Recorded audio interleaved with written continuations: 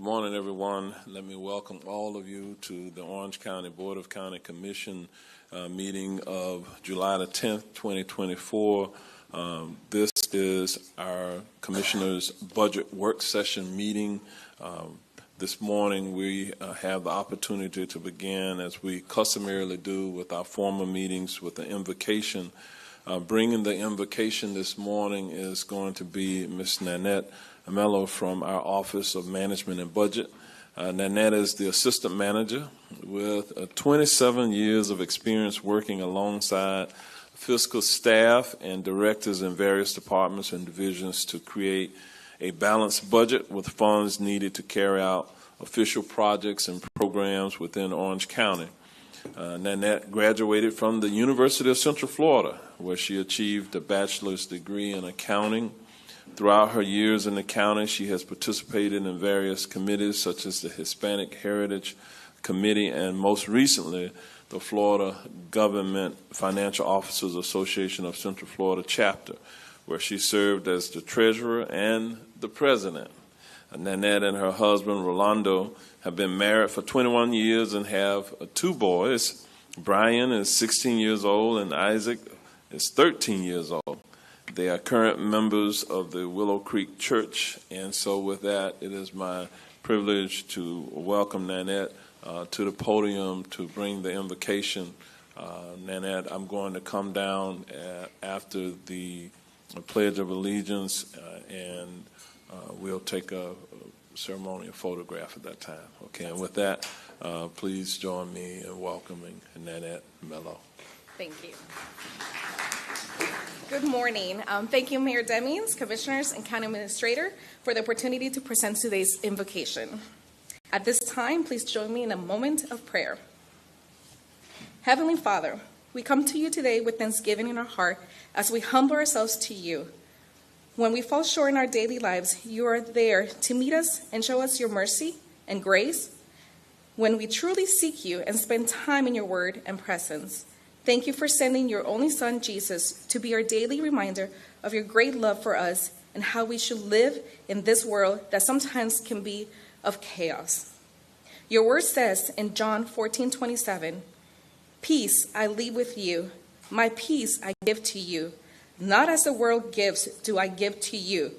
Let not your heart be troubled, neither let it be afraid." Father, we pray that we would live our lives as your word says, not being afraid, because we're anchored in you.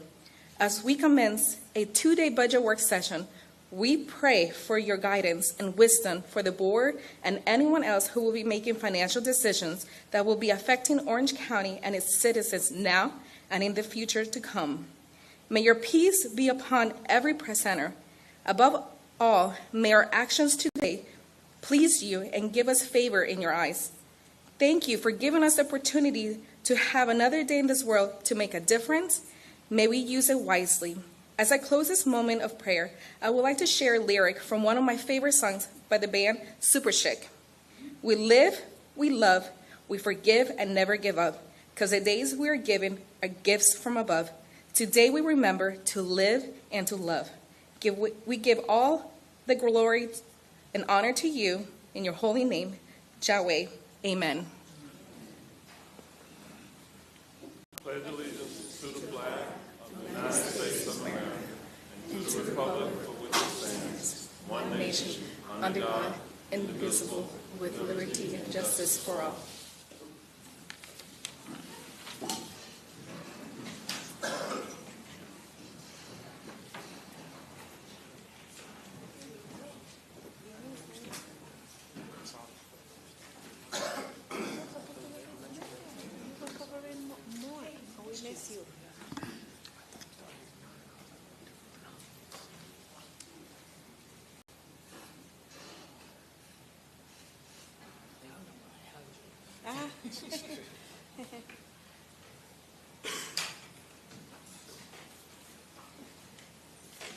¿Lo llegaste a escuchar?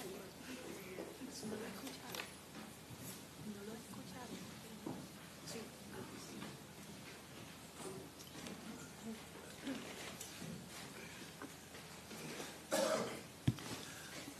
All right. Again, thank you, Nanette, for that wonderful invocation. She has done it now for a few different budget work sessions, and she always does a great job. Next on our agenda is the period of time for public comment. And so I'd like to invite members of the public to come forward regarding any topics of interest or concern that are within this board's authority. There are certain matters that are not appropriate for public discussion during this public comment period. And these matters include pending procurement or land use issues or concerns that should properly be brought to another board. At this time, Mr. Peterson, do we have any members of the public present who wish to be heard at this time? Yes, Mayor. We have two speakers today. We have Wes Hodge and Jennifer Hunt. Is the mic working? All right, Mr. Hodge, you'll be given 2 minutes if you will provide your name and address for the record. Good morning, Mayor and Commissioners. The 2-minute speed drill. We'll try and do this. Wes Hodge, 2401 Drake Drive, Orlando, Florida, 32810. Candidate for Orange County Supervisor of Elections. Glad to be here with you, Mayor, Commissioners, County staff. Good morning. We're in a very unique position right now where we have an unelected appointed interim supervisor of elections making budgetary decisions. This interim supervisor has also announced that he will not be running for election, which means he will never be held accountable for his actions by the voter of Orange County. Since 2020, much to my chagrin, Orange County has 6.9 fewer registered voters than we did 4 years ago. However, if you look at the 2021 budget to the 2025 budget, he's asking for $5 million more, which is a 35.5% increase. So even though we have fewer voters, we want over 30% increase in budget. This includes 4 new positions, including an IT director, software developer, and 2 engagement coordinators. And while I don't doubt that the office needs these things, it is not for the interim supervisor to make these decisions. The Orlando Sentinel, the Associated Press, channels 2, 6, 9, 13, and 35 have all reported during his oversight at the Tourism Oversight District issues concerning cronyism, unqualified employees, and waste of taxpayer money.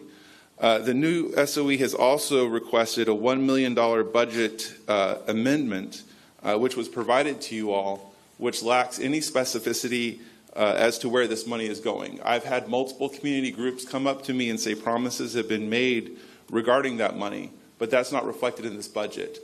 I do think we need to work with our community partners, but the taxpayers of Orange County have a right to know who those partners are and how much money we are getting. In this unique circumstance, you all are the ones who are the final layer of oversight, and I'm asking for you to please allow them to have a reasonable increase over 4 years ago, but not to allow this excessive increase in gross misuse of taxpayer money. Thank you. All right. Thank you, Mr. Hodge, for your comments. We will move to the next speaker at this time. Jennifer Hunt. Good morning. My name is Jennifer Hunt, and I am the Managing Director of the Oakland Nature Preserve, address 747 Machete Trail, Oakland, Florida, 34760. I am here to address our budget request for the Oakland Nature Preserve for a future project. A little bit about the preserve. We are a 150-acre preserve on the west side of Orange County, completely connected to the West Orange Trail, allowing great connection for all of our local residents, all of the counties around us, and all of our visitors that are found from all over the world. Now, excitingly enough, this year we are also the 2024 recipient of the Florida League of Cities Environmental Stewardship Award, and that is for the state of Florida. We have a wonderful opportunity that is coming up over the next year with acreage that will be given to us by a local developer that is connected to the preserve.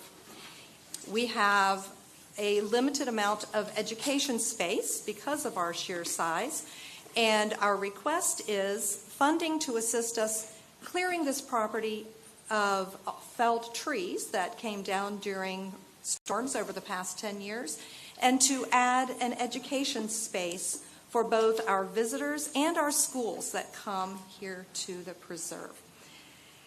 And it is my hope that you will strongly consider what I consider kind of a small request of Orange County that will allow this space to be used by 40,000 to 50,000 people each year here in Orange County.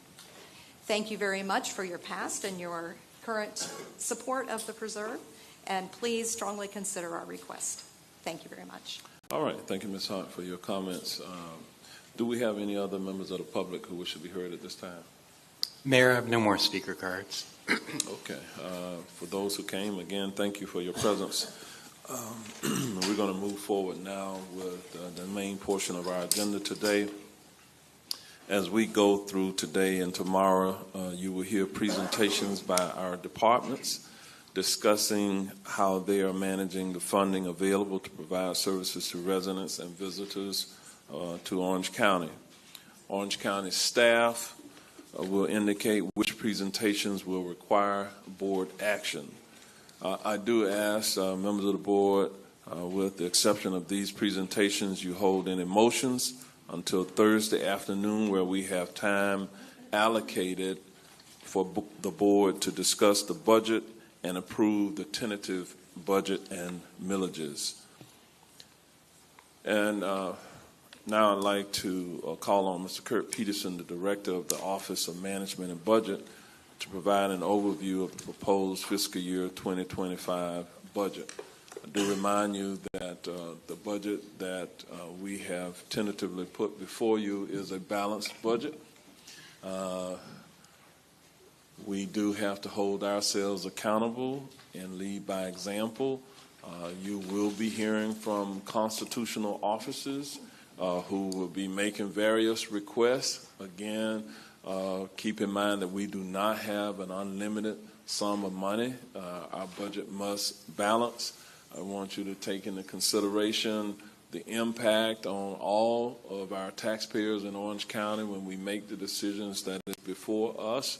And so that is a responsibility that our voting population, as well as our taxpayers, entrust to us to make appropriate fiscal decisions on their behalf. And I can tell you, after reviewing all of the various budget requests, there's no shortage of requests for additional money, but we do have a limited amount of money by which to operate. So with that, I'm going to turn it over to Mr. Kurt Peterson at this time to start us off. Thank you, Mayor and Board and Comptroller. I'm happy to be here to go through the Orange County budget. But as always, before I get started, I really want to thank all the fiscal staff and our OMB staff. They put a lot of effort. They're kind of the people behind the curtain that kind of put all the numbers together for the budget, and they worked really hard throughout the year. And of course, the assistant manager you just heard from, Nanette Mello, she is kind of the glue that makes it all come together. So I appreciate the opportunity to go through the proposed budget, and let me begin. So we will start with a county budget overview, and then I'll go through some of the revenues for 2025 and the forecast, and then 25 expenditure budget, and then I'll end with a schedule and timeline to show you where we'll end up as far as getting the budget approved. So last September, the board adopted a budget of $6.7 billion. The current budget is $8.1 billion, which includes rollovers, grants, and CIP rebudgets. The new proposed budget is $6.9 billion, which is an approximately 30% increase over the current fiscal year adopted budget.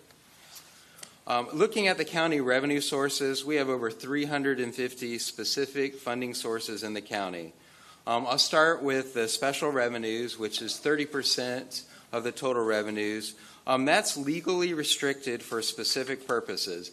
And for example, it's the fire MSTU, the sheriff MSTU, the building fund, the transportation trust fund, the state and federal grants we received, and many others. Those are what consist of the special revenue funds.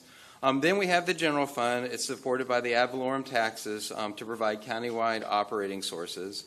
And then we have enterprise funds, which the services provided are financed and operated similarly to private businesses, and those are our utilities and convention center. And then our debt service funds, those are used primarily for debt, capital, and some operating expenses, and that's our sales tax and public service tax we receive. And then we have the capital construction funds, and those are exclusively for capital, and those are your impact fees, and your ad valorem capital projects construction fund. And then finally, we have the internal service funds, and those are for goods and services provided by one county department to another, and that's risk management, fleet management, and the medical benefits fund. So now let's look at the overall expenditure budget. Looking at expenditures by activity, you will see beside reserves, the highest expenditure category is for public safety at 16%, or just under $1 billion. The other operating activities are mostly between 7 and 10% of the budget. Reserves is at 24%, and that includes restricted reserves, debt service reserves, reserves for future capital outlay, and reserves for contingency. Another way to look at the county budget is looking at by expenditure category. 14% of is personal services, 31% for our operating, 1% for capital outlay, 13% for capital improvements, and 2% for debt services, which is mostly under convention center and utilities, and then 3% for grants that we provide to others, not grants that we receive. And then 24% is the reserves I just mentioned for those various categories. And then the 13% other categories for the CRA payments, the tourist development tax payments, and various interfund transfers we have. Now let's take a look at the general fund budget. Overall, the general fund is increasing 8.8%. A large portion of the general fund budget is for constitutional offices, which includes the sheriff, which I will touch on in just a minute. The largest increases in the general fund include adding $15.3 million for Sunrail, in addition $10 million for homeless funding, and then we're also continuing the Affordable Housing Trust Fund in contribution, and that's a 10% increase to $16.1 million. And there are also this year various technology license renewals and other inflationary increases that are being accounted for in the budget. Reserves is at 7.6% of the general fund, which is in the historical range of the level the county has adopted in the past years. Reserves is used for a rainy day fund or safety net for emergencies, cash flow purposes before taxes come in later in the year.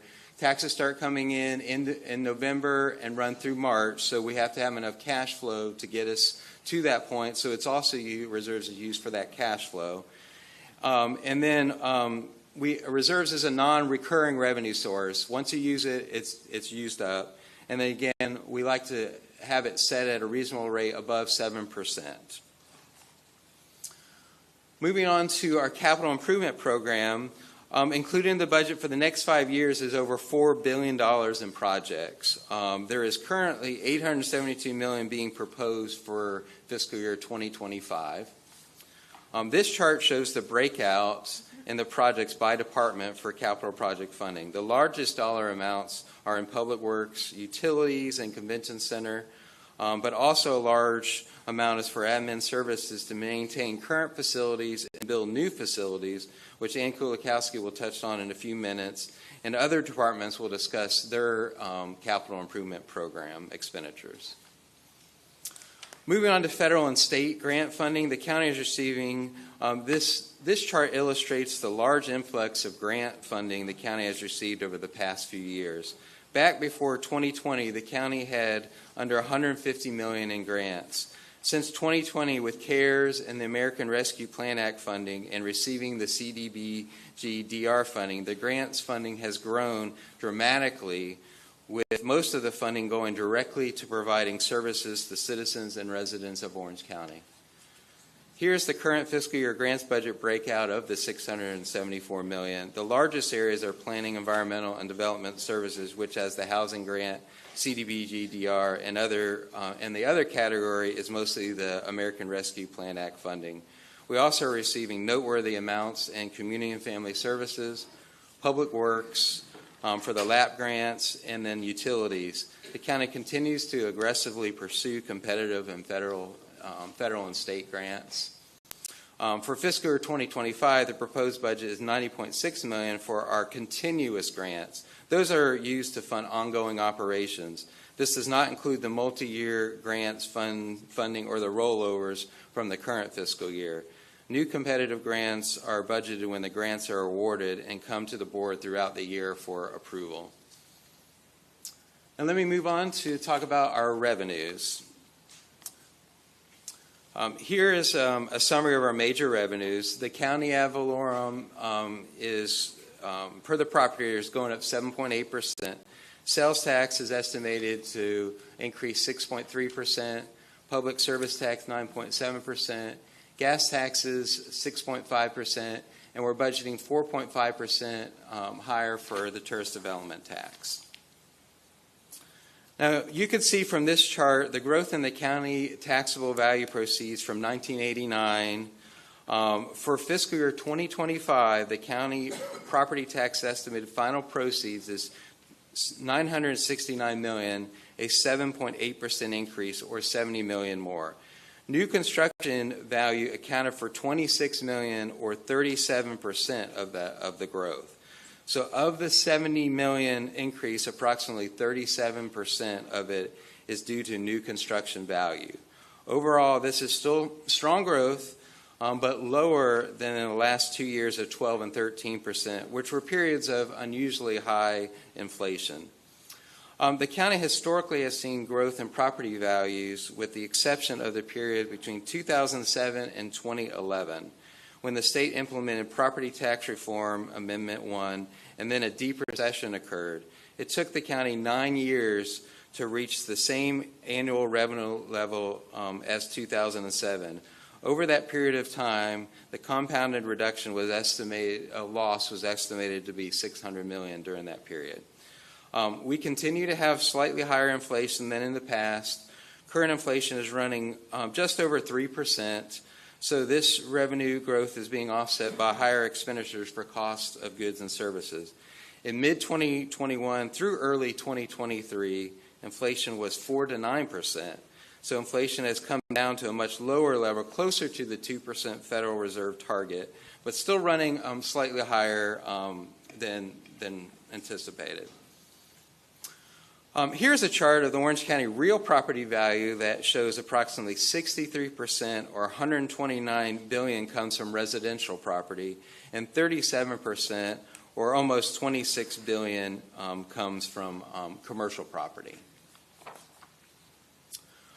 So looking at the millage rate, going back to 35 years, the millage rate was 5.2889. The last time the millage rate was reduced was in 2008, when the state passed a property tax reform where they implemented the statutory rollback and the constitutional amendment.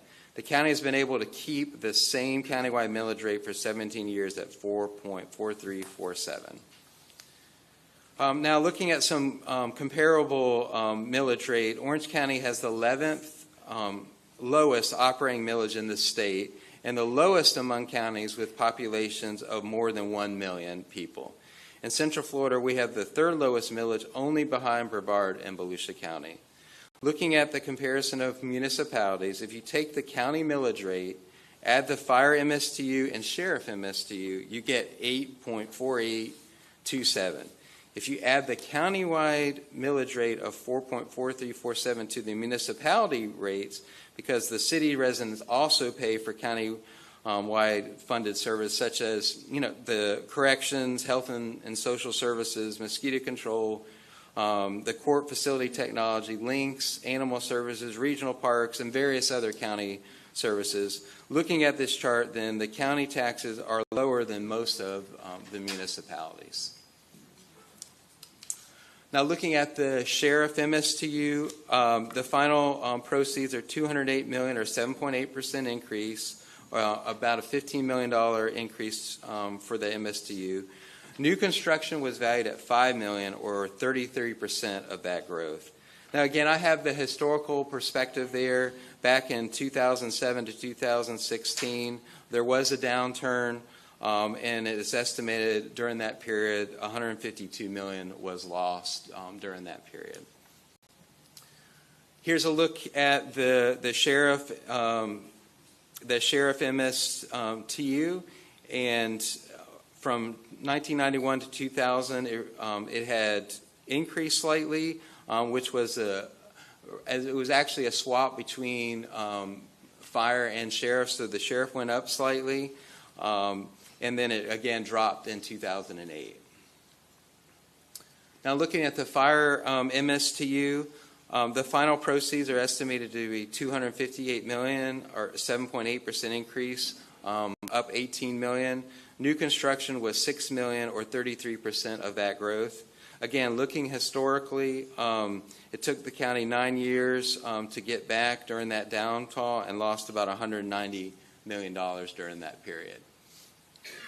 Looking at the millage rate history, in 1991 and 2000, the fire MSTU was slightly lowered, and it increased the sheriff MSTU, and in 2008 was due to the state property tax reform.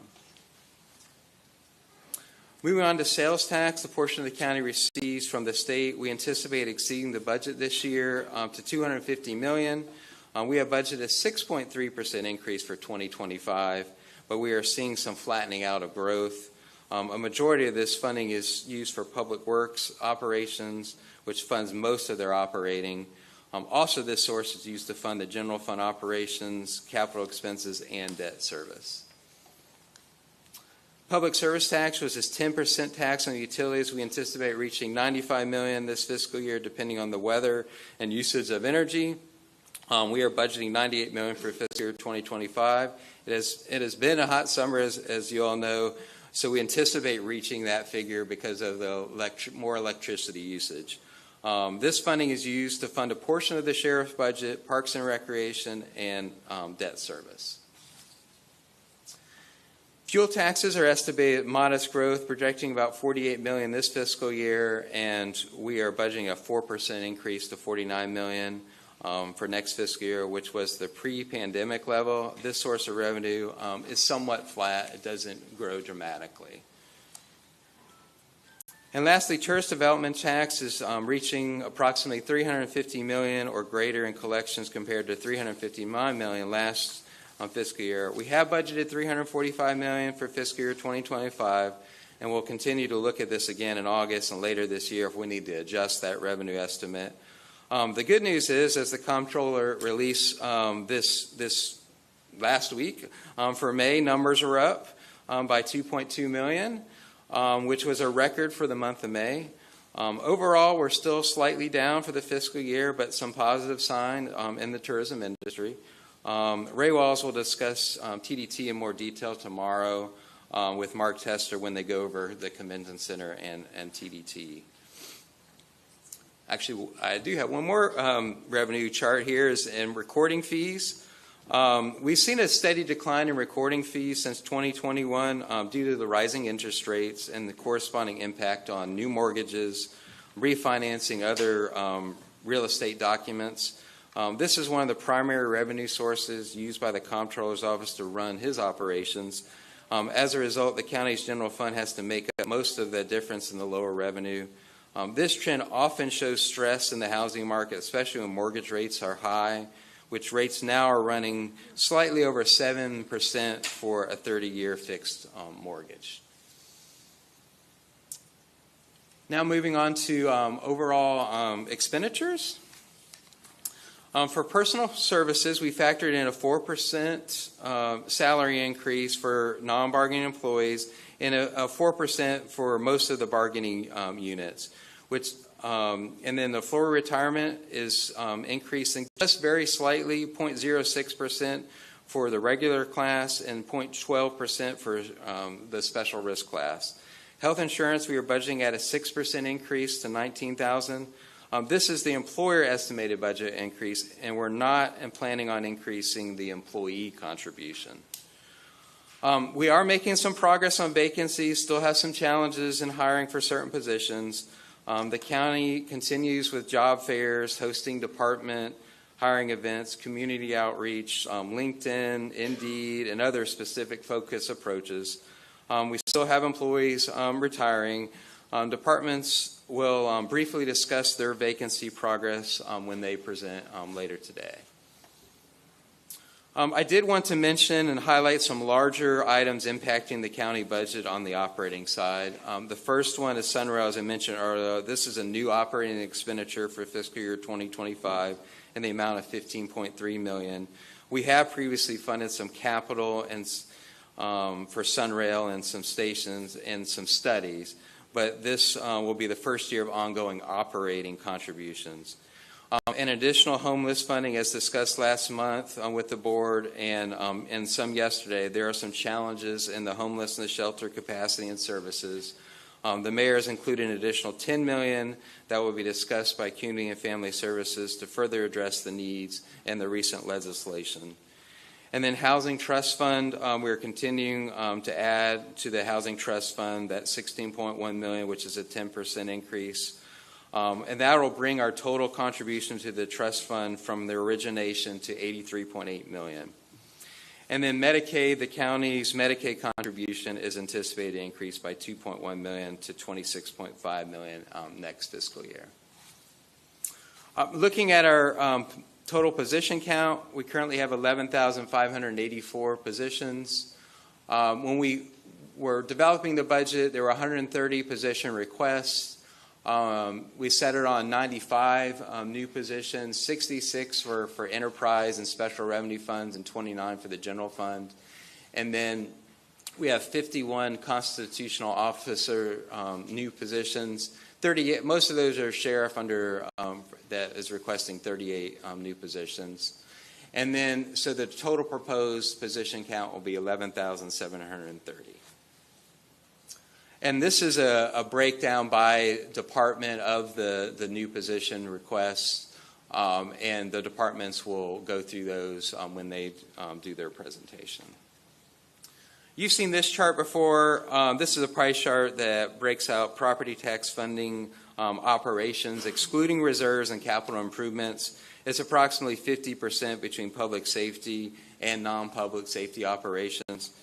When you look at public safety, I'm referring to sheriff, fire rescue, and corrections. It totals about $930 million, and overall, it's an 8.1% increase over the current fiscal year budget.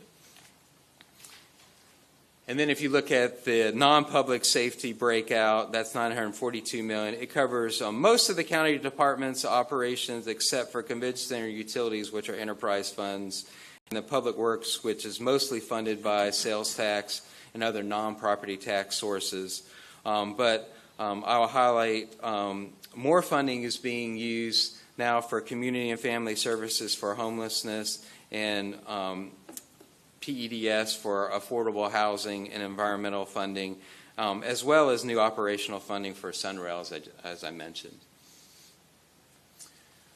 Taking a quick look at some of our smaller offices, admin and fiscal, overall this function is going up 12.6%, but that is primarily due to information technology licenses. Most of that larger portion is related to technology. There are 4 new position requests for HR for recruitment efforts, onboarding, and other HR support, and 1 new position for risk management for the captive insurance plan that's going to be discussed with the board at the next board meeting by John Petrelli. Other offices is going at 2.2%, mostly just for the normal personnel and operating increases.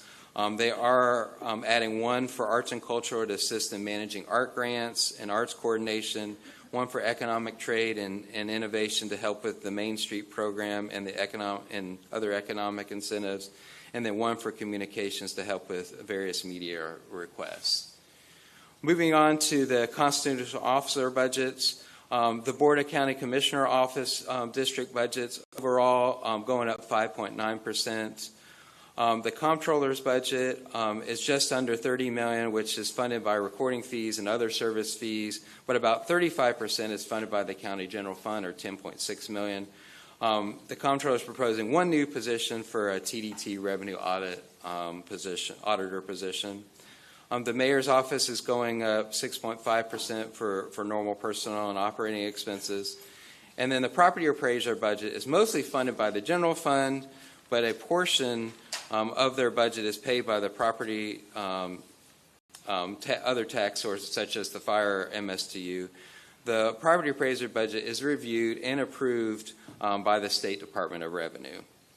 And then the proposed sheriff budget is $373.1 million with 38 new positions, 25 sworn and 13 civilian. The sheriff will be here tomorrow to talk about his budget. And then the supervisor of election is funded by the general fund and has the 1 presidential general election in November of fiscal year 2025, which is why you see a reduction, because this fiscal year there are 2 elections, the Florida presidential preference primary held on March 19th and the Florida primary election on August 20th. The tax collector is funded by the general fund and the fees they collect. The county is distributed based on a property tax formula. That's the distribution. And the actual budget is actually approved by the State Department of Revenue. I did want to show the court agencies are mostly funded by the state, but we are required to fund the court's communication expenses, courier, security, technology, and a few court administration local programs. We also maintain and fund capital facilities for the courts. This chart only shows the general fund portion, some local fee funding for court administration. And I want to end here just by quickly going through the schedule for today and tomorrow. This morning you'll hear for admin services, fire rescue, and corrections. And then this afternoon you'll hear from health services, utilities, public works, community and family services, and planning, environmental, and development services. Tomorrow from the constitutional officers, you'll hear from the state attorney, supervisor of elections, and then the sheriff will be here to present his budget. And then you'll hear from Links and the library. And then we'll break for lunch, and then in the afternoon you'll hear from the Orange County on the Orange County CRA, or which is commonly referred to as the OBT CRA, the iDrive CRA, Convention Center and TDT, and then the board discussion will follow. And then we'll ask the board to approve the tentative millages and budget and budget consent agenda. The next steps in the budget timeline is after the budget work session. It is necessary that we provide the millage rate documents to the property appraiser by the end of July. The property appraiser mails the truth and millage notices to taxpayers, notifying them of the proposed taxes in mid-August.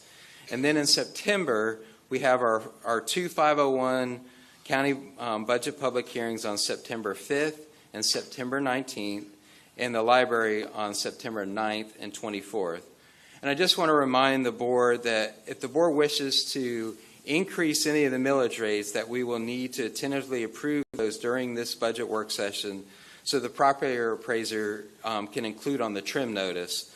The board cannot increase the millage rate at the budget public hearing without resending out all the trim notices, which would be costly and result in timing issues getting the millage and budget approved by October 1st.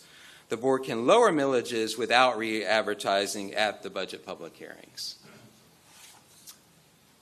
Mayor, and Commissioners, that includes my overview of the county budget. All right, that was a lot that you presented, a lot to unpack.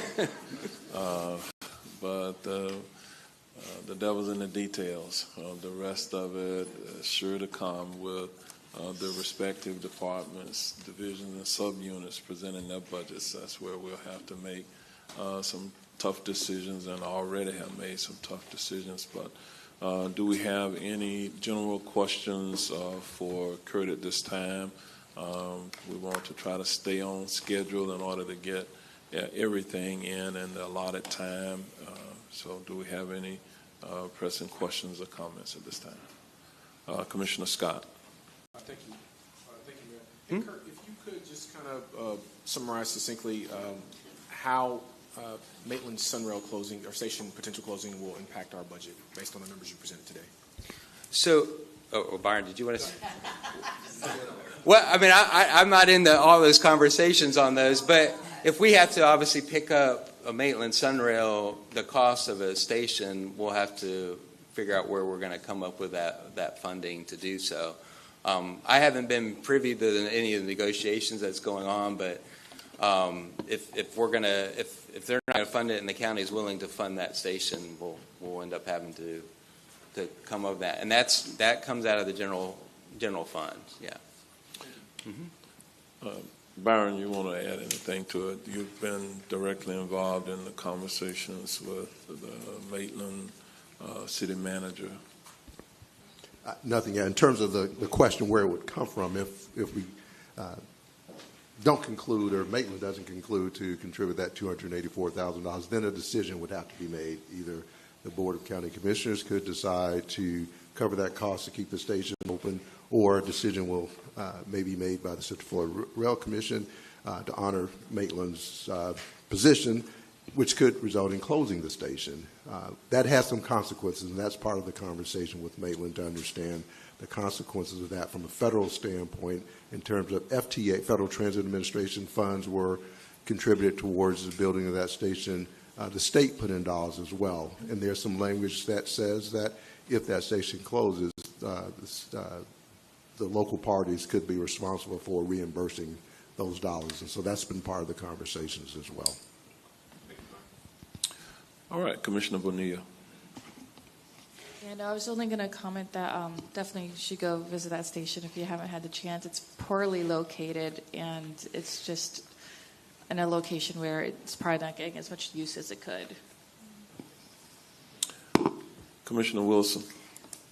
So please feel free to punt on this if it's something that we know is coming later, which presumably is. But I just wanted to draw attention because I think it is kind of dramatic in comparison to some of the other things. Why during that 2008 obviously was a bigger crisis than we had seen when we had the tax base. It's so dependent on property values.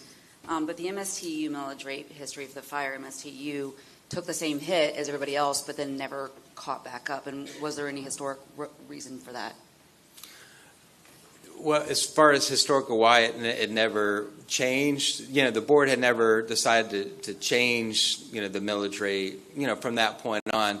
When property tax reform hit, and then there was that downturn, it was kind of at the time where there's not to increase taxes at that period of time. So I can't specifically answer why the board never address increasing it back. Yeah, I was here then. I remember, foreclosures left and right, and I remember it was, it was a really scary time across the board for tax revenue purposes based on the, property values. But it seems like everywhere else we've really managed to catch up, and I just was curious if there was a reason why that one in particular, the millage, just stayed at that low point. Yeah. All right, thank you. Mm-hmm. Commissioner Gomez-Cordero. Thank you for the presentation information, and it's a very quick question. Okay. In slide number 13, the grants for federal and state, right, is 90.6 million, and it's an estimate. But what happened, that lately we have been receiving all these cuts and, in funds, and so what will happen, because some of these services that are provided, the fund is needed also, will the money, if something is cut or is not deliver, would that come from the general fund? So that would be, how would that work? Yes, Commissioner, that's a great question. So these continuous grants on slide 13, if that funding gets cut for any of those programs, and I'll mention, I'm going to just pick out Head Start because Head Start, we're actually having to subsidize that program with more general fund dollars because the federal government is only giving like a COLA increase of under 3%, but we're giving salary increases a little more, and our benefits costs are a little more than that. So we're having to put in a little more general fund to cover some of those Head Start expenses to be able to keep the student teacher ratio that's required and continuing to fund the number of students that we have. So if any of these grants do get cut in funding, we'll have to come to the board and make some of those decisions on whether we need to use our own funding or just reduce some of those program expenses. I will say a lot of these that are on that list, we have sufficient funding for it. The Head Start one is the one that came to my mind that we are having to put more general fund dollars in. Most of these others are self-sufficient, but it would impact them if any of those grants get reduced. It would impact our budget if we wanted to put in local dollars. Okay. Thank you. Commissioner Bonilla.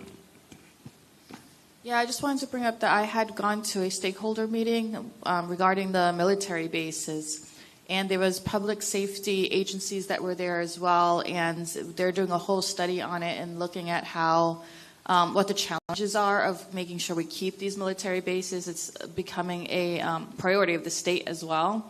And one of the challenges that had come up during that meeting, especially from the public safety agencies, were that taxes have not increased to keep up with the demand and the needs for providing, fire, rescue, police, and, one person stood up and started blaming the politicians because we didn't want to raise taxes. And, I was like, well, let me respond since, you called me out.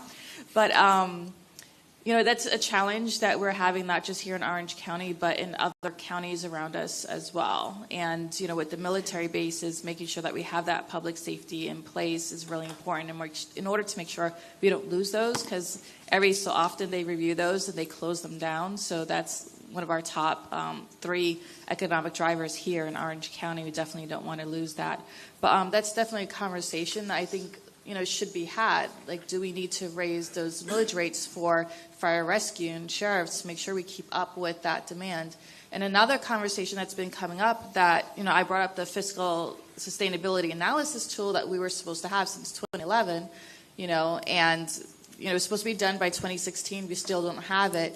And that tool was supposed to, at that time, tell us, like, the developments that are coming in, are we going to be able to pay for it? Are we going to be able to pay for that growth? And we haven't had that tool, and we've been approving some developments without having that analysis, which, then puts us in a place where we may not be able to have the finances to sustain that growth and provide those services, and even tell us, should we be raising the rates in order to sustain it? So, without those tools, we really can't make the best decisions, I feel. We need those tools. Mm-hmm. And I think it's a conversation we need to have. Do we need to raise those rates? We're having, labor union discussions, too, and looking at we're not going to have enough funds. And looking at that, it hasn't been raised in so long. It's a political decision, really, because no politician really wants to say we're going to raise taxes on you because then you may not get reelected, So it's one of those political conversations. Mm-hmm. All right, Commissioner Uribe. Kurt, if you could, are any of the tourist development tax dollars go at all into public safety? Not that I'm aware of, no. So, okay, no, because, we have 75 million visitors on any given day. 500,000 people are in Orange County calling 911, not all of them, using our fire rescue, using our police. They're working, and I'm just curious if any of that goes into at least the public safety sector, at least their share of what is being used, or has that ever been analyzed? Because zero? No, but but yet, because when they call, we don't ask them, are you visiting or do you live here? So when you're talking about raising taxes on us for public safety, which is a common thread here, tourists call 911 because 911 works across this country. That's right. So you're right, because I'm a little hesitant on raising taxes for the people who live here. But the 500,000 people per day that visit here and have to call 911, and now our first responders are sitting there, they can't say, are you a resident? Did you pay your fair share? So. Yeah, and that's another level into some of the funding that we could get, right? Because we have users who aren't paying into the taxes here, who should be. And perhaps there's other ideas, maybe a CRA just around those tourism areas that could pay into those type of public safety. Yeah, but these are conversations that we should be having that we're just... They do pay the property tax. So the hotels, the entities, they do pay their property taxes. And so, as you saw in those numbers, a good deal of the property tax... But in comparison with all the tourists that come, it's... Fire MSTU, Sheriff's MSTU, that is paid for so it is paid. So. That's true. Just wanted to clarify that those properties do pay taxes that support services. But it's an extra service that they're getting that they're not paying for. Yeah. Right. I just wanted to record so no one hears incorrectly. Not understanding that. Okay. All right. The short answer is the TDT cannot be used to directly pay for public safety. That is the Florida law. However, sometimes indirectly, the question is within the TDT, are there some public safety payments? And I will tell you that, yes, from the events that are sponsored, sometimes there are costs that end up being for extra duty law enforcement services or for extra duty fire services or what have you that comes out of whatever entity that is sponsoring the event, where they do sometimes have costs that do indirectly go to paying for public safety.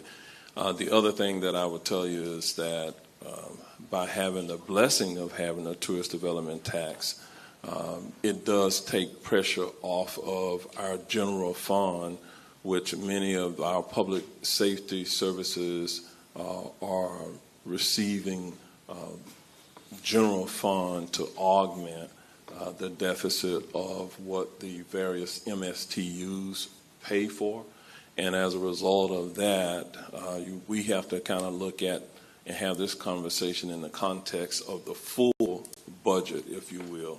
And so one of the reasons why I advocate for even the transportation Charter County infrastructure tax is because even that tax and addressing the transportation challenges, we are spending general ad valorem tax dollars to support these major transportation costs, such as picking up this year the Sunrail costs and all of those other costs that put pressure on our general fund that we use to address all of the social services and some of the other things as a community. And so by having these other dedicated funding sources, it creates leverage for us within the general fund to do more to support the various needs of the county. And so when we have these conversations, I just hope that they're honest conversations about the entire budget. And over the next day and a half, 2 days, you will get additional specific information about the full impact on the entire budget, not just compartmentalize it where it's one particular area. You'll see that this budget, they are all interrelated in some ways. So with that, we're falling a little bit behind. We're going to move forward. Thank you, Kurt.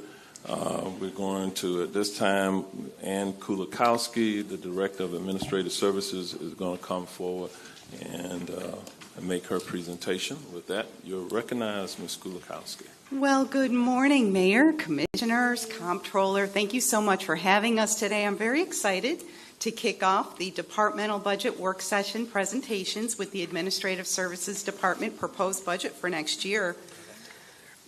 You'll be getting very familiar with this presentation outline over the next few days. I'll be kicking off with our organizational chart, moving on to our proposed budget, operating budget highlights, our capital improvement program, and finally a brief summary. So looking at our organizational chart, we have 7 divisions that report up through to the department. And starting out with Sheena Ferguson, she does a wonderful job heading up our business development division. This would be all of our MWBEs, the program, and our small business resources. For capital projects, Sarah Flynn Kramer handles the tremendous workload. She's over all the capital facility planning and construction. Rich Steiger heads up facilities management, all the numerous buildings that he takes care of for maintenance, repairs, and all of those county buildings and facilities. For fiscal and operational support, Reed Knowlton heads up the division. This is all of our budgets and procurement for the department, and he does a wonderful job every year helping me out get through this presentation and help me work on it. Fleet management is headed up by Brian Lucas. This is all the maintenance and repairs of the county's fleet and heavy equipment. Procurement is headed up by Carrie Mathis. This is the purchasing and contracts for our departments. And finally, Mindy Cummings heads up real estate management, the appraisal, acquisition, and leasing for all the county and the constitutional officers. So our proposed operating budget, taking a look at this, includes a $1.9 million increase to personal services. This brings our department's personal services budget from $33.4 million up to $35.3 million. And this budget does include budgeting for 5 new critical positions, as well as a 4% increase of salaries, as Kurt mentioned, for our employees. Our operating budget is increasing by $4.3 million, going from $70.1 to $74.4 million. And I'll provide some details on where these increases are into the presentation. This brings our total proposed operating budget to $109.7 million, which is a 5.9% increase. Our staffing is increasing by 5 proposed new positions from 350 to 355. Now, before I get into the details of our new position requests, I'd like to give you a very brief staffing update from our department. Administrative services vacancy rate is at 9%, which equates to 31 vacant positions out of our 350 full-time authorized positions. This is a typical vacancy rate for the department each year. We do encounter hiring challenges, and I can tell you that the 2 areas we have most challenges with would be our skilled mechanics in fleet management, as well as our facilities technical trade employees. And as you can imagine, both the public and the private sector are having difficulties getting more and more trades positions that they need. So it makes it especially difficult for us as we're competing with the private sector for salaries, as a lot of times the private sector can offer a higher salary. Now, we have implemented recruitment and retention strategies to compete with the private sector. We've had good success with job fairs.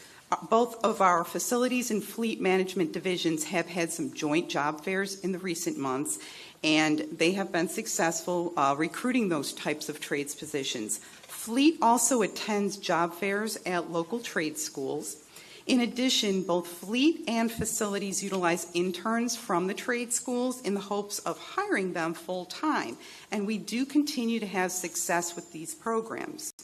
Signage on our county vehicles and at our county facilities does work very well. If you look at the bottom right picture, that's one of our facilities work trucks. On all of our facilities vehicles, we have a magnet that we put on the back of the vehicle that shows hiring now hiring. And this just benefits the overall county because citizens or different people can see that and call that number and look at everybody's the vacant positions that we're looking to hire. Fleet also has a 4-foot by 8-foot. They actually have signs advertising that they are hiring, and you can see that up on the top right-hand corner. That is at our Fleet Vineland Road facility. The salary adjustment budget that you all have allocated for us has really helped move a lot of our current employees who are in the lower quadrants of their job ranges, especially in that lower part of the quadrant 1. It's helped us as managers help move them up more toward that second quadrant or that midpoint so that they'll want to stay. They'll want to have internal promotions, and it just makes us easier for us when we're trying to hire people from the outside. So I will tell you as well, our divisions absolutely continue to encourage internal promotions and utilize this salary adjustment to promote retention of our current employees. Now, moving on to the 5 new positions, we are requesting in our proposed budget, facilities management is requesting a new administrative support supervisor. This position would manage over 60 term contracts with annual values of $20 million. The number of contracts has grown over the past few years in facilities. This position would also supervise 1 senior contract administrator and 2 contract administrators, which is our purchasing group under facilities. They would be managing all procurement requests for facilities, including purchase orders, change orders, and contract amendments. This position would be that go-to person for not only the manager but the district maintenance supervisors to oversee the tremendous amount of procurement that facilities does. The second position is the senior operations technician, and this would be for our West District. This district maintains over 2,500 pieces of equipment in 1 million square feet of building space. The district has over 400 square miles that they cover, so this position will help them handle the HVAC and electrical equipment outages faster for our customers and our citizens. The third position under facilities that we're requesting is a senior HVAC mechanic, and this would be for our downtown district. We have heavy AC work in this district, which includes the courthouse, the admin building, and the history center, just to name a few.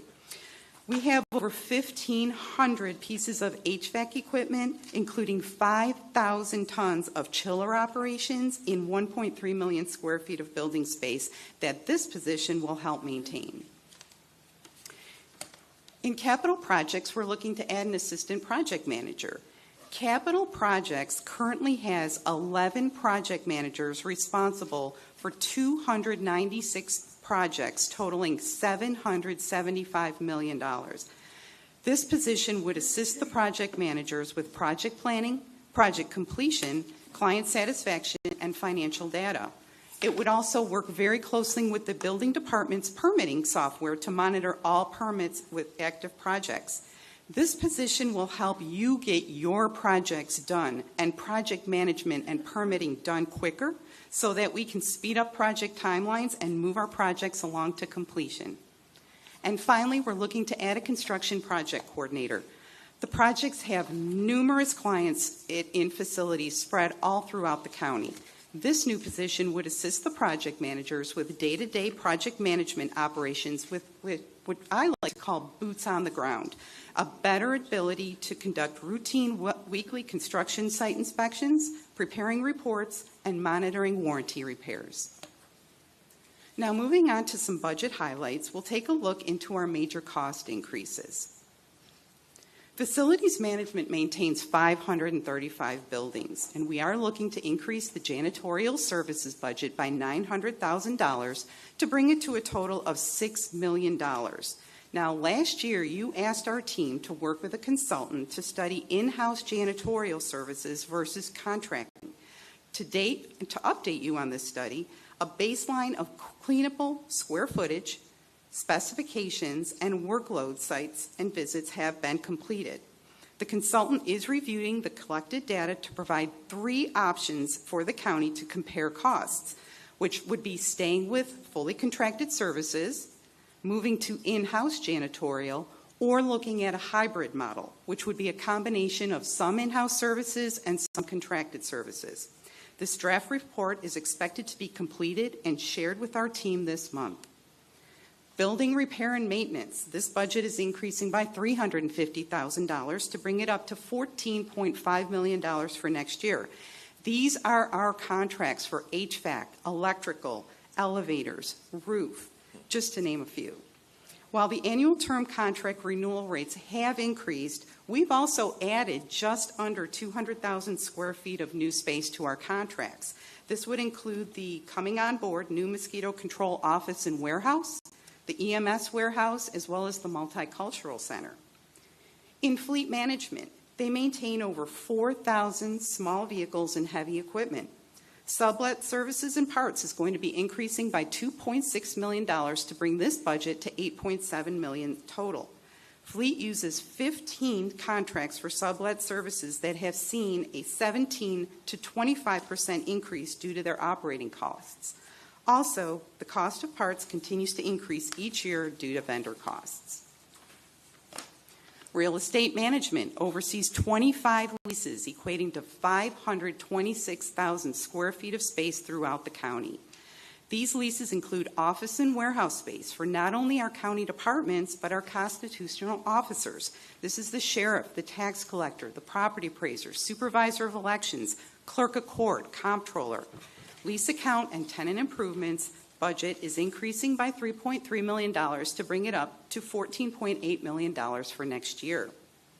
We are in the midst of wrapping up the countywide space study that looked at consolidating office space for our county departments and our constitutional officers. There has been a tremendous amount of work and analysis done assessing leasing versus owning. This includes comprehensive financial analysis on different strategies. We are evaluating options, and we will be collaborating on what strategic direction we will take into the future. Moving on to some highlights in fleet, this is a chart that will show you the visual volatility fleet deals with on fuel prices. Orange County purchases approximately 2 million gallons of fuel each year for our customers. Shown in this chart are unleaded diesel fuel costs per gallon over the years, back from 2016 up until through next year. And you'll see, very volatile. Back in 2016, on average, we were paying $1.69 a gallon for unleaded and $1.44 a gallon for diesel.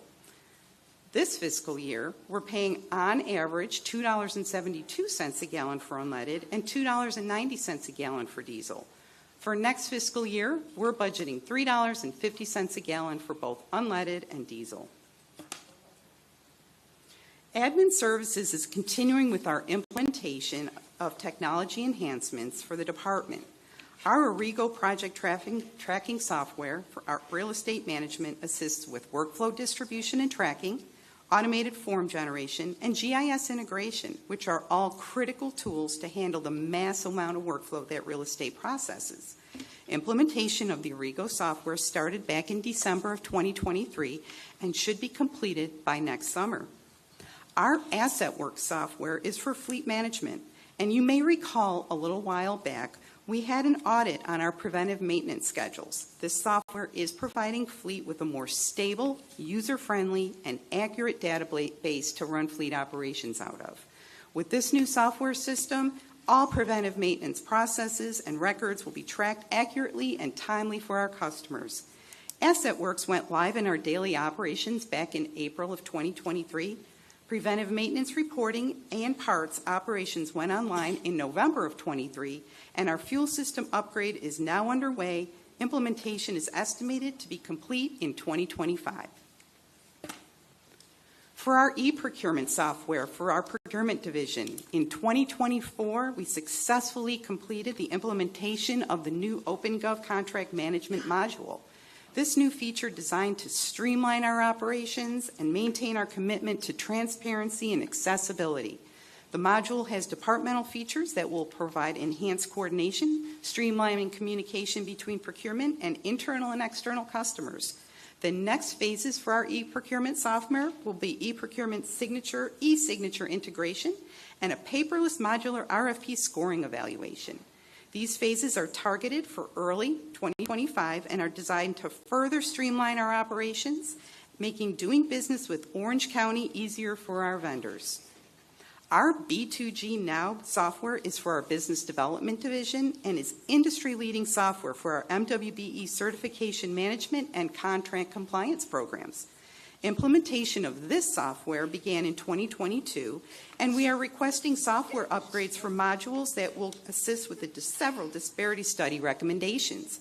This will include a new MWBE reciprocal certification module, a small business enterprise module, and a goal-setting module. These upgrades are key modules that we are requesting for our budget next fiscal year. Our department continues to implement the county's sustainability and resilience initiatives in several areas. Facilities management sustainability projects for next year include installing white reflective roofing to assist in lowering energy bills. White roofs reflect sunlight, therefore reducing the amount of heat absorbed by the roof and reducing the amount of energy needed to cool the buildings. 8 buildings have been completed thus far, and for next fiscal year, the Orange County Courthouse buildings A and B and IOC 1 are scheduled for installation.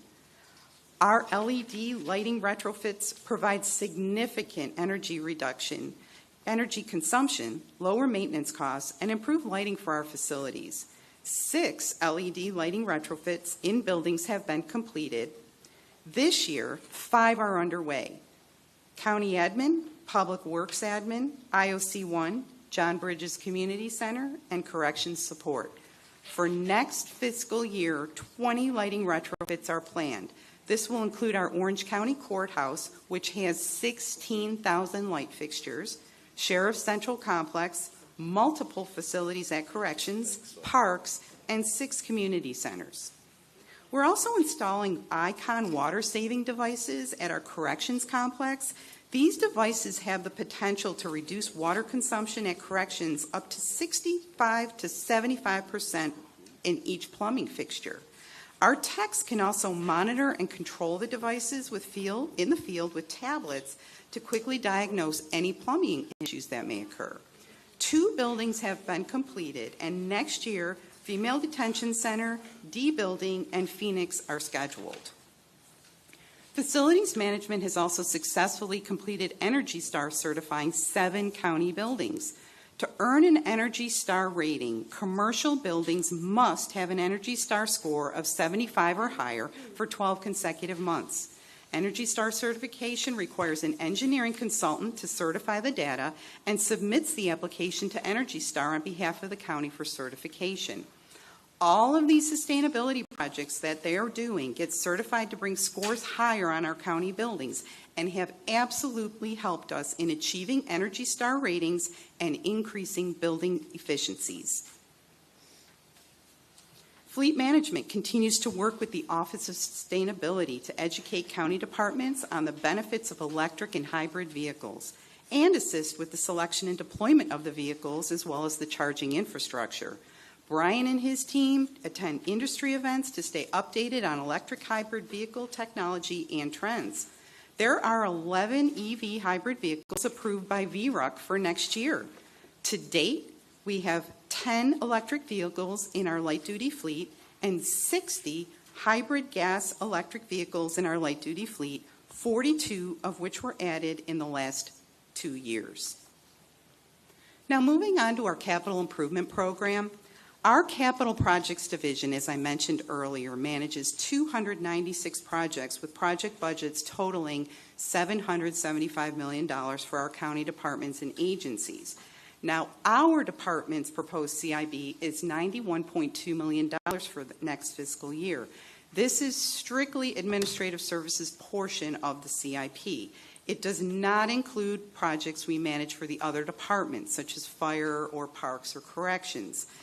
These budgets are for our facilities improvements to facilities projects, roof replacements, HVAC repair and replacement, energy conservation retrofits, and Fleet Management's 2 ongoing CIPs, as well as independent multi-year building improvement CIP projects. There are a total of 41 active independent projects in Admin Services CIP budget. Here is a list of the major projects, multi-year funded, and their total project costs. As you can see, most of the large projects we have are for the corrections campus and our main courthouse. There are several other projects that address HVAC repairs and replacements, lighting retrofits, and life safety improvements. Now I'll go over some large-scale projects we're managing for the departments. This year, the Capital Projects Division recently broke ground for constructing a new 3-bay, $8.5 million Fire Station 32 in District 1, illustrated here. Approximately $7 million of ARPA funding was used for this fire station. The construction is underway with the completion plan for fall of 2025. There are also 2 other fire stations in design. Fire Station 31 is a custom 2-story, 3-bay fire station in District 1 in the Dr. Phillips area with a $750,000 design budget. $650,000 of that is ARPA funding. And Fire Station 48 is a new 3-bay prototype fire station in District 1 in southwest Orange County with a current budget of $6 million. The $15.6 million Horizon West Regional Park Phase 1A is located in District 1 and we will be bringing important infrastructure, including driveways, parking lots, water, sewer, and electrical services to the park, along with playgrounds, pavilions, walking trails, and a restroom building. This project just broke ground for construction and is scheduled to open in spring of 2025. The $5 million Phase 1B project is in design now and will include additional amenities to the park based on community surveys and input. We are wrapping up the entrance road work in the right-of-way for the new $5.1 million Magnolia Park expansion project located in District 2. The buildings in the project were built to be solar ready, and we have a new $250,000 project to add solar panels to the building. This project is in the bidding process now, and the work should be completed by late 2025. Design is underway for a new recreation center planned for Barber Park in this active park in District 3. This recreation center will also include some space for some much-needed community center functions. The current budget is $6.4 million, and a request to increase the budget by $11 million is being proposed. A new state-of-the-art $46.5 million fire rescue training facility is located in District 4. The campus includes a 32,000 square foot main building shown on the left here that includes classrooms, a gymnasium, fitness area with locker rooms, conference areas, offices, and apparatus area to replicate a fire station. The facility's outdoor training props shown on the right feature a 3-story burn building, 2 6-story drill towers, and other training props. The project is in construction with a scheduled completion of late 2024, early 2025. The Clerk of Court's Winter Park Courthouse is a $14 million project in District 5. This is a complete renovation of a 34,000 square foot building into a high-tech modern courthouse to service East Orange County. The work includes an upgrade of the building envelope to include installation of energy-efficient windows and new roofing. The project replaces a leased facility and is under current construction, scheduled to open in early 2025. While the Multicultural Center in District 6 opened in fall of 2023, the next 2 phases of the project are progressing. The balance of the building will support a $6 million senior center and an $11 million innovation center. The senior center includes a $1 million grant. The innovation center includes a $9 million in ARPA funding. The projects are currently going through the bidding process, with the construction scheduled to begin in late fall 2024, early winter 2025, and scheduled to be complete by late 2025, early 2026. The new $14.3 million mosquito control project is located in District 6. This new state-of-the-art facility is 9,500 square feet of office and lab building connected to a 17,300 square foot drive-through garage with a separate chemical storage area and a full solar array. The project is currently in construction and scheduled to be complete in fall of 2024. In summary, we continue to prioritize funding for facilities, maintenance, and capital improvements to keep county facilities operational and safe for our employees and citizens. We are implementing technology enhancements with new innovative software to improve collaboration between staff and user agencies while increasing efficiencies and accountability. And we continue to implement short and long-term sustainability projects and initiatives for our county facilities and fleet. Do you have any questions? There are questions. How many facilities, buildings and facilities are you managing now, countywide? We manage 535, Mayor. Okay. All right. So let's go to the commissioners. Commissioner Wilson. Thank you so much. I don't have a ton of questions because your department does such a great job communicating with us, and there's such a far reach and a depth of services. Thank you. I want to also thank you for the continued commitment to SORAP, to the Sustainability and Resiliency Plan. Curious about the light reflecting rooftops and whether or not those would be eligible for solar. I think we're going to continue to try to maybe look for those opportunities. We have that, utilities put out the new floating solar array, and it just, to me, opened up a whole new train of thought on what we can do internally under the hood to contain our energy here. Certainly. So if there's, an opportunity for that, or if you all have evaluated that yet. We have not, since this is a relatively new program, but I will assure you I've written that down, and I'll be working with our facilities team on taking a look at that. Thank you so much. You're welcome. All right, and just so we can catch up, let's try to ask the questions, short questions and short answers. All right, Commissioner Gomez-Cordero. Okay, mine's are always very quick. Thank you, Ms. Ann, for the presentation. Based on slide number 8, right, the positions, new positions that you need to know, how many positions right now do you have on fill in this moment? Right now, I can tell you that. Right now, we have 31 vacancies. 31, okay. Which I think I mentioned in the presentation was 9% of our 350. So we're a little bit below the average. I think in Kurt's presentation, I saw there was about a 12% average. So I'm going to keep it quick to adhere to the mayor, but I was super excited. My Fiscal and Operational Support Manager, Reed, I went to his staff meeting. He filled the position, and he's fully staffed. So I hate to jinx it, but we are really doing well in facilities and several of our divisions. We might have a vacancy here or there, but I think we're doing well. Okay, very good. And then my other question is, does Fleet has the minivans or the vans that commissioners can use to, you know that we do a lot of events, community events, Certainly. and we take all these giveaways for us to use or no?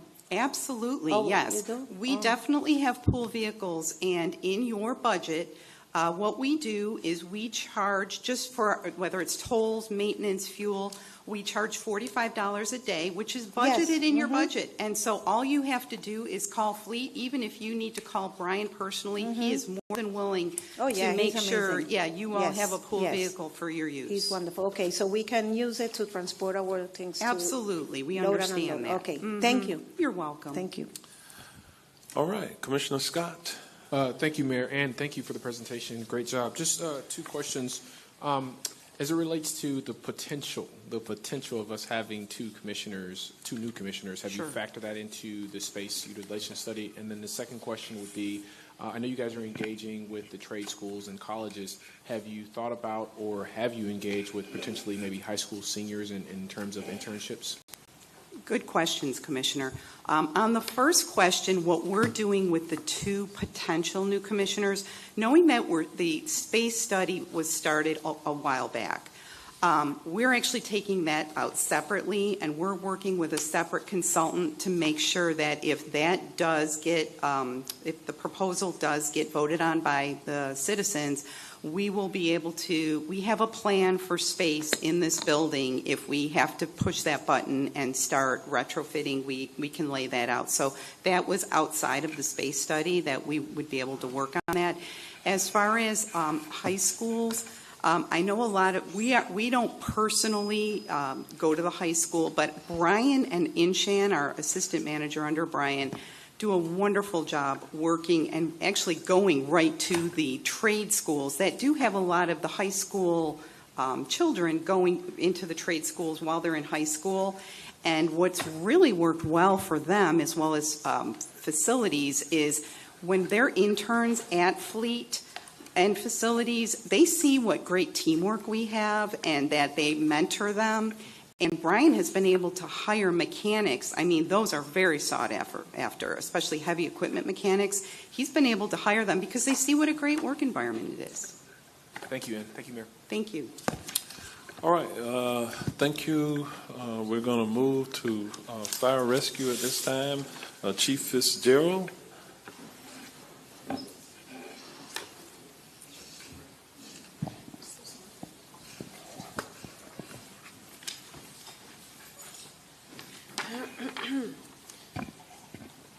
Good morning, Mayor Demings, Commissioners, Comptroller Diamond. I am pleased to be here this morning to present Fire Rescue's proposed fiscal 25 budget. While I'm here this morning representing all of Fire Rescue, I'd be remiss if I didn't take a moment to tell each of you how absolutely proud I am of the 1,609 men and women of Fire Rescue and the work that they do every day in providing services to this community. Many of them each day putting their lives on the line. Our presentation this morning will include the outline. We'll have a brief overview of the department, the organizational chart, the proposed budget. We'll talk a little bit about some of the operating highlights that I'm most proud of, and then our capital improvement projects, which Ann covered a number of those items.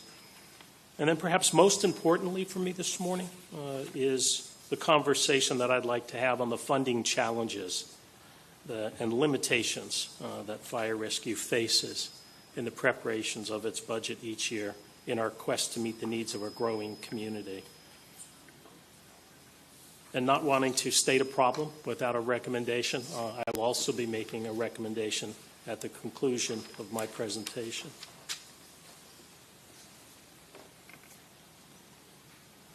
A brief overview of the department. We currently operate out of 45 fire stations providing fire and EMS services throughout unincorporated Orange County. Last year, we responded to more than 139,000 calls for service. We treated and transported more than 78,000 patients that year to area hospitals. On average, that's 381 calls responded to a day and 215 patients treated and transported.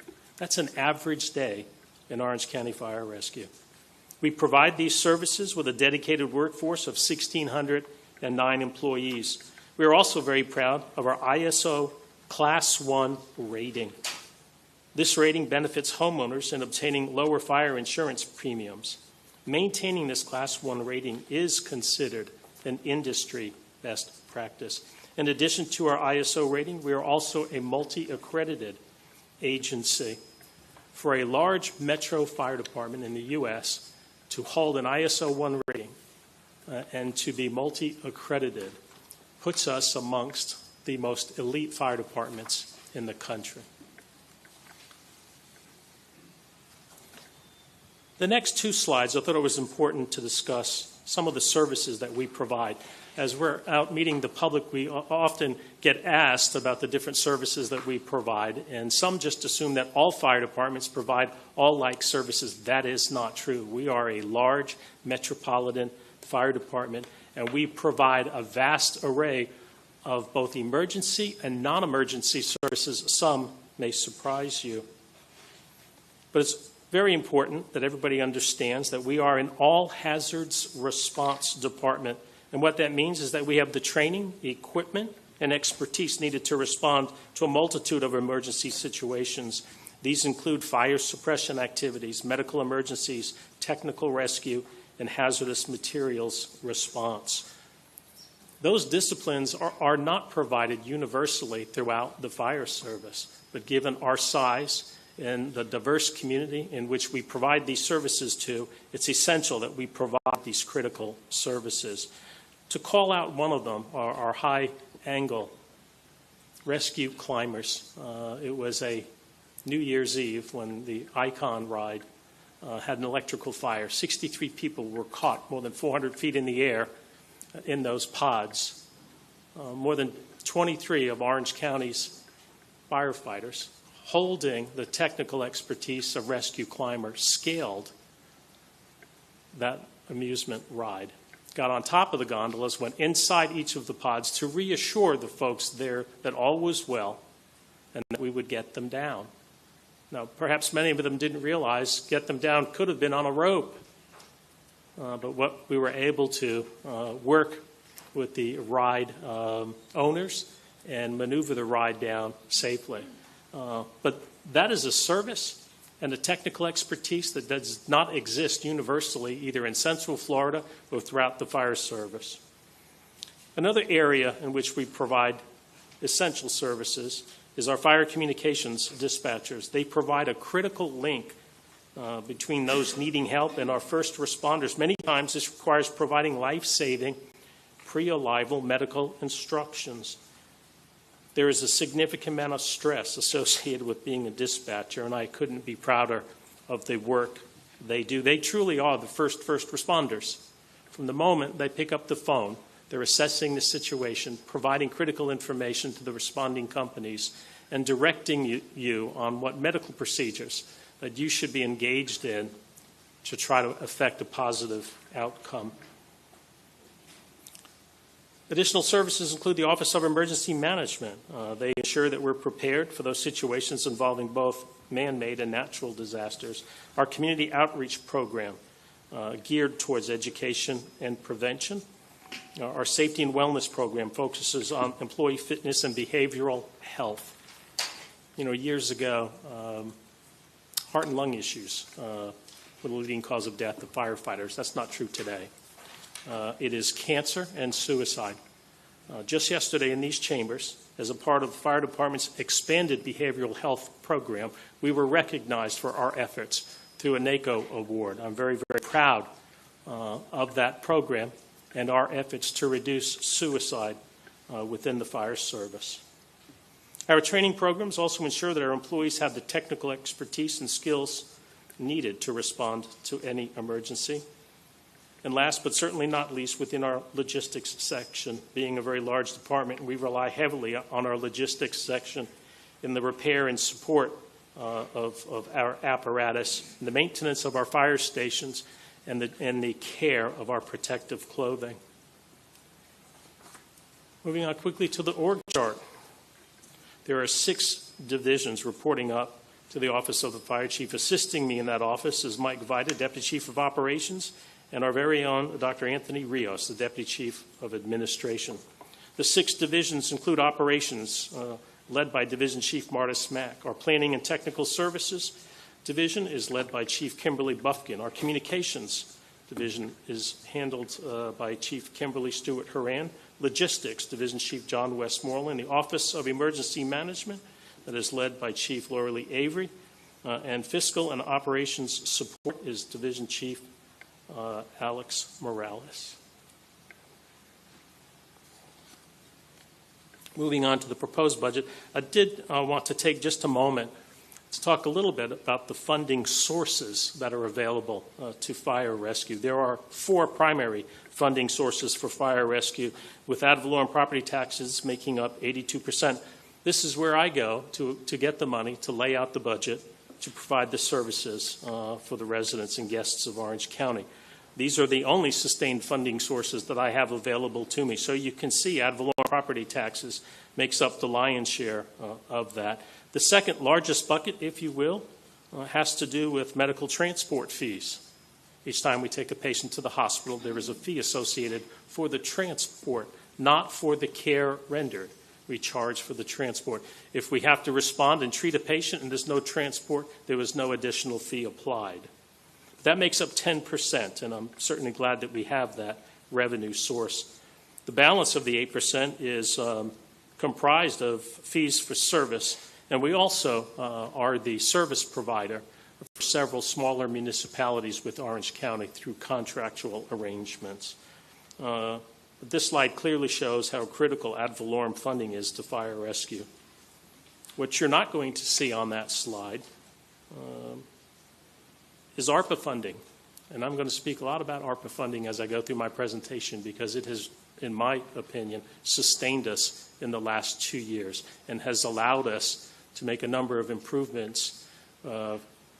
If we did not have that funding, perhaps this conversation, I may have needed to have this conversation 2 years ago. But in fact, it was ARPA funding that really kept us moving forward. That is not a sustained funding source, so you're not going to see it on this slide, but it was critical in providing needed revenue the past 2 years.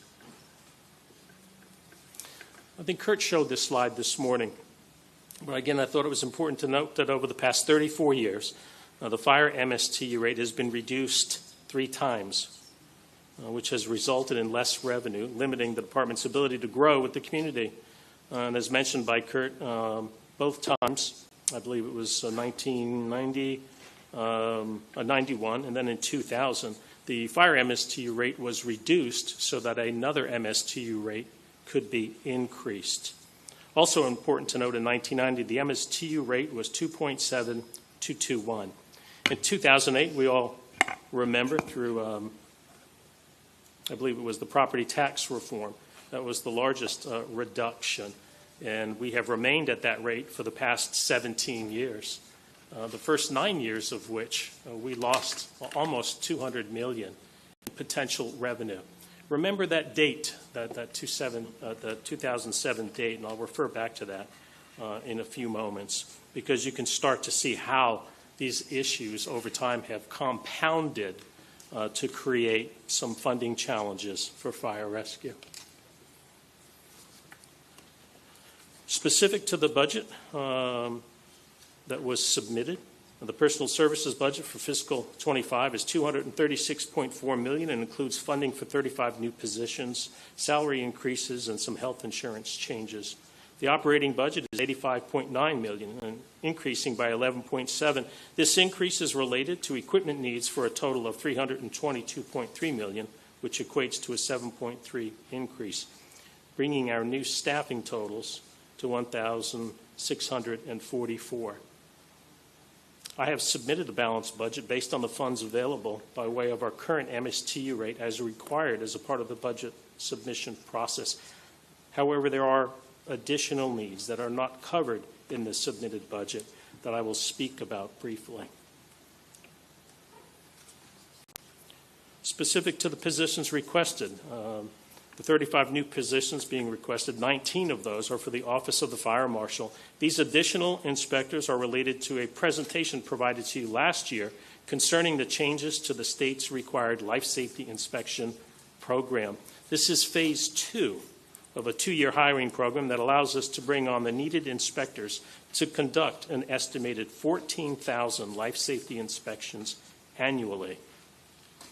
The cost of the state-mandated program to the department was in the neighborhood of $4.9 million. Last year, with board approval, we initiated a life safety inspection fee for service. Our vision, as explained at that time, is that when fully operational, the program will function much like an enterprise fund, so we did not pass those costs on to the residents. The requirement to have the inspection included the ability for us to create a fee. You approved that fee. We had noticed some 21,000 owners of property in Orange County that we were going to do this. We got very little comment back. So far to date, the program has been in place since October. I think we have brought in about 800,000 so far. We estimated $500,000 in revenues this year, but we've already surpassed that. So with the hiring of these additional people, hopefully this October, and as we onboard them, eventually this program will create the sustained revenue to run and pay the salaries. And we are very, very pleased and believe this to be a best industry practice. Within fire communications, there are a number of new dispatch positions allowing us to staff an additional alarm in progress channel. This additional channel will improve working conditions by reducing the amount of alarms being handled by the existing dispatchers. And under administrative support, we're requesting 4 positions will allow us to enhance our training and facility support needs with our new training facility. Moving on to some of the highlights that we are most proud of. And really, I have to call a shout out at the moment. I think that I know this. I know that we are absolutely fortunate to have a mayor and board of county commissioners that encourage us to be innovative in pursuing leading edge initiatives that enhance the delivery of emergency services to the public. One such example is our Whole Blood program, which was initiated in March of this year in collaboration with Orlando Health and One Blood. This is a life-saving program in which pre-hospital blood transfusions occur for critical trauma patients in the field.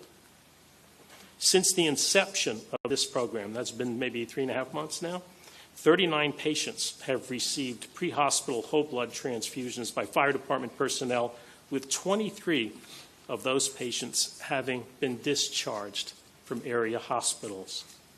Pictured in that slide is Lori McMinn. Lori's a local mother of 6 who just 3 weeks after the implementation of this program was involved in a serious automobile accident requiring your firefighters not only to respond, but to cut the car apart so we could gain access to Lori. The captain on the scene administered whole blood to Lori, and she was our first patient to be discharged from the hospital under this new life-saving initiative.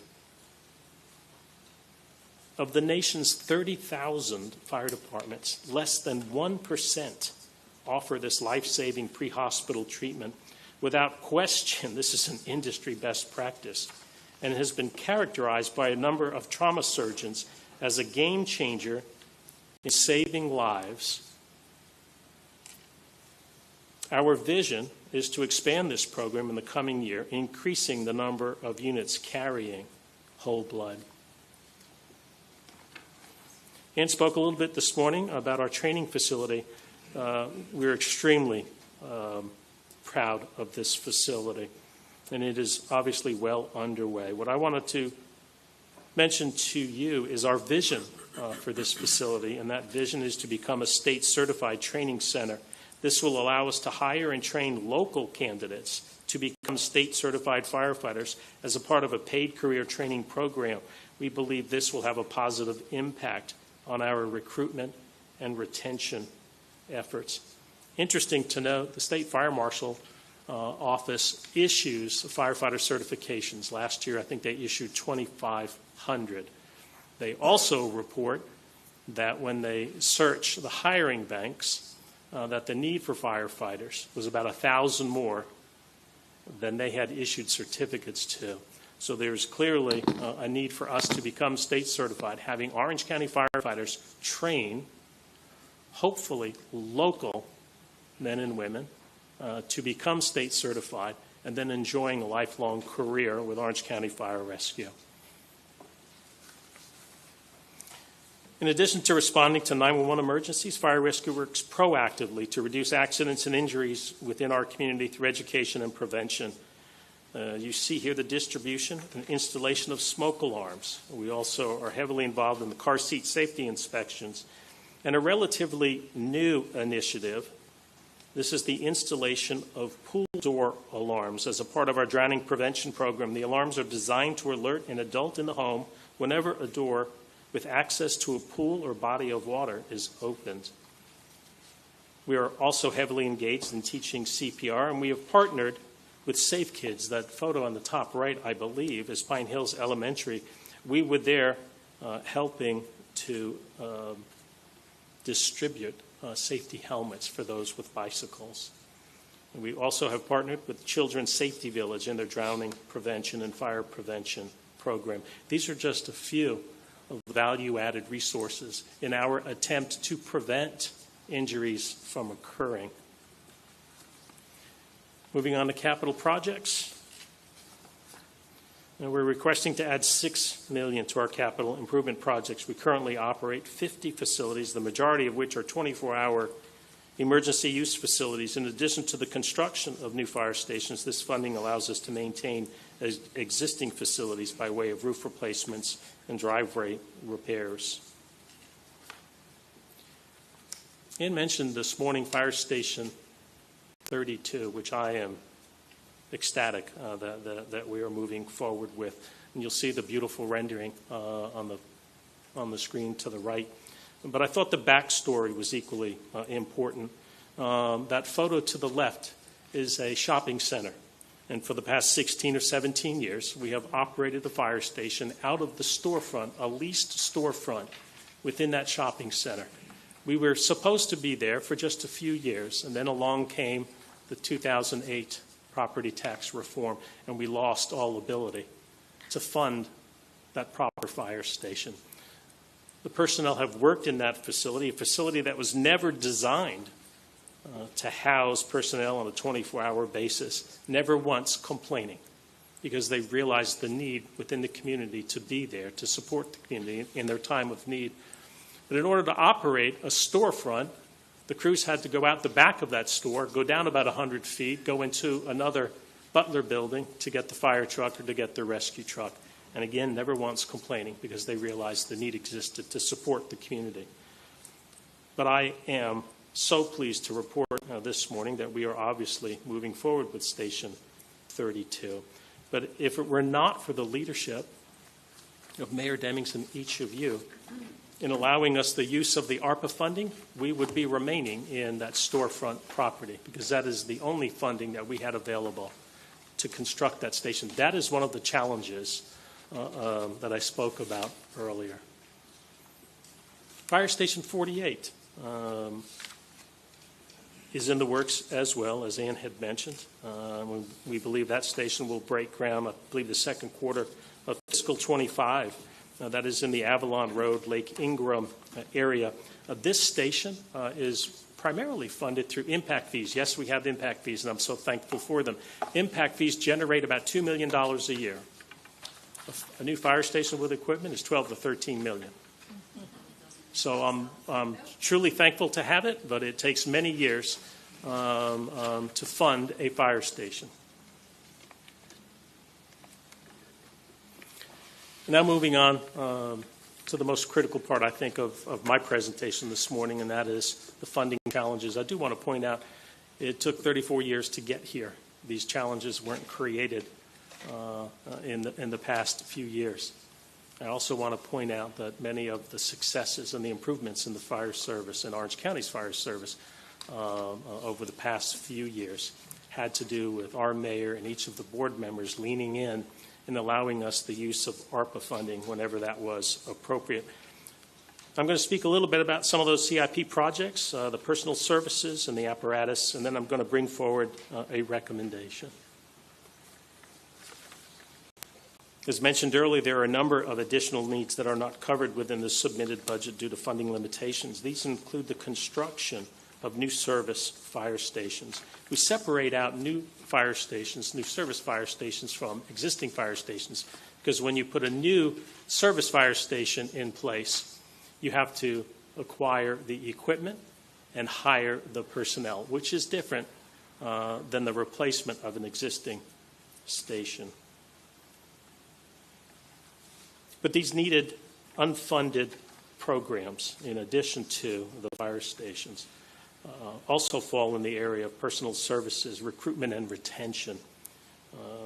It's critical that we offer competitive wages and benefits for our personnel. We do a great job in hiring our personnel. We've reduced the amount of time that it takes to hire a firefighter. In fact, at this very moment, I don't think we have any vacancies for firefighter positions.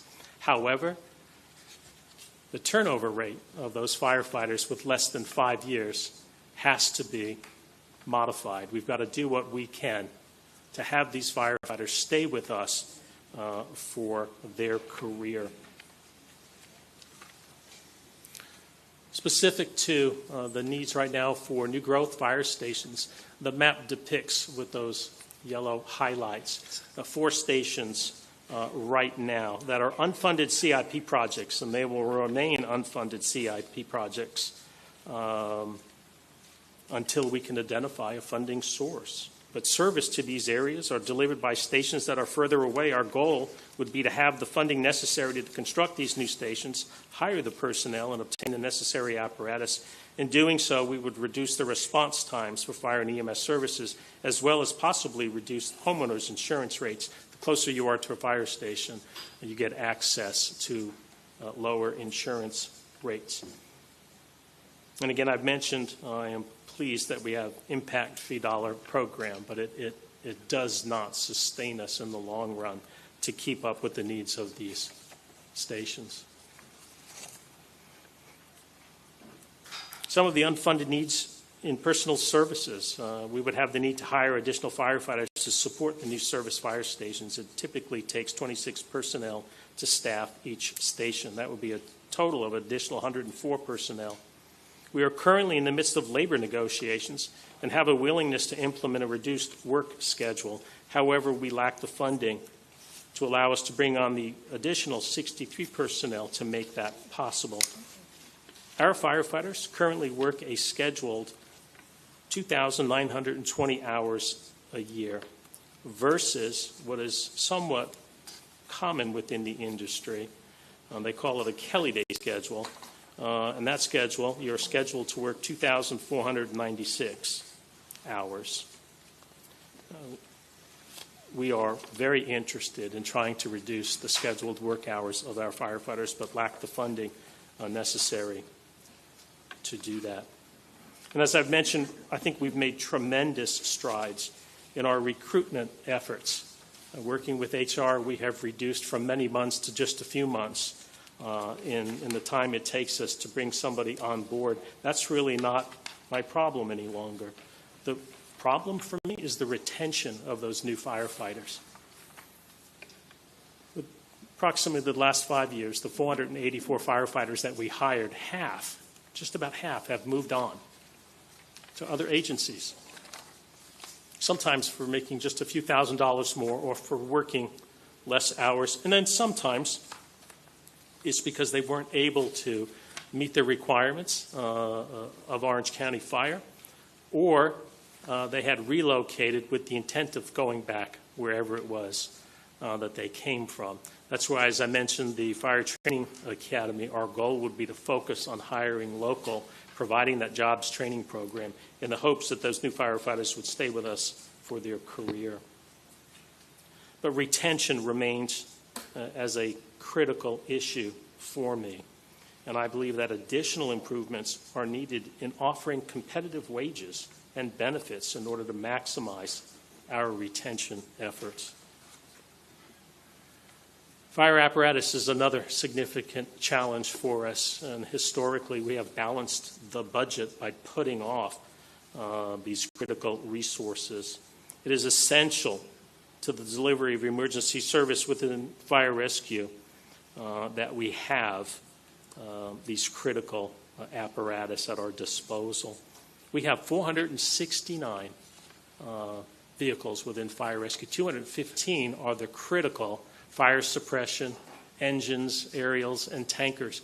The screen above, I thought it would be interesting. Not everybody understands what we pay for some of these vehicles. A typical new fire engine with equipment is $1.3 million. An aerial truck, which looks like a fire engine with a large ladder, is $1.8 million. A rescue truck that you see every day passing you on the highway is $500,000, and that's with equipment. The replacement schedule is to the far right. We have been very fortunate the last 2 years, again through the mayor and each of you in allowing us access to ARPA money. We're able to replace a number of these vehicles. But even with ARPA funding, 37% of our fleet is beyond replacement schedule, and that is concerning to me. Moving on to existing fire Chief, I'm stations. going to ask you to pick up the pace a little bit if you can. Yes, sir. Just so we can get corrections in as well. Yes, sir. A number of our current fire stations are operating out of facilities that were never designed to function as emergency use facilities. These include manufactured and residential homes, as well as a previous restaurant. Many of these facilities lack the safety storage for fire apparatus, leaving them exposed to the elements. One of those stations is now 70 years old. When it was constructed, it was never thought that there would be female firefighters in the fire service. I think it is incumbent upon us to make sure that we have the resources to put these firefighters in stations that were designed for such emergency use. We estimate this in the neighborhood of 90 to 140 million if we were to take care of this challenge. Quickly recapping, the fire department's primary funding source is ad valorem. There have been 3 reductions in fire MST rate over the past 34 years. Prior budgets have been balanced by deferring many of these needs. The advancements that we have made in the last 2 years were truly ARPA funded. I have assessed the department's needs based on the current funding availability, and I believe that in order to address the needs we've discussed this morning, such as constructing new fire stations, offering competitive wages and benefits, replacing apparatus, and maintaining adequate budget reserves, that we need to increase our available funding by greater than $60 million annually. I have had the honor of serving this community since the inception of the fire department in 1981. I've witnessed the growth of the community and the department with it. Over the past 5 years, I've had the privilege of serving as fire chief. It is my conclusion that the current fire MSTU rate does not meet the needs of fire rescue in providing the all hazards emergency response services expected by the community we serve, and it is my recommendation that an increase to the fire MSTU rate is necessary. We know the impact of asking for additional revenue, and we're sensitive to how this affects our citizens. This slide shows a number of options that we were reviewing to try to alleviate this situation. The current rate, the 2.24, is listed up top. Clearly, that rate does not sustain us moving forward in providing the necessary services. The second rate I mentioned earlier, the 2.7221, that was actually the rate in 1990. We call that the restoration rate. If that rate was applied, the rate that we had in 1990, its impact to a homeowner with a taxable value of $250,000 would be $119 over what they're currently paying today of $561. This does, restoring that rate does allow for incremental improvement in addressing the unmet needs. However, when we modeled it out, within 2 or 3 years, it creates an imbalance to our reserve capacity. So we looked at the next option, and that was the 0.6, the 0.6, and that would create a millage rate of 2.8437. That would be $150 on top of what the current homeowner would be paying at $561. That rate allows us to address the needs that I have discussed today, also providing long-term stability.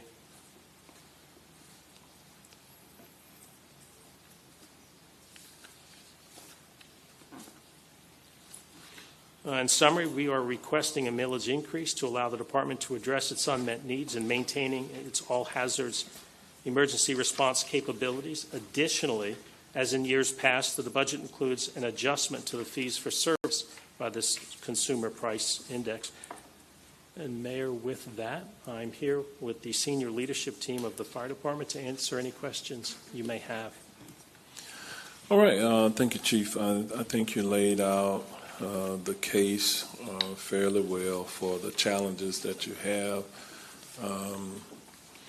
I do believe that a millage increase is in order. And just looking at it, I think that it behooves our board to really look at the full 0.6%. If we went to 0.6, it puts us in the middle. We still will have, I think, about 6 municipalities within the county that would be less, if you will, but I believe all of them are going to have some challenges with a growing community and meeting the needs. It will take some political courage to increase the millage rate for fire rescue, but I believe that Chief Fitzgerald and the leadership team within fire rescue have done a yeoman's job of working within the budget. We do have some pressures related to remaining competitive within the market space to fill our various fire rescue positions, especially those who are first responders, whether they're full firefighter, EMTs, or paramedics, and doing less than the 0.6, in my humble opinion, is going to just create a challenge in just a few years for the board. And if we're going to, make a decision to increase it, we should wrestle with an appropriate increase now. And maybe I think it's been 17 years or so since it was. It has remained stable. So hopefully, if we go to the 0.6, we can get another decade or more, and some other board will have to wrestle with it at that point. And, that would be my recommendation to us going forward, is that we make the adjustment. We will hear from the sheriff. The sheriff will probably be similarly situated, but I do think that there are some options within the sheriff's budget to contain some of the costs there. We have our other constitutionals who will be coming forward, and while in fairness with this conversation, while we haven't increased these millage rates to the taxpayers because property values have gone up, they are paying more money than they were I know I'm paying more money than I was paying, and I've been in the current home that I'm in for the last 18 and a half years, and I've seen my taxes go up, even with the Save Our Homes and all of that. And it does create a challenge for any of our taxpayers within the county, but we do have new properties coming online, new bills. But I also balance out the position that I take on whether to make this increase or not is the consequences of not doing it. If we don't do it, this fire department will increase response times, and that's delayed services for life-saving types of measures. And no one wants to hear when we take too long to get to them in those critical minute or 2 minutes that is needed. We didn't have enough firefighters. We didn't have enough fire stations. We didn't have enough paramedics to do it. So I do believe that it directly relates to our ability in a growing community to keep pace. You mentioned the impact fees. We've raised our impact fees to the max we can. No one's excited, I don't believe, about having to pay more taxes, but they may be more appreciative when the men and women who respond every day respond and they save a life of their family member. They get there in time. So I would ask our board to seriously consider the millage increase that the chief has recommended. And by doing so, as Kurt Peterson laid out earlier, it will require some additional action for during our budget work session in order to get it moving forward in a timely manner. But there are not any real better options for them.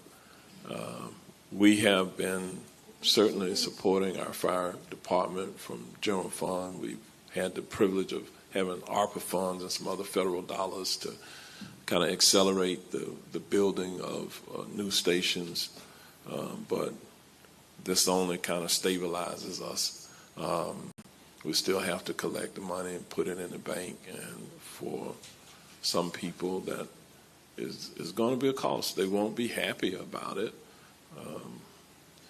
but that is a position that I'm going to take at this point, and make a tough decision now, and I have to respond to a calamity later when somebody dies. Okay.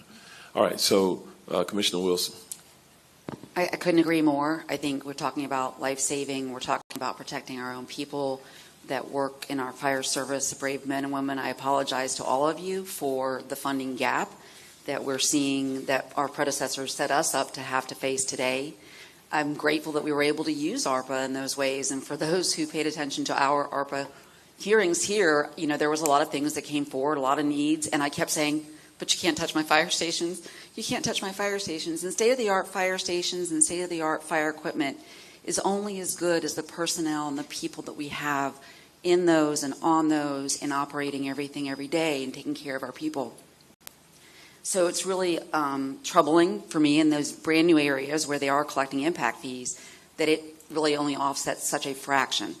And that, even if we look at our general revenue in the sources, under half comes from new construction.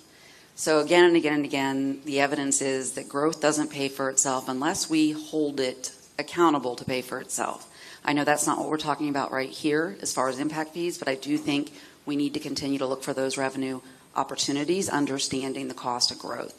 I think in regards to this opportunity, we need to do whatever it takes to be able to hire and retain the people who we know we want to work here and be part of our Orange County family. I had great hopes that my son would enter. My brother and my brother-in-law are in fire service, and quite frankly, we're not competing. We're not competing, so we do need to be able to pay for those days, the extra personnel, so that we can be flexible on the Kelly days. We need to be able to provide competitive benefits and to be able to increase whatever the numbers we need. So with that, Mayor, I agree with you in making sure that we're doing what we can. And if it's not politically popular, then I guess that's just where we're going to have to address that. But I think when we're talking about life-saving measures, it's non-negotiable, and we need to make sure that we're doing what it takes to pay for what we need. Commissioner Uribe. Thanks, Chief, for the update, and thank you, everyone, for being here today. Couple questions. One, we have an incredible division. You have great division, not only in our response time, how they interact with our community, how engaged you are, and lots of times way above what is expected of your firefighters, including I had recently the opportunity to go out on the lake with your water team, and that was fun. And then we were doing something very proactive. We were actually cleaning one of my lakes, so it was great to be out on the boat, and they took care of me. I didn't fall out. And not just that, just one of the best things that we have here in Orange County is that when our residents think of fire rescue, it is a very positive, engaging, from all of our community meetings, from all of that, events that they're involved in. Just anytime they're out and about, I always wave, and my daughter's like, "Why are you waving at them?" And I'm like, "Because you wave at your firemen, even though they may think I'm weird, and I love to show up and say hello." But something that really sticks to me, and I know we're all going through a difficult time, and that retention number is really, really scary to me, and I know that Byron has says that there's efforts to recruit locally with high schools and technical colleges and stuff. I'd love to see that more. I've been talking to a lot of my senior classes recently during graduation, and I asked, what are you doing? A lot of kids really was very scary, had no plan. And I asked, have you ever thought about the fire department? They're like, fire department? I didn't know. So somewhere we're missing that communication with these young people that could be eligible. I don't know if that's an OCPS thing. I don't know if we actually really, I know as kids, people say, I want to be a fireman or I want to be a police officer. But where do we continue that communication to actually make it a viable career option? One of the things I heard, and I've heard this when I talk to a lot of your men and women on the front line, is the wage of a regular firefighter, when you talk about Kelly hours, they make up for that lower wage through OT. Right? A lot. Especially at Station 51, I'll stop by and meet guys, and that's not their station. They're like, oh, I picked up OT here, I picked up OT. That's one of your busy stations, Station 51. So I wonder when you talk about those Kelly hours, and then I wonder about that wage, where we are competitively, do a lot of your men and women depend on that OT? So have we really looked at, are they not wanting to work those hours? I know that we try to find that life-work balance, but finances are a very, very strong indicator. And I know, just like off-duty sheriff that we see that pick up off-duty shifts, I think a lot of your men and women actually depend on that OT to make up for it. And I know that OT also makes them cover those available spots. So I would be weary to see, unless we see that wage increase, is it going to make a fireman actually work less or look for other options to work more because to fill that gap? We most recently were voting on a housing project with Disney, and they're looking at creating some sort of benefit housing for your first responders because of that wage gap. Because when you look at what a fireman makes first year out, it's almost similar to a teacher. They're prepared and ready to go, but they're on the entry level of that scale. And let's be honest, you can't live off that in this town anymore. And so I'd be curious to what effect that is. And lastly, so when we talk about that internally, and then I know we are looking at different health options here at the county through our HR division, and I hope that will continue to be a viable conversation, because we know that any corrections, fire, or police person is not in it for the money. It's in it for their service and their heart to this community and actually make a difference. I mean, I always say it's easy for us to stand here, but I know I'm going home unless something tragic happens, you know. And the men and women that serve this community really do. I remember my first year in, my husband made a video. It was a fire, and it said, as others are running out, our firemen are running in. And so I think that it is very, very important for us to stand with them. I want to commend the dispatching situation. That has been phenomenal as long as we get past that fire police, you know, when they pick up. It's been incredible, and I've heard great things too, but then I've also heard the other side of it, and I'm sure we'll have a conversation with the sheriff tomorrow of even getting to that point. But I want to commend Station 51 because I had a fire on Chipola about a year and a half ago where unfortunately they couldn't get through 911. There was no pickup, but your firemen saw the fire and actually went. And that's what I call incredible service to our community. They were returning back to Station 51 when they saw the smoke. So when they went to that fire, it wasn't based on a call. It was based on their responsiveness and commitment to our community. So with that said, I know that there's lots of conversations, but I think that when you look at having a conversation about increases, this isn't a regular increase of general funds to do this and that. This is an increase about public safety and the men and women that represent and are on the front line for our community. So I think it's a very viable. And I know Commissioner Wilson was going to ask, but she didn't say, why hasn't that rate been kept up over the years? Do you know? I know one previous fire chief attempted, but the willingness wasn't there. Okay, so we're falling behind, so I want us to try to catch up if we can before we got one more presentation before the break. So, Commissioner Bonilla. Yeah, thank you for bringing the conversation forward. This is definitely something that, you know, I've brought up in previous years' budgets, and, you know, definitely it's, like you said, it's not something that happened within this administration. It's like over the years. You know, so thank you for acknowledging that. And now it's in our laps, right, that we have to do something about it. But, you know, one of the good things I'll say is that, you know, the residents who are here already are increased in our property taxes are capped at 3%. So this is mostly going to be paid by new people moving here who are going to have to start off, you know, paying that increase. So, you know, thank goodness for homesteading in our property taxes. I'm very appreciative of that, especially with the way our property values go up so quickly. And I just was looking at my property taxes. It was just like imagining, like, if I had to pay that increase, like one year it was like 20% increase in the value, and that would have been would have broken my bank account. So, you know, that's one good thing to look at it for our residents who are here, who already live here. We are capped at that 3%, so we're not going to be taking on that huge burden of an increase. It'll be mostly the new people who are moving here who are causing the increased need, you know, for these additional fire stations. So I think it's transparent, and it's the people who are causing the need who are going to pay for it. So I completely agree with this, and I think it's a long overdue. It was something that had to be done. It should have been done years ago. And, you know, unfortunately, it's this board who has to take on the burden, but, you know, you're important to us. Your public safety is, you know, number one, and what we do in our budget shows what our priorities are.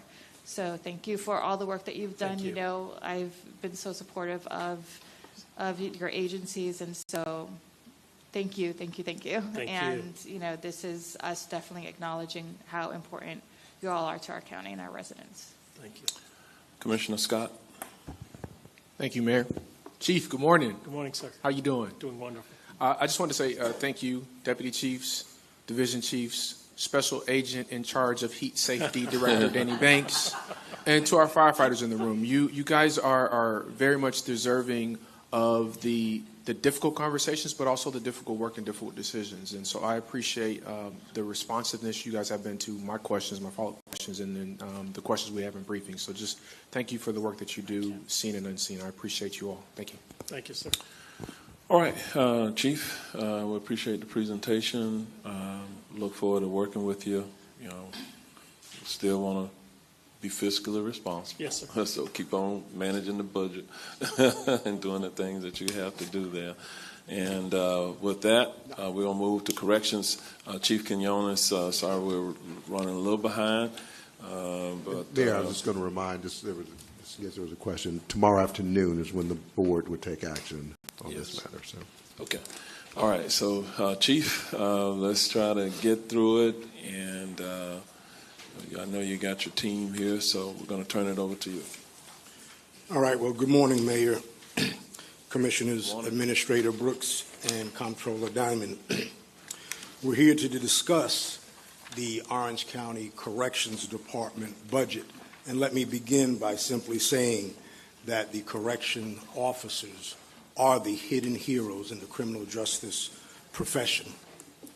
So, we see you. Y'all not sir. hidden anymore. We deeply appreciate that, sir. We want to make sure. Thank you. And I will say that you have been very supportive over the years, so thank you for that. We'll review our organizational chart. And as you can see, there are 7 divisions on the left-hand side. 6 of those individuals filling the positions are permanent employees. We have 1 in an acting capacity. On the right-hand side, it's our Correction Health Services division. We work very closely with those individuals. The proposed FY 24-25 budget, so our proposed personal service budget reflects a 7.3 increase, and that increase is due to the proposed 4% salary increase for non-union employees. The proposed operating budget reflects a $2.5 million increase. That's mainly due to the increase in the corrections contractual obligations and new technology. This reflects a net change of $9.8 million, and our proposed FY25 budget is $194.9 million. This is a 5.3 increase compared to our FY 2024 adopted budget. Currently, we have 1,620 FTEs. So I want to talk to you about our staffing. As of July 1st, we had 328 department vacancies. The same time last year, we had 375 department vacancies. This year, we have 69 non-certified. Last year, we had 140 non-certified positions. We currently have 259 certified vacancies, whereas last year we had 235. Of those certified positions, we currently have 225 as of July 1st. However, this morning I was just informed that we had 6 individuals that just completed their field training program. So as of today, it'll be 219.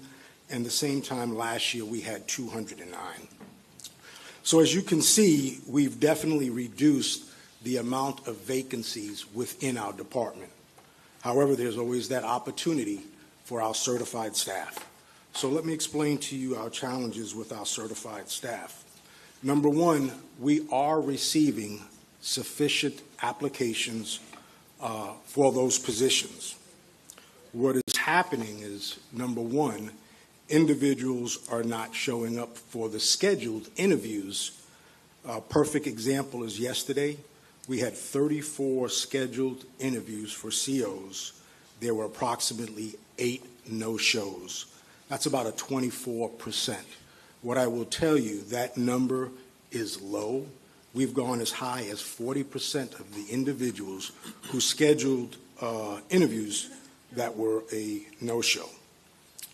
Of those individuals that go to the interview and they pass the interview, where they're falling at is 3 reasons. And these are the reasons why they're disqualified. Number one, their criminal record. Number two, they failed to complete the supplement application. And the last one is they failed the polygraph. That's extremely important. What I will tell you is that we are a 24-hour operation, and we do shift work. It's very difficult to deal with a private sector where those individuals have the opportunity to telework, where the majority of our staff do not.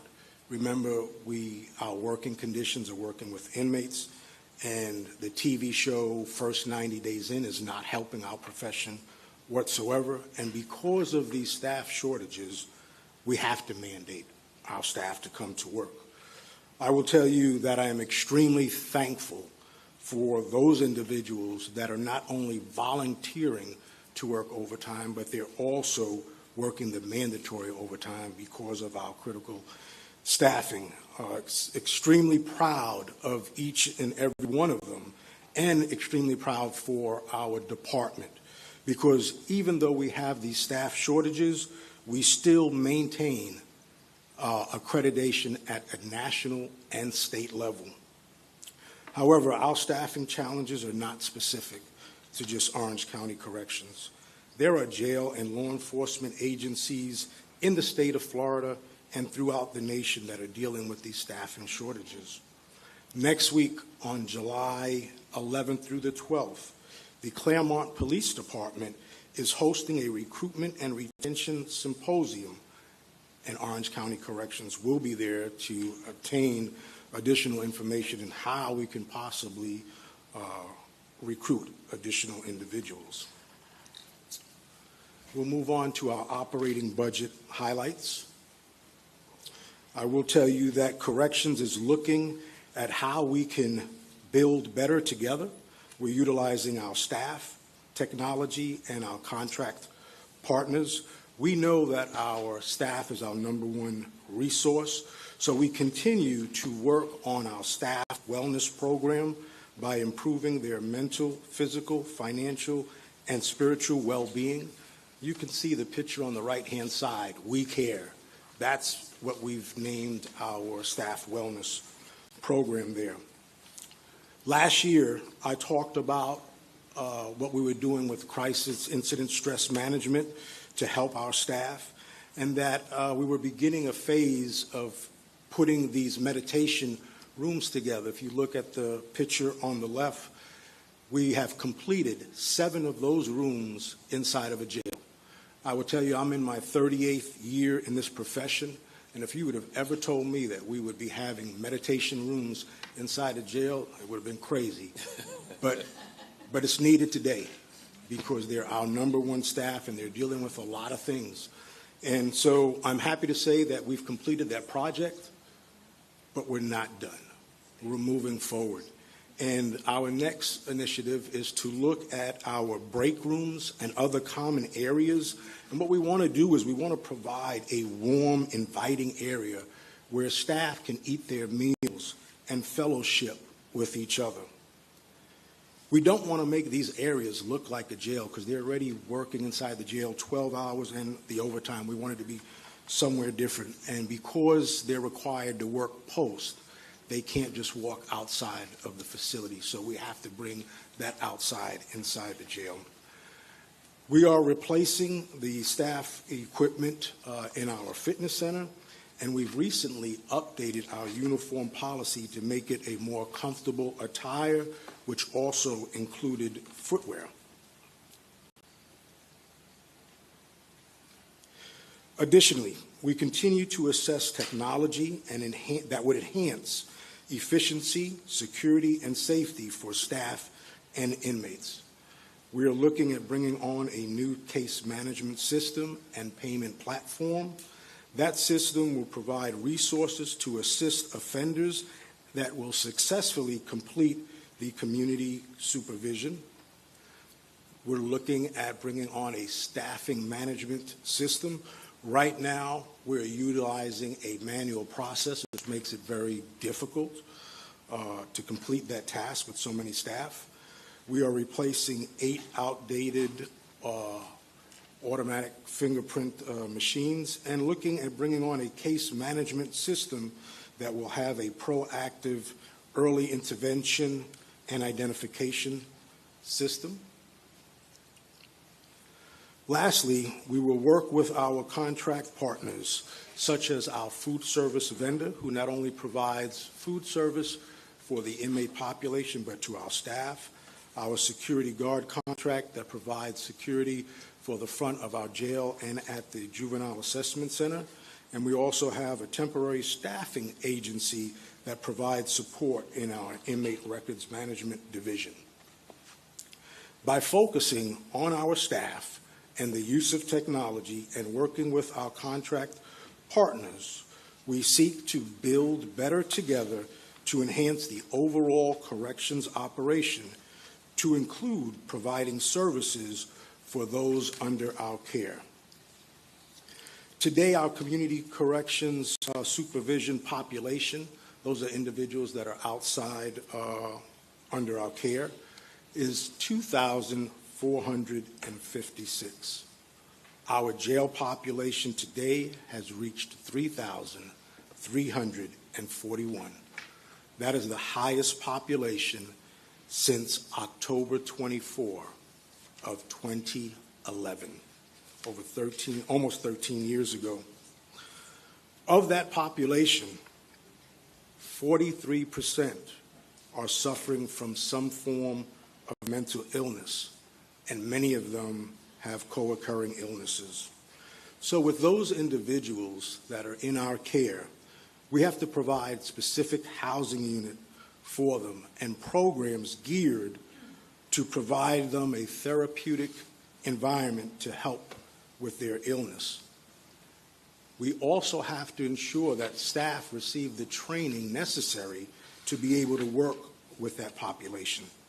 As I mentioned earlier, several of them, or many of them, have co-occurring illnesses. So we have to provide substance abuse treatment. And as you can see on the bottom there, that is inside the jail. That is a medical assistant treatment facility. And that is the first, we were the first in the state of Florida to have that inside the jail. And with that, we also have to provide educational assistance to them. We continue to provide the construction program, educational program, and faith-based. Orange County Corrections will continue to explore and evaluate partnerships with community and faith-based providers to develop meaningful resources, evidence-based programs, and transitional services for the offenders and inmates in our care. Our capital improvement project. The proposed FY25 capital improvement project budget is $10 million. This includes $1 million of new funding requests and $9 million in previously allocated funding for existing projects. The first proposed new CIP project is for the BRC triage screening expansion. We're requesting $500,000, and the total project cost is $3.5 million. This will enhance the secure workflow process and provide for a safer environment for the intake staff, arresting officers, and arrestees. This was the area in which we had the hostage situation a couple of years back. This redesign will eliminate 2 existing parking spaces. However, we do have sufficient parking for our law enforcement partners.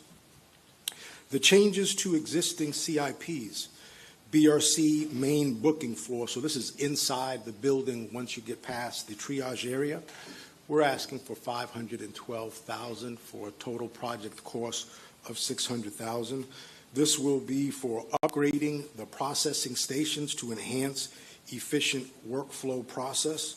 What I will tell you is this intake area is a state-of-the-art facility in that we have several agencies throughout the nation that come and tour on a monthly basis.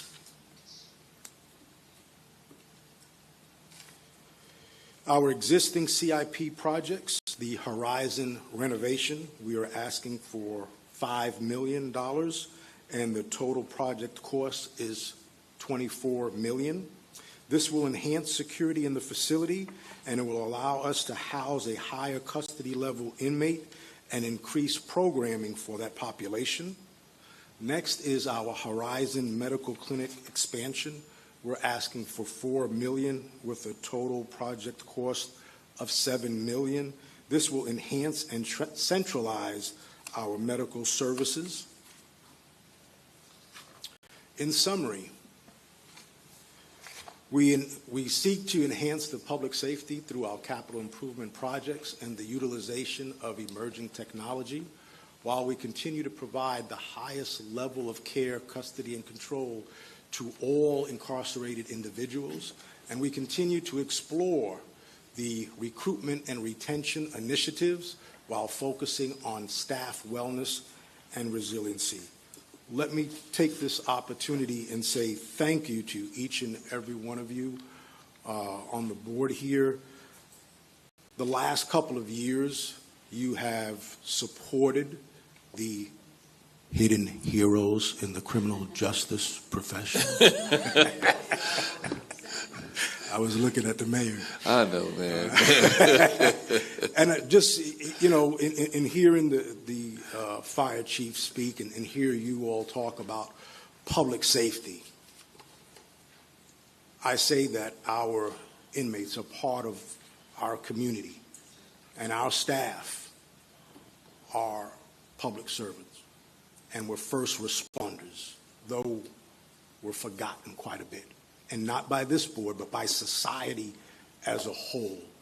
I share with you that it is my initiative moving forward that I will be looking at what we can do to strengthen the relationship and the corrections profession be recognized for public servants.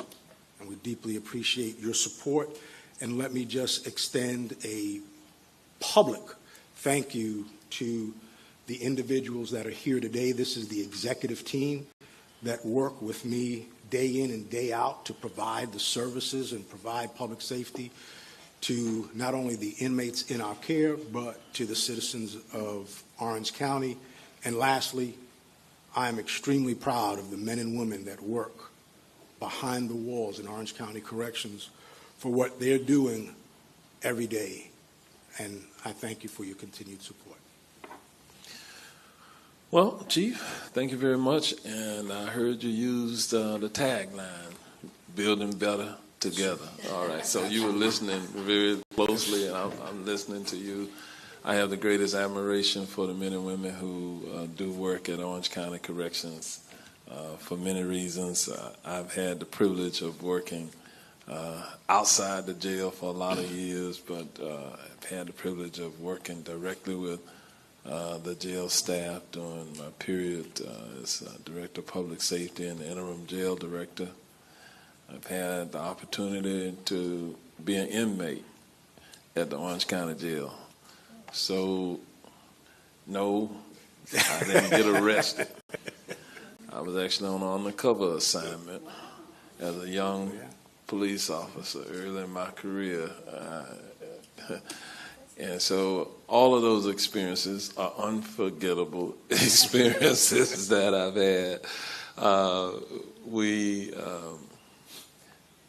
do recognize what you just said, that we have the highest daily population that we've had since 2011. Okay. Now, it's pretty extraordinary that it's still, I won't say only 3,341 people, because I remember when it peaked at 4,900, and that's been a lot of years ago now, 2008. Early 2000. That's 16 years ago. And we still have not, with a growing population, we still have not surpassed the all-time high, even come close. Why? because we're investing on the front end in treatment-related programs, including mental and behavioral health. We're spending money. This budget has additional dollars to address issues like homelessness. You said that 43% of the current population has some kind of mental health disorder. We have to make sure that not only are they getting treatment while they're in jail, but they get treatment when they get out of jail, when they go back into our community, because all of that keeps those numbers down to some manageable level. But when I look and I see where there are 463 women incarcerated in your jail, Chief, that is the highest number of women that I can recall, and I've looked at these numbers every day for a couple of decades now. And that's the highest number of women. So I don't know socially what's going on, the reason why we got more women in the jail. Fortunately, those children who are incarcerated in our jail under the age of 18 is still a relatively low number.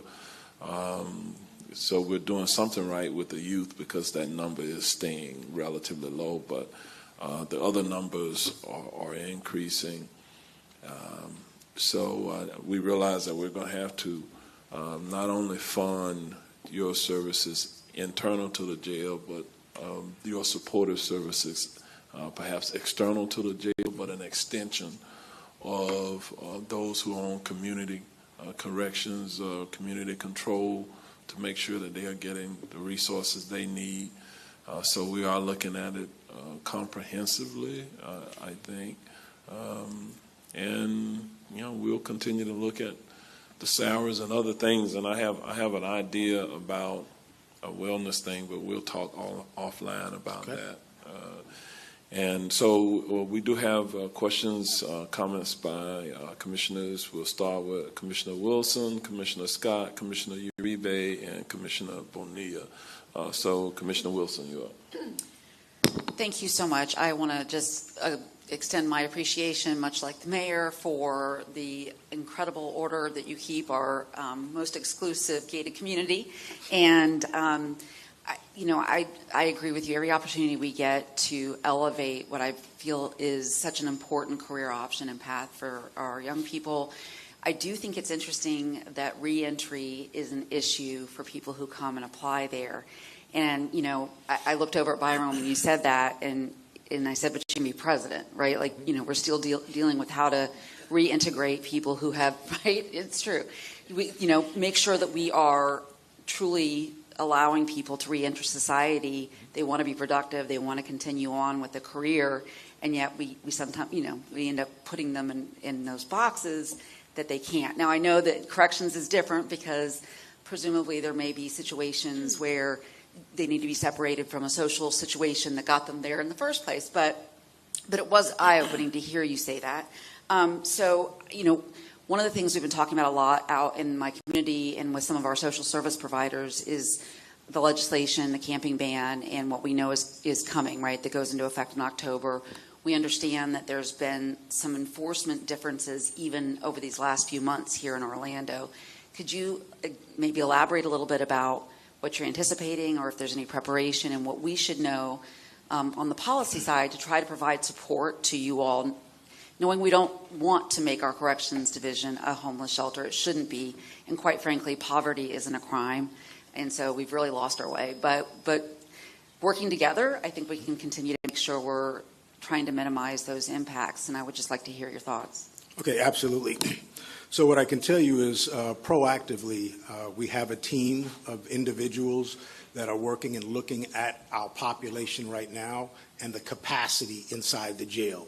So we have two major CIP projects that are happening right now, where one facility is closed and another area is being renovated. That is supposedly going to be completed sometime in September, and the law comes into effect October.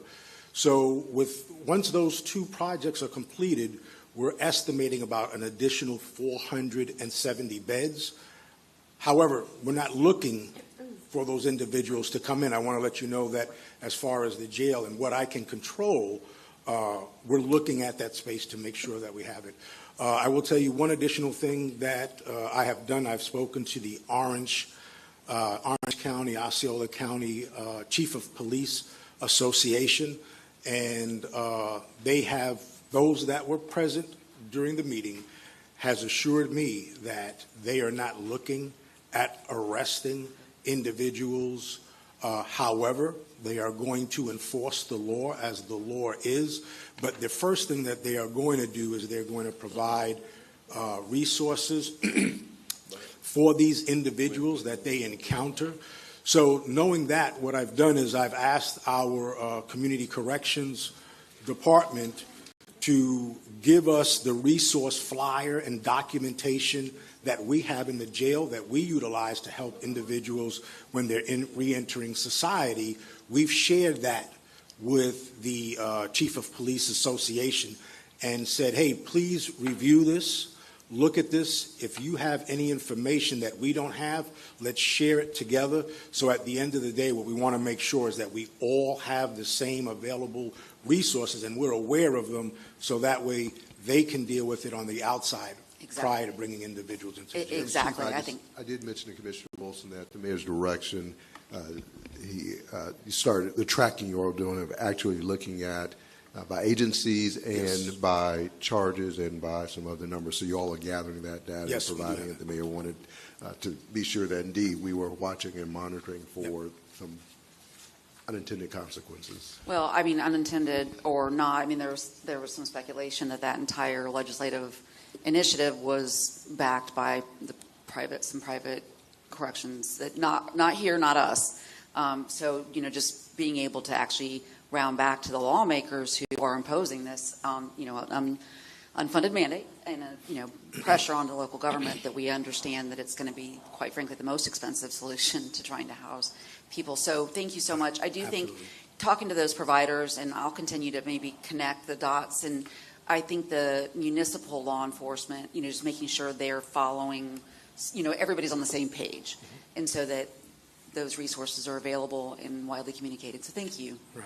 So just to follow back up on Mr. Brooks' comment, so not only do we track our daily population, but we are now paying much attention to that homeless population, and not only the homeless population, but as Mr. Brooks mentioned, what agencies are and where the arrests are coming and what those specific charges are that's coming in. So we have all that information. We review it thoroughly so we're on top of that. All right, we're going to stop right at 12:30. All right, so Commissioner Scott. Hey, Chief. Sir, how we doing? Doing good. So just thank you. Appreciate you guys. I think corrections is almost like a complex math problem. I've had the opportunity to work with many of you as a volunteer in facilities and now as a commissioner. And I think that you have different things that happen. You wonder, how did that happen and how do we fix it and how do we change it? I think it's really cool how you are prioritizing taking care of your people. That's one thing I learned in the military, is that if you take care of your people, they'll take care of you. So seeing how you are intentional in prioritizing mental health for your staff is exceptional. So thank you all for the work that you do, and I appreciate you. Thank you very much, Commissioner. Commissioner Uribe. Chief, I want to thank you for all you guys do. It's true, you guys get overlooked a lot, because especially you guys are 365, 24/7, and a lot of times people don't even think about our correction officers, until they have to deal with them. And you've had to deal a lot with the commissary and the foods and staying up to date and safety and all that. And I want to commend you for that, because that's a lot of hats to cover. And you have an incredible team. I wonder why the ladies are in the back, though. They should be up front. So, but just thank you for including us and keeping us up to date and making time to meet with us to keep us up there. So great job, and look forward to your future and what your team does.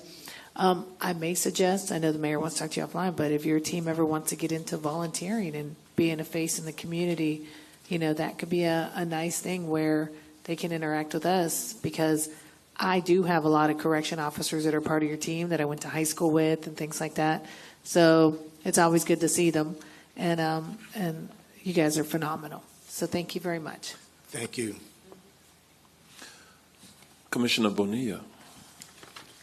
Yeah, well, nice to see you again. And, we always have our quarterly meetings, long conversations on a lot of things. But I'm glad to see a lot of these things being implemented for taking care of staff. When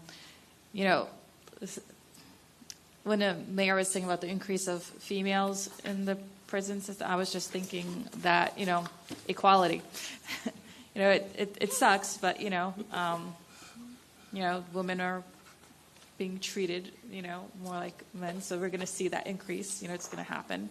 But I would definitely like to see the decrease overall of people going to jail. And so, they say when we have economic issues where, rents are going up, wages are low, and we have that large gap, crime increases, homelessness increases, and we're having more people in our jail. So that's definitely a sign of something wrong economically in our area. So I'm really interested in seeing that data and the numbers that come out and seeing really what's going on and seeing, hopefully by getting that data, we can find some solutions. But yeah, and we've talked about, I know I mentioned, was it Unlocking Doors, that Dallas has, that nonprofit that every single person who comes out goes through their system and they get all the services and a case manager who takes care of them like for their lifetime. And, just making sure people are, it's that reintegration is like someone's holding their hand out to get back out into the community. And, I'm very surprised about the increase in numbers of people with mental health issues. Not extremely surprised, but with the sheriff's office now doing their program where they're trying to divert people from going to jail with mental health issues, I expected to see that decrease rather than increase. And I'm hoping that if they are in the system, that they're getting that mental health treatment from mental health professionals ongoing as well. So, but definitely they shouldn't be in jail. They should be getting the treatment that they need out in the community, where they shouldn't be going to jail and having that record just because they have mental health issues. Absolutely. So hopefully, there could be some solutions there. I know I'm working with Peace and Justice Institute. We had a couple of your team members also attend on that and are participating. We're having monthly meetings, and we went to Miami to see how they're doing that diversion. So we're still working through that, seeing how we could put together a plan and stuff, and hopefully something will come out of that as well. Yep. Thank you. Thank you. Commissioner Gomez-Cadero. Yeah, I will do this quick because I don't want to pass this time without acknowledging the staff that you have, that with all the work that they have over there, they still are available to be volunteers in my events, back to school, food drives, the Three Kings Day, and I have to say thank you so much because you leave them go, that's one thing, but they represent your department. So I want you to know that I'm very happy with that. Thank you. Very much. Thank you. All right. Well, we beat 12:30, but if any of you ladies out there want to say anything. That's why they sit put the back pressure there. on them. Anyway, Chief, thanks for being here. Thank you, sir. All right. We're going to go into recess. We'll reconvene at 1:30 p.m.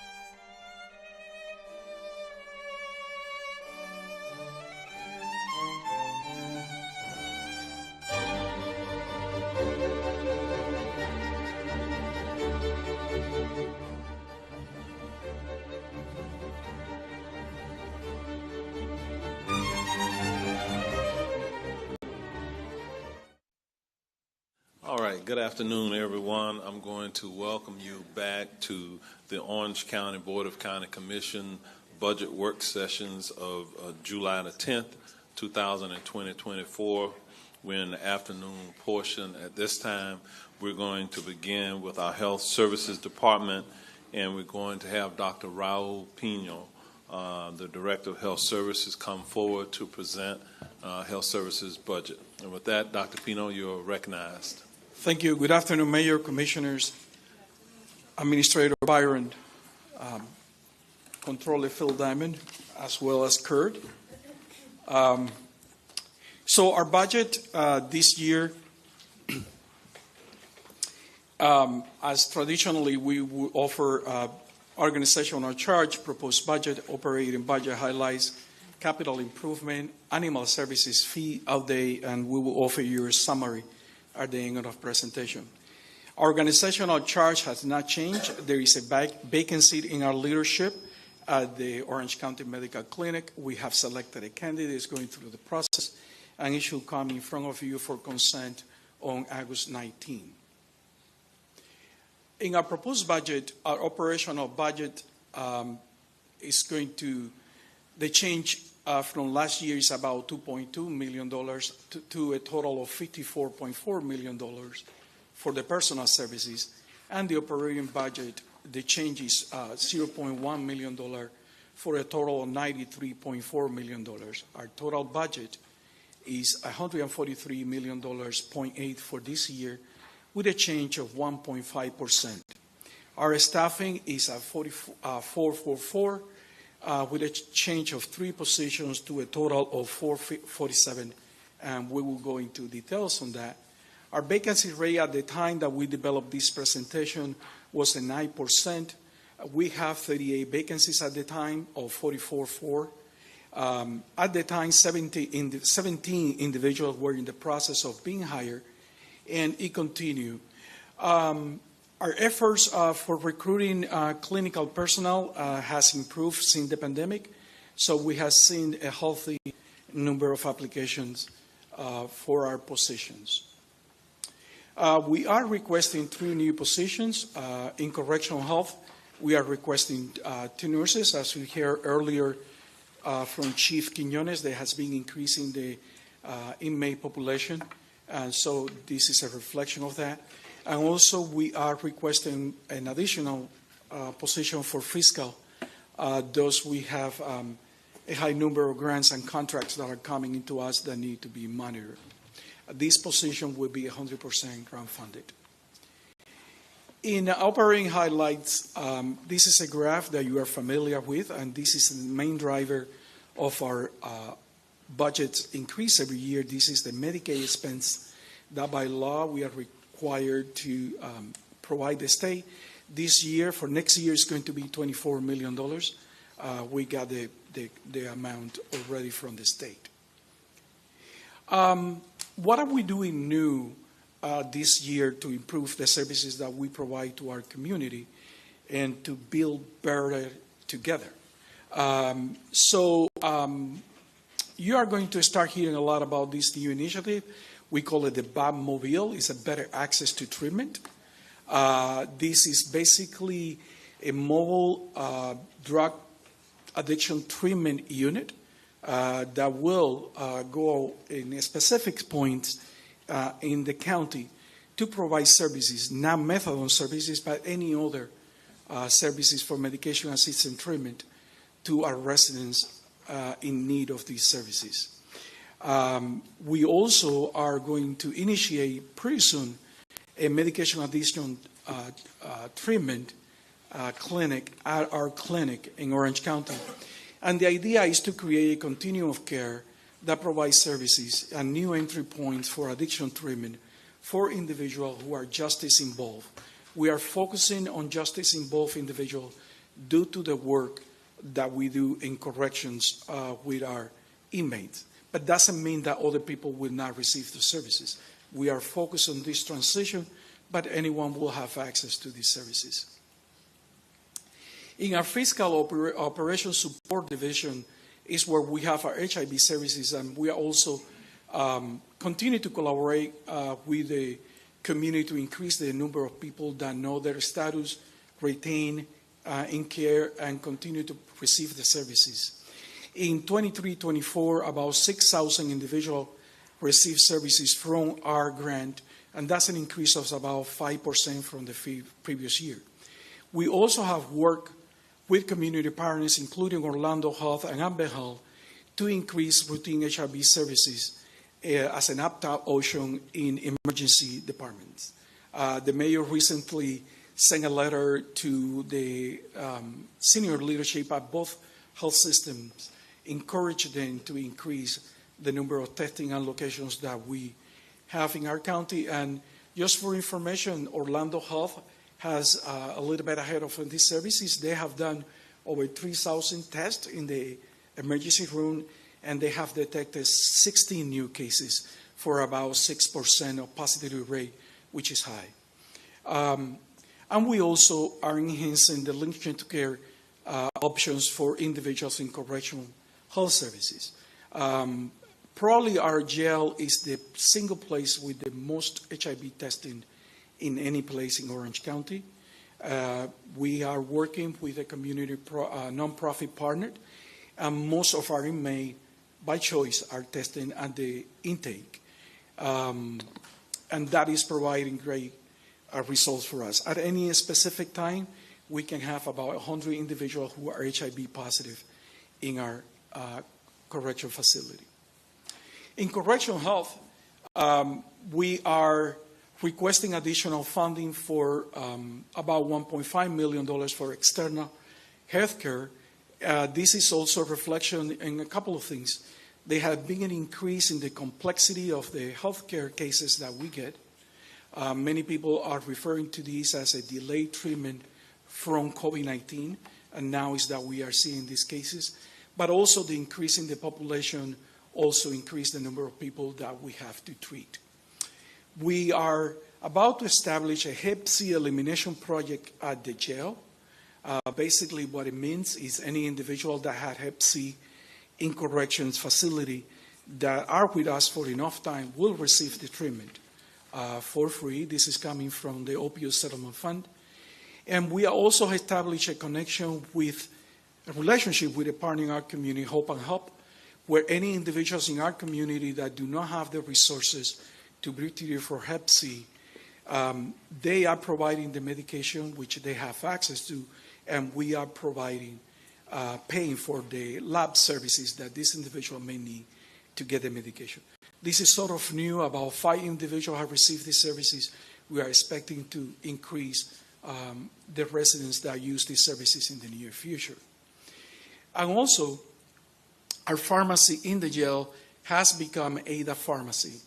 That means that any medication that we provide our inmates who are HIV positive will be paid by the state. This will allow us to redirect about $1 million that we currently use from a grant to provide the services to these individuals. Animal services, we continue to increase the amount for our spay and neuter program has been very successful, and it gives us the ability to provide these services at many different locations. It's not just our location. And we are looking to increase veterinarian support for our medical clinic. We did hire a chief veterinarian officer, and now we are in the process of hiring an additional vet. And we today, so you know, started the 2 days feeding at the shelter, as you have requested at services that community was pushing to provide these services. Commissioner Uribe last year asked us if we have any swimming program in the county, and I have to say that today we do. With the help of the health department that worked to establish this program with Rosen Center for Aquatics. Right now, there are 28 children who are receiving these trainings. It's a pilot study for the first time. We are paying for the services. It will be about $39,000 for the whole 28 sessions, for the A session for the 28 children. But just to give you an idea of the demand, It was only open and advertised in a limited number of individuals who are part of a network, and they received over 2,000 applications in 72 hours. There is 120 participants in the first round, and we are going to analyze the data, look for the resources, and access additional resources so that these can be multiplied and offered in different locations. And this is independent of whatever the state may do with the voucher program that they still have to put into place. So we are a little bit ahead of those services. Our capital improvement plan also called for $500,000 additional dollars. This is an amount of money that will be used for any other services related to the construction of the shelter that may come into play, soil analysis, any other things that may come miscellaneously that need to have the expenses covered for. The animal service facility, as you all know, is currently in the 60% design. We are hoping to come in front of you on November 19th to present to you the results of that analysis. As you know, we are looking for a total of $95 million. Additional 54 will be needed from the $41 million that are already allocated for this project. And you will receive all the information when the time comes. We also are looking to update our feeds. As the table that you will see next, we are very low compared to our neighboring counties that we always use to compare ourselves with. And this will give us an additional $200,000 that we'll use to offset the cost of the twice-a-day feeding. The cost of the twice-a-day feeding is considered to be about $600,000 additionally. And with this $200,000, we are looking to offset those costs. Here we are providing you with a table that has all the feeds. The first column that you see has how much we are charging, how much we are proposing to charge, the additional revenue that we are expecting those specific areas to bring, and how it compares to the surrounding counties. And as you can see, even with the proposed changes in some areas, we continue to be even lower than the other counties that are surrounding us. But although we know that there are limitations how much we can go here due to the economic situation in our communities. We are not going to go to the entire table. You will have the ability to go county by county and compare, and this will come in front of you for approval. In summary, we have a very active year. We are going to continue to face challenges in 24 and 25th. The increase of healthcare costs is what really drives our budget. With our corrections department, that we continue to provide the services. We are also working to improve access for care to an insured and uninsured. And just for your information, our clinic monthly new enrollments continue to slowly increase, which we are looking forward to continue to provide those services out of the clinic. We are enhancing our efforts to combat the opioids epidemic, not only with providing the transportation services in and out. As you know, you have approved the use of transportation services for people coming out of correction or people that may need access to transportation to go to a clinic or to go for a detox.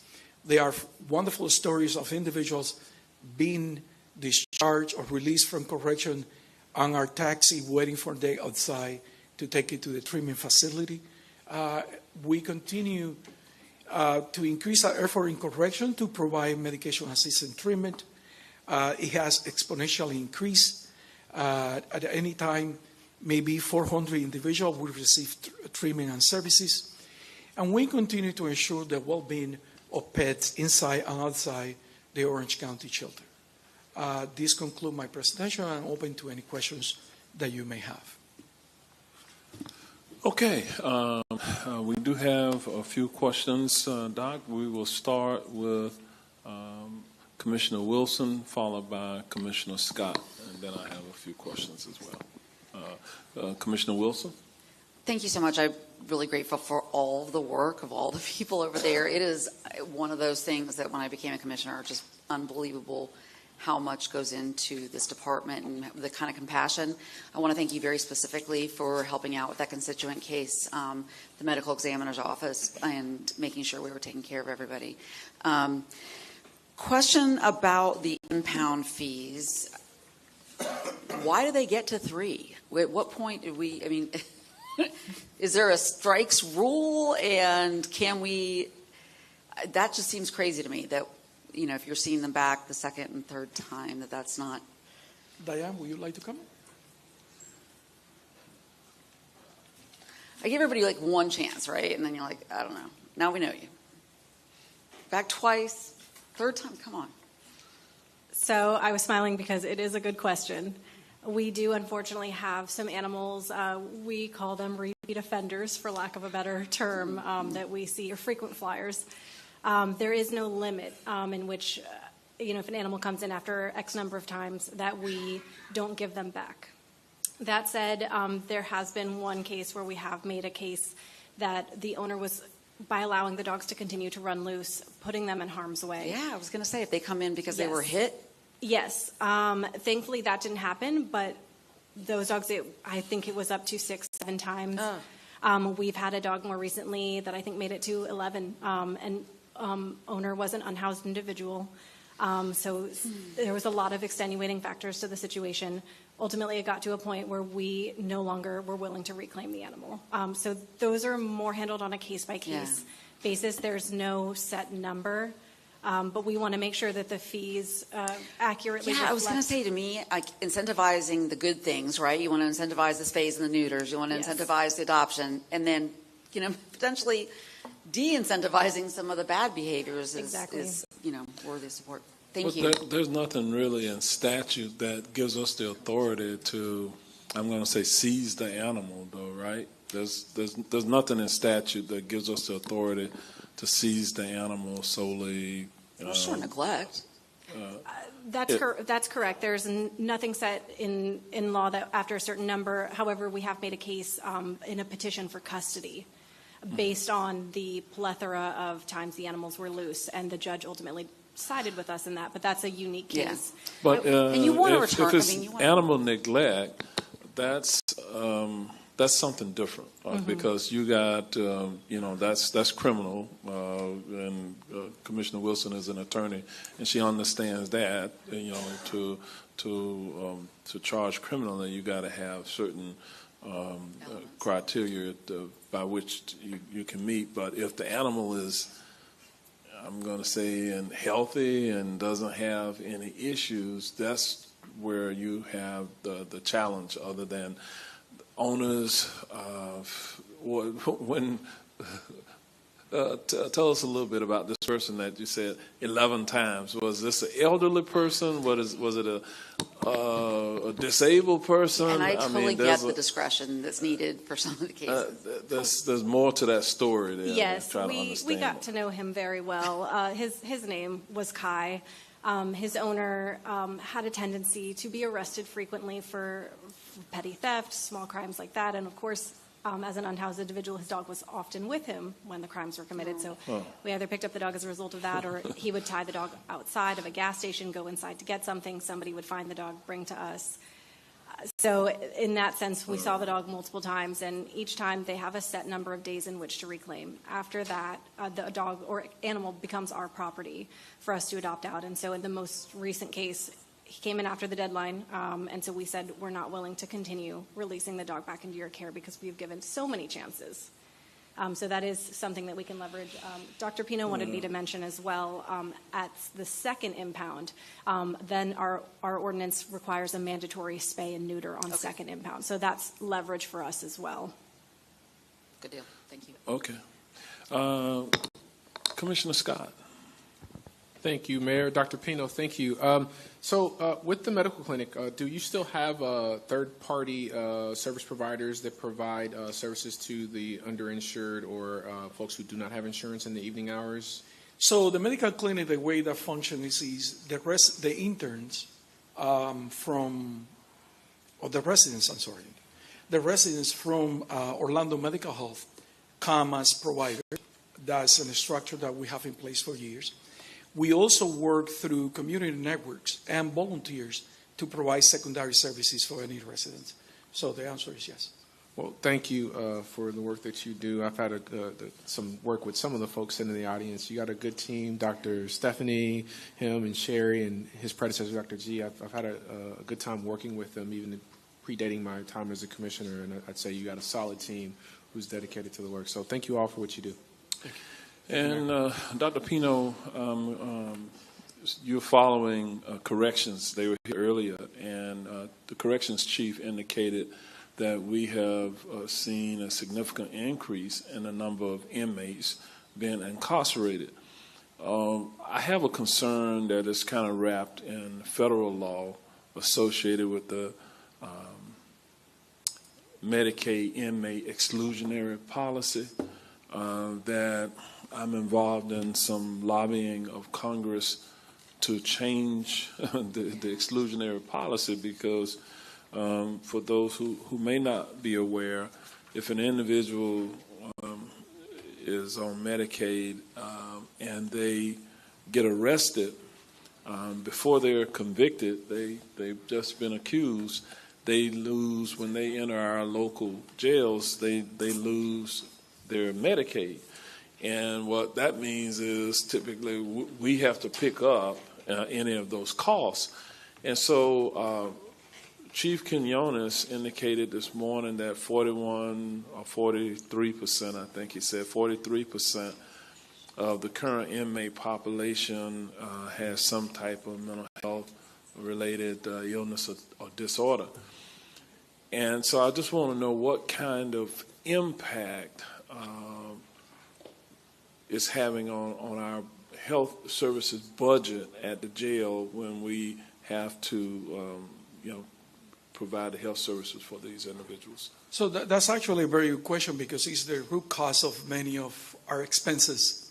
And actually, we have talked to Danny Banks and others in the administration about this rule and how can we change it if possible. So we are requesting an additional 1.5 million, and this year for healthcare in correction. And this year we may be short. We are finding resources within the department, but we think that we could be short $3 to $5 million in what we have projected last year, because at the time that we were projecting last year was based on the population that we had at the time. So it's safe that in any correction facility, it's safe to assume that about 50% of the individual have mental health needs. We have the ability now to provide telepsychiatric health from the jail for some individuals, and that will help us to curtail the demand that we have seen, the increase in the demand. And we are also going to come in front of you at some point requesting some reclassification in some positions that we want to offer additional support to the mental health area in correction. But the impact is clear. Thankfully, we have been able to hire individuals, and we are keeping filling positions to provide the services. But we are stretched, as well as correction is, with those increases. And we have the same concerns that were expressed this morning here with regard to the new law coming in effect in October, and is what it's going to do to those services and to the cost of the services that we provide. But we are looking also for additional resources and maybe the possibility in the near future to provide health insurance to individuals that have not been going through court and they are waiting for the process. And so I participated earlier this year in Washington, D.C. In a hearing that Congress was holding, and there were different local government representatives that participated, and we had a panel discussion with representatives from the various federal agencies that have some oversight for this. And the counties from across the nation were taking the position that it's essentially an unfunded mandate. And across the country, we're seeing the inmate populations rise with these individuals who fall in the Medicaid inmate exclusionary policy. And so the distinction that we're trying to get Congress to change is to recognize that until the individual is sentenced, once sentenced, it may make more sense that they lose their coverage, but we could have someone incarcerated in our jail on minor violations types of law up to a year, and the cost of incarcerating that person who may be ill, and it just so happens that most of the persons who get arrested, they don't make healthy lifestyle types of decisions, and consequently they come with significant health-related costs, mental health-related costs. And so for us at the local level, that's a bit of a challenge for us if we don't. All we're saying is allow these persons until they are convicted of a crime to continue to have the coverage under the Medicaid system. But also the paradox of that is that we just received a bill from the state for $24 million to help with Medicaid costs. Yeah. And at the same time, we have to pay all these costs that otherwise could be covered. So that's a different animal that we have with the state, with cost shifts. They keep the state's costs down, the state's taxes down, but they, defer to the local governments and say, you all figure it out. We just related to the new law reference public homelessness, and, we don't know the untold impacts of that, but here we are already talking about a $10 million increase in our budget just to begin to try to get our hands around that issue. We calculated on top of whatever it costs to corrections daily, the cost for healthcare average in this last fiscal year was about $42 per inmate per day. $42 per day per inmate. And so you can see at 3,400 inmates, we are somewhere around 1,000 plus per day, 1,000 or 1,200 per day inmates more than what we had on average in 2023. And if you multiplied, if we stayed at this rate, $1,000 a day, 1,000 inmates per day times 42, you can see that's $42,000 a day times 365 days a year. You can see that cost becomes, it can become problematic for us because we have to look for that somewhere within our general fund budget. So anyway, I'm monitoring it, but any data that you can keep, docs there working and staff in the jail, or on the impacts of that, I'm going to be really staying focused on trying to lobby Congress to bring about. We have very good data, and I have a wonderful senior management team. So whatever you need, we will provide you with. And you indicated that you're going to hire another veterinarian. Is that person going to be a full-time employee, a contracted service, full-time employee? We have 3 vet positions at the shelter. Okay. Now, right. we use contractual services at times when we have an increase in volume, but those are 3 full-time positions. Okay. All right.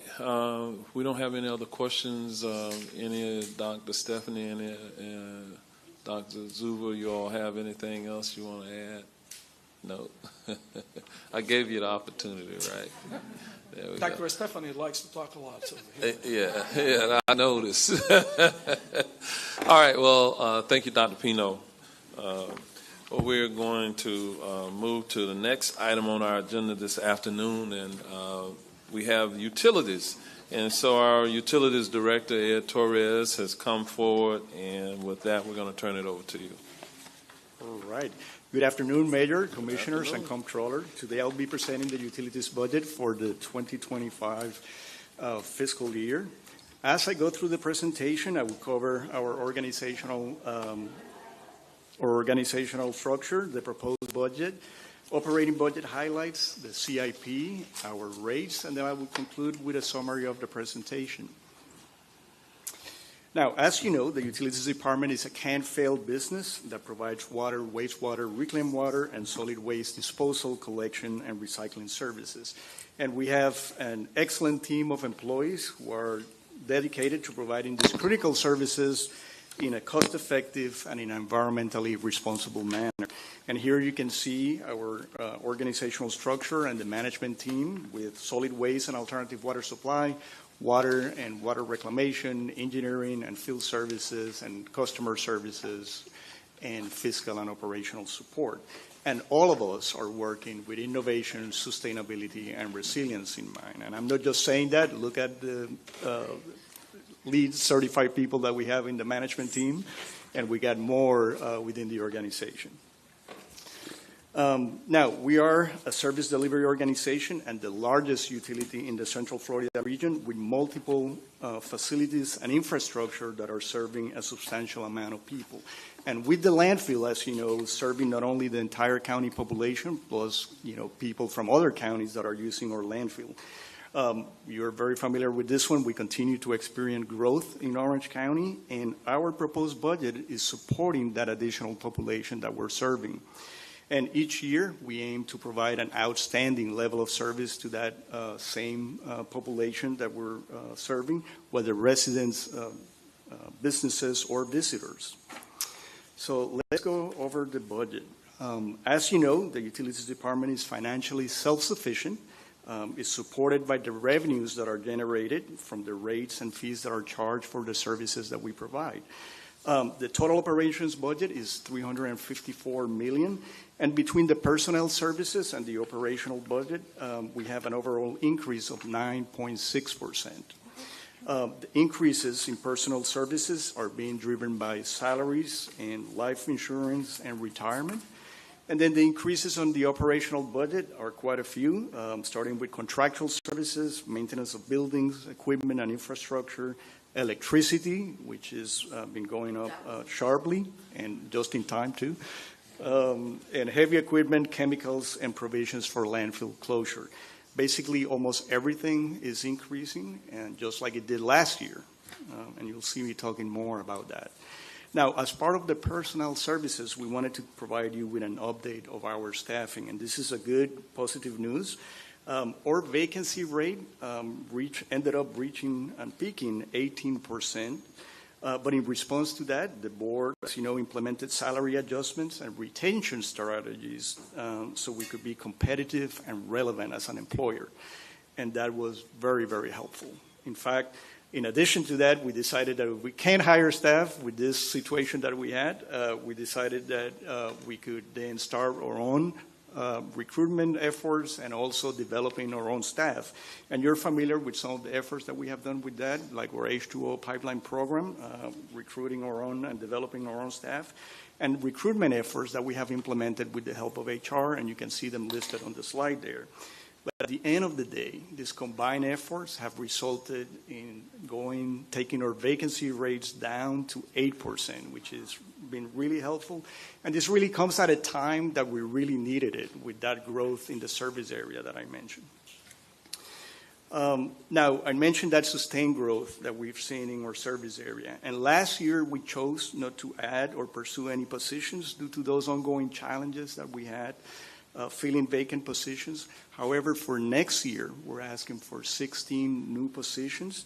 And the bulk of these positions are really to add a third wastewater pump station crew in the field services division so they can split maintenance operations more efficiently through that large service area, 600 square miles that they're distributed through. Also, at our landfill, we're currently building a new scale house to improve the traffic flow and decrease the wait times at the landfill, and that requires 2 new weighmasters to run that new facility. And then due to the increase in operations that I mentioned, we also need to add positions in several support areas, which you can see listed below, but I want to specifically highlight the last one, which is a utility service coordinator in our safety group, and that's going to help us implement some of the recommendations in the controller's audits that have been done in the past and beef up some of our safety area there. Now, as I go through the rest of the budget presentation, keep in mind that everything that I'm presenting is based on these foundational aspects. The growth that we're seeing, we have more customers that we're serving, regulatory requirements, not only the new requirements, but projected requirements that we're following, trying to stay ahead of things. Also, alternative water supply and solid waste management, those are things that we can't just flip the fingers. We just got, snap the fingers. We have to plan long-term and in advance. And lastly, that sustained inflation that we're seeing, which has been pervasive, and that combined with the other items that I mentioned are really putting pressure in our rates and in our borrowing needs for bonds and things of that nature. With that, let me go over some of the operating budget highlights. One of the most tasking operations in any utility is the operation of the wastewater pump stations, where I mentioned that we need additional staffing. For us, this is particularly challenging because of the sheer number of pump stations that we have, over 860 pump stations, right? Florida is flat, so we have to pump that wastewater through that flat area to reach our wastewater treatment plants. And with the continued growth, we're also getting new pump stations added each year. Our pump station crews, they ensure that pump stations and generators are well maintained throughout that service area and that they're fully operational.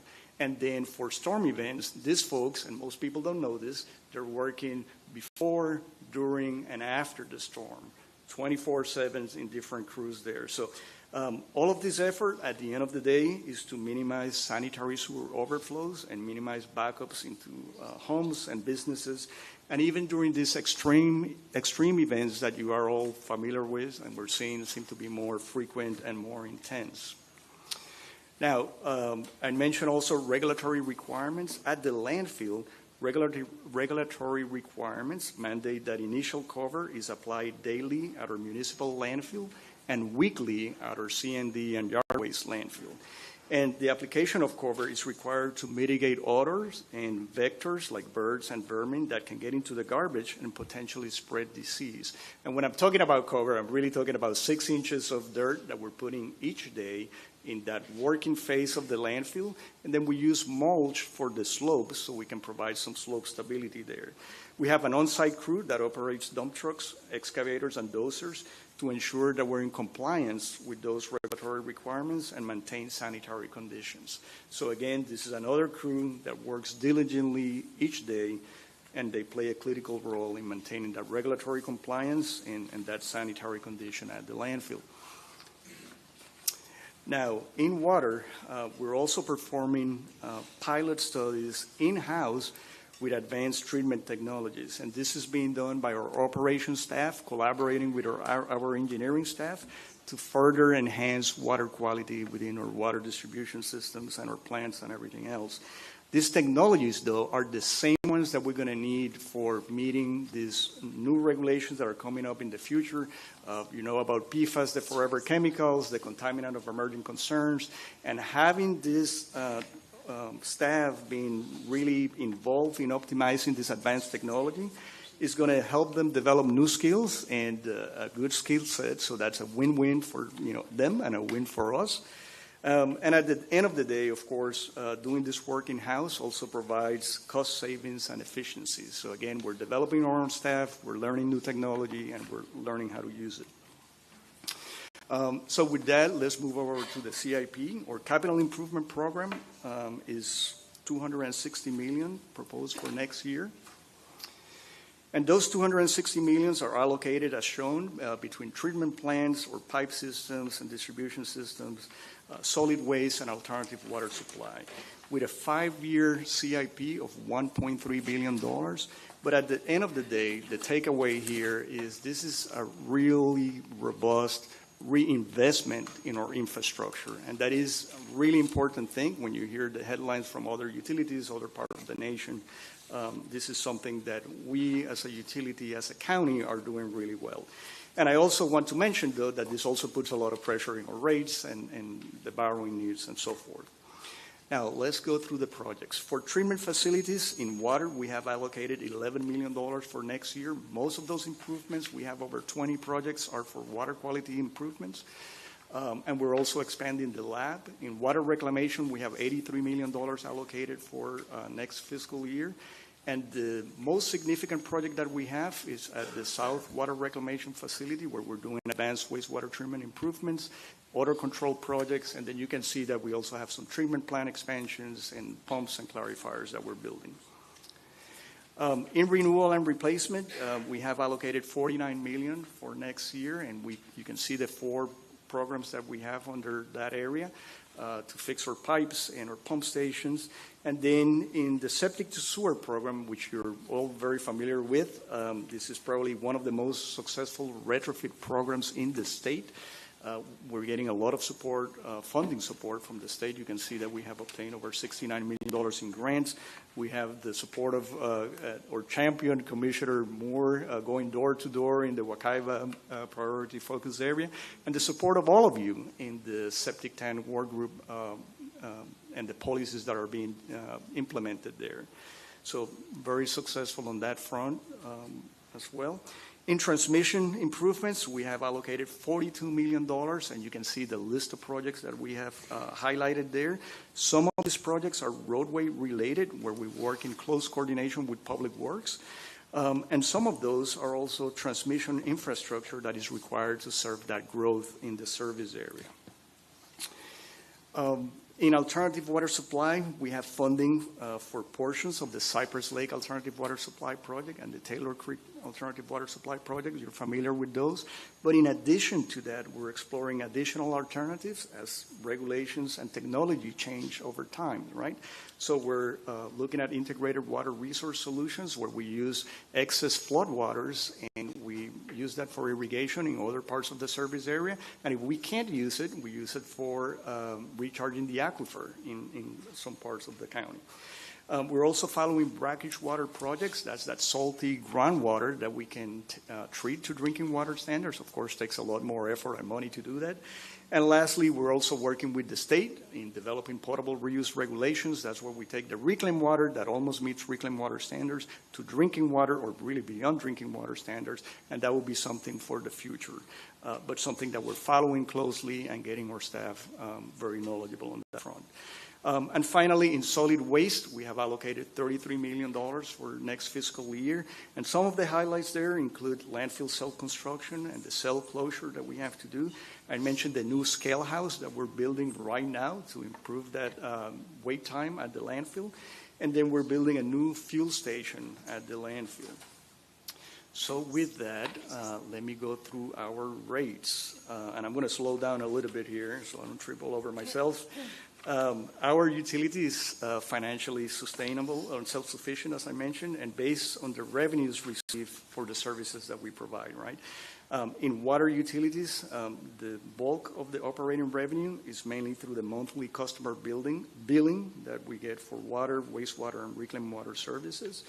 The solid waste system receives the majority of its operating revenues through the tipping fees that are charged at the landfill and the transfer stations. And then, of course, the mandatory refuse program receives its operating revenue through the MSBU that is charged through the property taxes for the collection and disposal of residential waste. So those are the revenues coming in.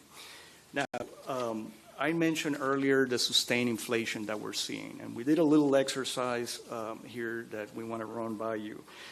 We know that each year we have water and wastewater systems, it normally faces increasing costs as we serve our customers. However, in recent economic conditions, we know that this has led to record inflation, and that has resulted in increases that are even larger than those experienced by consumers in the CPI, in the Consumer Price Index. So we wanted to see exactly how that looked, and we went back to compare to the expenses that we were seeing in 2022 to what we were projecting for next year, right? So a 3-year difference. And if you look closely at that last column there, we're seeing double and triple-digit inflation, with triple-digit inflation in contractual services and chemicals that are essential for the business that we're in, right? I have highlighted those in red there for contractual services and chemicals. But overall, if you look at those cost categories there, that adds up to $87.5 million in just 3 years that have elapsed. That alone is 25% of our proposed budget for next year. That's just to put it in perspective as to where we are and give you a little bit of background as we move into the rates. Now, with the rates, we're going to start with the water and wastewater system rates. But prior to us feeling the impact of these significant cost increases that I mentioned since 2022, we worked with the board to approve multi-year rate plans that at the time were sufficient to fund our programs for several years. You may recall that in May of 2022, the board approved a 5-year plan that began in 2024 for water and wastewater rates to achieve that parity between residential and commercial. If you recall, commercial was somewhat being subsidized by the residential rates. And this rate plan included a 3% increase in residential water rates and no increase, 0, in wastewater residential rates. It also included increases in the commercial rates to achieve that parity with residential, right? So the board has already approved these rates until 2028. Now, the cost increases that we're seeing, and I mentioned, have been included in this budget that we're presenting to you, but those are outpacing the rate increases that have been approved. So keep that in mind, because we're studying options right now to overcome some of these cost increases, and we'll be coming back to the board in the future with proposals to maintain that healthy balance that we need between revenues coming in and the costs that we're seeing in the future. So that was in the water and wastewater side. On the solid waste system, we're in the second year of a 3-year rate that was adopted by the board from 2024 to 2026. And that plan increased the tipping fees 12% each year on those 3 years, right? So we're in the second year of that. And so the board, again, has approved these rates until 2026 for the solid waste system. And last month, the board tentatively approved the $300 per household MSBU for the county's residential garbage and recycling collection program. And that was just a $10 increase per household per year, right? And this will come back to you, to the board, in the first budget public hearing for final approval. And the last thing that I wanted to remind you is that we're in the last year of the 10-year contract, or I guess this coming year will be the last year of the 10-year contract for collection. And we're currently working on the new specs and the new contract that will advertise for the following years. Now, with that said, let's go through the rates in comparison to other utilities. The next 2 slides are going to compare water and sewer rates for an average residential customer to other local utilities. And this one in particular, this slide is showing the cost of water for 7,000 gallons, both for the current rate and for the 2025 3% rate that the board has already approved.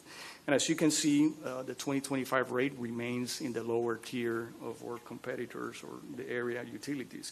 Now, like I tell you every year, we're comparing against current rates, and every utility is doing the same thing that we're going through now, going through their budget and probably looking at rate increases. Also keep in mind that the cities usually charge a higher rate for services rendered outside the city limits, and we're not comparing against those, but keep that in mind. With the wastewater bill, as you can see here, it reflects the 5-year rate plan that was approved by the board, where there's no increase in the residential wastewater side.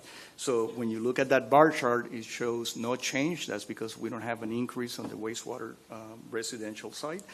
And again, just like with the water, we're comparing the rates from the current rates, not the proposed rates by all the other utilities as they go through their budgets. And then in solid waste, we're comparing now our municipal tipping fee compared to other county solid waste systems. And as you can see, even with that 12% that the board already approved, we're still in the middle of the comparison pack, very competitive. And just like with water and wastewater rates, the solid waste systems are likely going to see tipping fees increases. So in summary, this budget includes adequate funding to provide a high level of reliable services for our growing number of residents, businesses, and guests. Our utility, as I mentioned, reinvests heavily in its infrastructure to keep up with and be ahead of regulatory issues and to support future water quality and water supply issues and solid waste management for our county. And the budget reflects adjustments to accommodate the current sustained inflation. And lastly, the budget reflects revenues from rate adjustments that are already approved by the board that would allow us to fund the needs that we have right now. And while we're planning for future revenue enhancements to meet the increasing funding needs, should that inflation continue at the current pace. And with that concludes my presentation. I'll be glad to answer any questions you may have. All right, Commissioner Scott. I'm first. Wow. Thank you, man. Ed, thank you. Great job. I like how you do your presentations. You know, people do PowerPoints and like they'll read I like how you summarize it and get straight to it. And of course, like you got the best hair in Orange County. Can't nobody, like that's not paid for by county tax dollars. So I appreciate you and your team and what you guys do, especially the landfill. They gave me a great tour and really gave me an aspect of just what they have to do from the planning stuff, the unseen work. So grateful to you and your team. Keep it up. Thank you. Thank you. And that's why we like to have those operational highlights, because there's people really putting a lot of effort on behalf of our residents that most people don't even know. Commissioner Wilson. Yeah, I was just going to say, I know, Mayor, you started up the Citizens Academy. If they're not going to the landfill, they are missing out. I think everybody should have to go to the landfill, and then we can all reconvene and talk about what we need to do with our compost and our recycling, because there's so much opportunity there. But I just want to thank you. I agree with Mike. This is, the presentation, it's concise, and I think for us to understand what it's going to take to really, do a Vision 2050, this is the most comforting presentation I've had. And I appreciate that you're always looking down the road, and the commitment to the sustainability and resiliency plan threads all the way through all the operations. So I appreciate that. Thank you. Thank you. And there's a lot of help from all these folks over here. So. They are the best. So, Ed, you indicated that we have the largest water utility in the region, right? Water, wastewater, and solid waste. Yes, sir. Okay.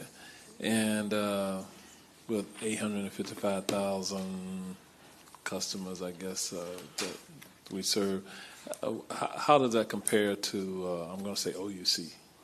Well, it depends. Remember, OUC only provides water. The wastewater side is delivered by the city of Orlando separate, right? So in water, I think they serve a little bit more people. On the wastewater side, we serve a lot more people. So we serve over 1 million folks in the wastewater side. In water, we're serving around a population of around 800,000. So we're very close there if you compare with OUC. But wastewater, again, we talk about the largest water reclamation facility in the region. The South Water Reclamation Facility is 56 MGD. That's the biggest one that we have. If you compare that to Iron Bridge, which Byron is familiar with, that's a 30 MGD plant, and we're at 56 just with one. And remember, we got 4. Okay. And you mentioned something about water reclamation, that you were looking to improve that to, I guess, get water to be more drinkable?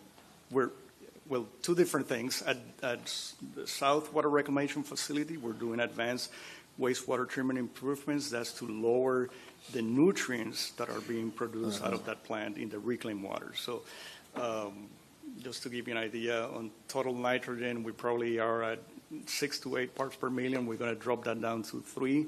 In phosphorus, we're probably around 3. We're going to go down to 1 parts per million. That's really good for the environment at the end of the day on the reclaimed water that we produce. Separate from that, I think you may be referencing the rules that we're working with the state. Reclaimed water already is very close to meeting the drinking water requirements. And there's a myriad of projects that are being done throughout the United States, from California to Colorado to Arizona to right here in Florida, where we have had the technology for decades now where we can take that reclaimed water beyond drinking water standards, taking everything out. I call them the imaginary horribles or the unknown unknowns, and clean that water so clean that we actually have to put stuff back. So how far are we away from that?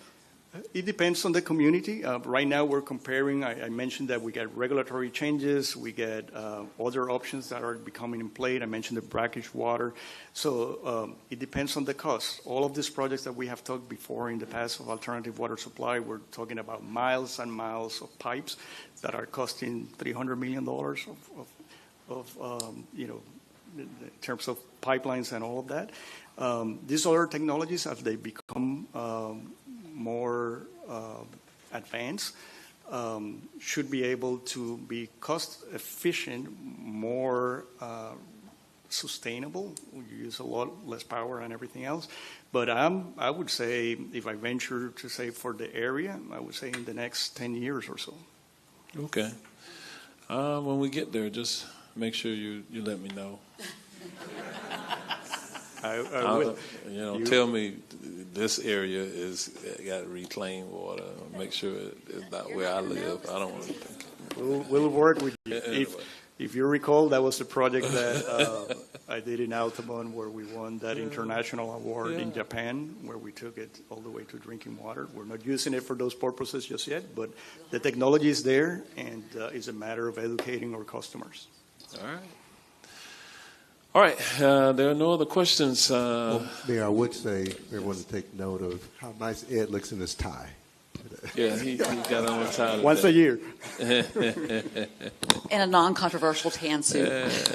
All right, anybody else from utilities got anything else y'all want to say? All right, they didn't ask for a raise, so all right, we move to the next one. Public Works, you all are up. Joe Conkle. Thank you, Mayor. Good afternoon, Commissioners. I'm here to present the Public Works fiscal year 2024-25 budget work session presentation. A similar outline. I'm sure you've seen this before. I will start off with an organizational chart and go over that, as well as our proposed budget for 24-25. I will focus on some of the operating budget issues and highlights. Then I'll turn it over to Raymond Williams, who will take us through our capital improvement program, and then I'll finish up with a summary. There we go. Moving on to our organizational chart. Over this last year, we added in transportation planning. So now we have a nice even number and evened up our organization. What we have on one side of the house is the operations functions, and on the other side we have development and capital program. So starting off with Deputy Director Brett Blackadar. He has the Fiscal and Operations Support Division, which is run by Ralphetta Aker, and they provide a wide variety of resources to Public Works, pretty much anything that's not directly related to another individual division. Of course, we have Ed Avellaneda at Roads and Drainage, and Roads and Drainage does our roads and maintenance activities. Stormwater Division Manager is Mike Drozik, and they're responsible for our primary canal and pond systems. And then Traffic Engineering is Umberto Castillero. He's our Vision Zero guru, along with other traffic-related signals and striping and signage. On the other side of the house, I have Susan Usach, the Deputy Director, who is also our County Engineer. So as County Engineer, she oversees the development review process, which is headed by Dale Mudrak. And they work on all of the development submittals, plans reviews, DRC, and such. Then moving on to the capital side program, that's under Susan as well. We have transportation planning with Brian Sanders, who initiates the designs through the study phase. Raymond Williams, in charge of engineering, takes them through design and right-of-way acquisition. And then, of course, Ken Leeming comes at the end and does all the construction and contract administrative activities. Now, looking at our proposed budget, we have $378 million in funding sources identified in the exhibit. A couple of things to take note of. One is that about 21% of our budget comes from gas taxes and impact fees. I think a lot of people feel that more funding for the transportation side comes from gas tax and impact fees, but it is about 21%. Also on the slide, you'll see a high number for the iDrive CRA.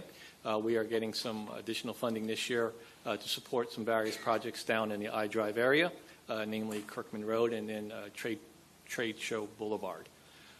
Likewise, we get a fairly large amount from the sales tax that comes in, the state shared sales tax, a big function, or big component of the operating budget comes out of that shared sales tax. So almost half our money in our transportation public works funding sources. Moving on to the standard slide for our 25 budget. Under personal services, we are seeing an increase, of course, that's associated with the standard changes we have for raises and insurance and the like. On the operating budget side, we're looking at a $13 million increase. That's roughly 11%. There's a lot of challenges associated with our operating budget, and I'll be going through those in a little bit more detail. But safe to say, and I think Ed mentioned the same thing, there are just increases all across the board. And you'll see when we get a little bit further along. As far as our staffing, we are staying status quo at 574, no staffing increase. Moving on to operating budget highlights. I'm going to be on this slide for a little while, so some interesting things to note. One is in Orange County, there's a little bit over 5,900 lane miles. I know there can be confusion between lane miles and centerline miles and other types of miles associated with roadways. So centerline miles just delineates the center of the road, but we feel a more appropriate way to track the mileage is lane miles. So if you have a 2-lane road and it's a mile long, you have 2 lane miles. A 4-lane road, 1 mile long, 4 lane miles. So Orange County has quite the inventory. Like I said, over 5,900 lane miles in the county. And to put that into perspective, if you look at the map on the bottom, you can see Orange County, Orlando in the far right. And if you go over to the far left, you'll see the route ending in San Francisco. That's 5,900 miles. So we maintain a 2-lane road from here to San Francisco. That's the amount of inventory we have in Orange County. It is quite a large amount of roadways for us to maintain. Looking at what we do with those 5,900 lane miles, the accepted practice for maintenance is to resurface a road in every 12 to 15 years. Looking at a 12 to 15 year cycle with our 5,900 miles, we should be doing around 390 lane miles per year.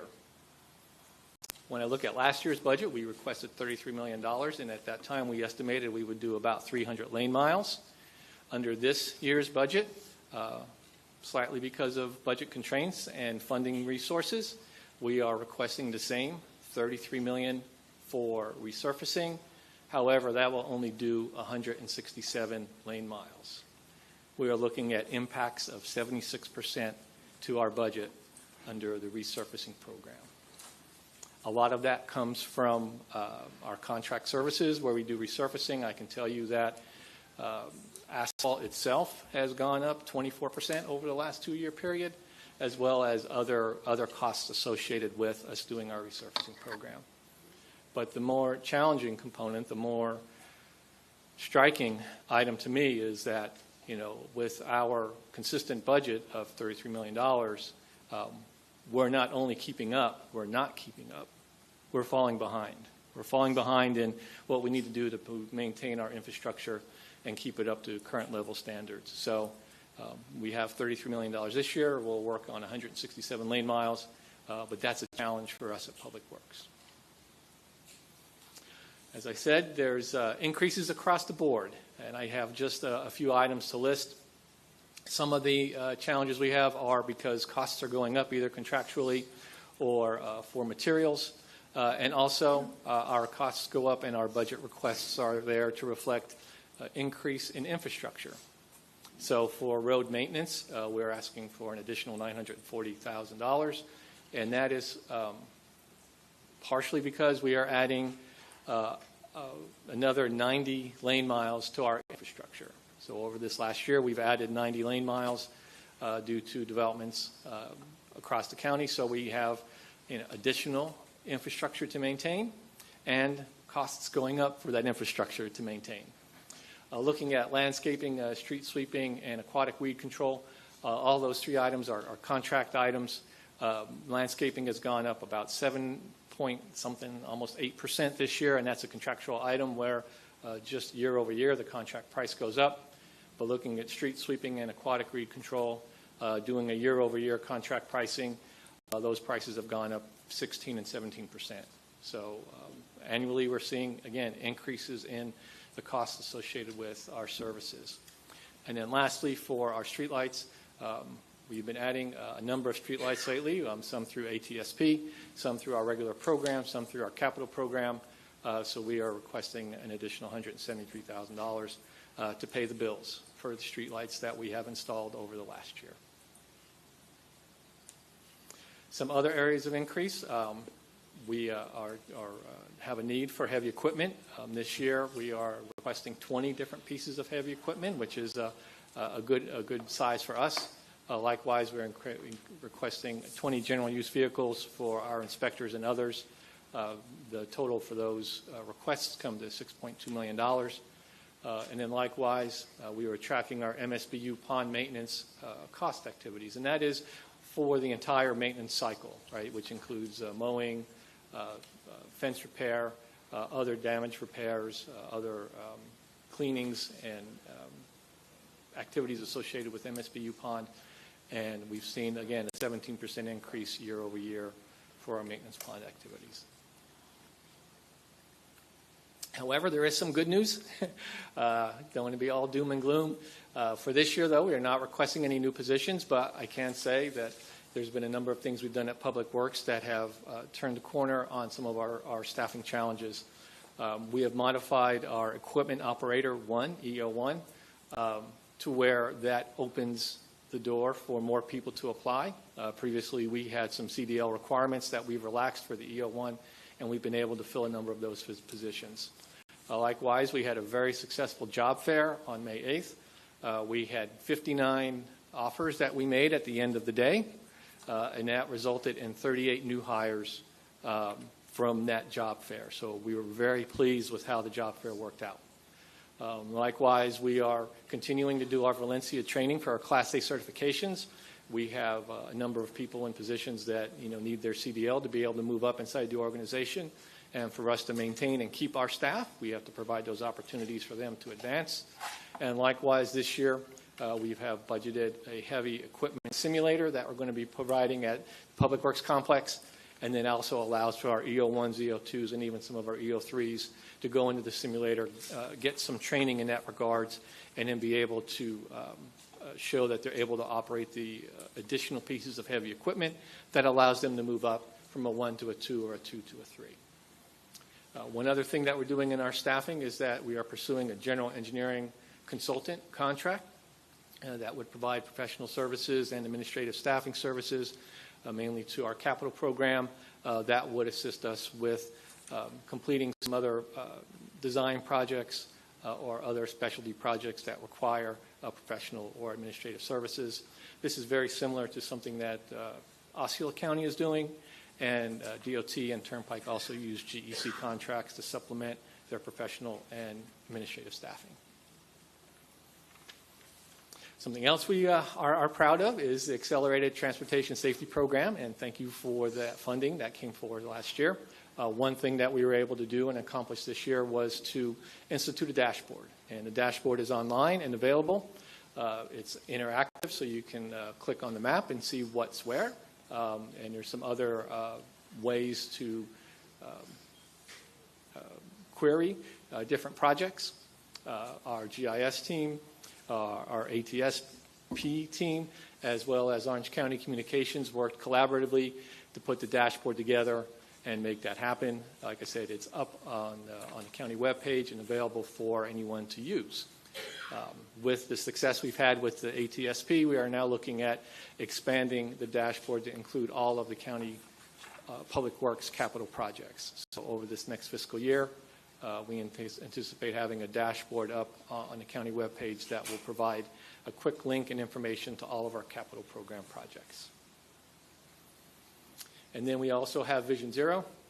As some of you may be aware, Vision Zero Action Plan was approved last year through a grant, Safe Streets for All grant with Metro Plan. That action plan is finalized, being finalized.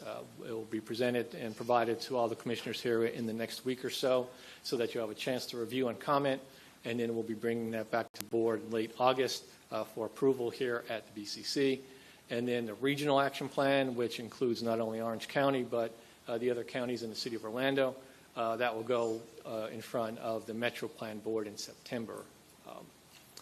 The goal of having an action plan in place, allows the county to apply for Safe Streets for All grants for implementation of those items and activities that are identified in the action plan.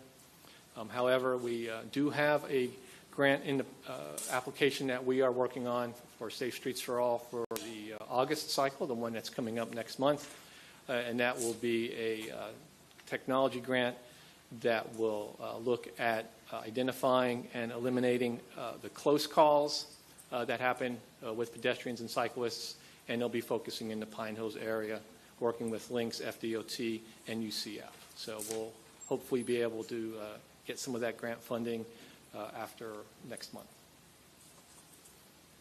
And of course, you've heard this before, but another highlight of our budget is the real-time flooding forecast. The models for Little and Big Econ basins, of course, are complete and ready for the current hurricane season. I think you heard this at the stormwater presentation we made earlier. And then also this next coming fiscal year, we'll be utilizing that SDOT project grant award for us to be able to do a model countywide and complete that by 2026. Looking at some other major components that we have at Public Works, that includes the regional transportation initiatives, specifically SunRail.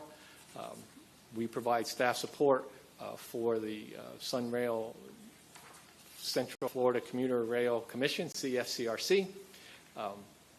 We had some transition agreements come in front of the board back in March, and just yesterday we also had a item with the city of Maitland come forward regarding SunRail future costs component. Also, we have the local funding partners identified to take over the financial responsibilities at the end of this year, and then work with Lynx to move those obligations through Lynx in a few years. Likewise, our staff is supporting the Sunshine Corridor. We've completed the draft TCAR, Transit Concept Alternative Review Study. That was done through DOT. And likewise, here we have the DOT and the local partners will move forward with project development, PD&E, in the near future. And then as that comes forward, that will be routed through the CFCRC again. And with that on the operating side, I'll now turn it over to Raymond to present our capital program.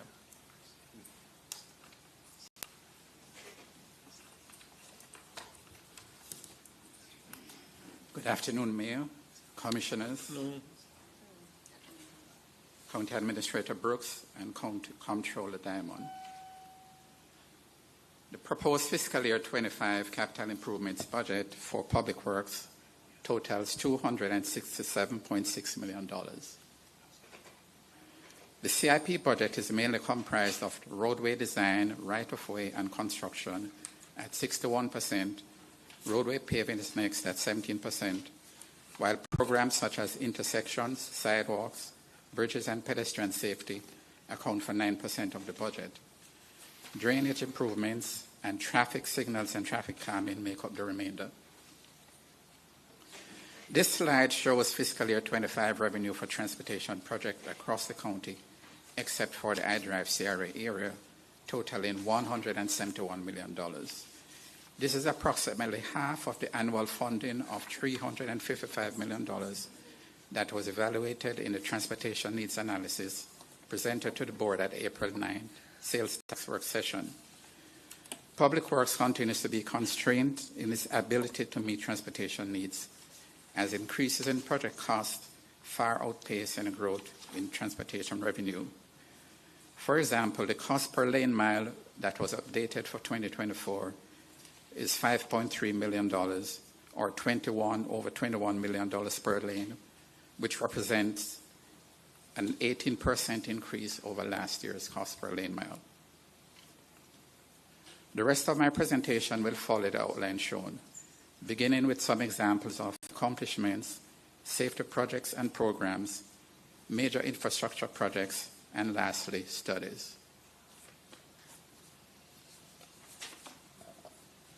We recently completed construction of major improvements to Bogger Creek Road, shown in the photo to the left. The two-lane roadway was improved and widened to a four-lane road from the Osceola line to south of State Road 417 interchange at a cost of $25.5 million.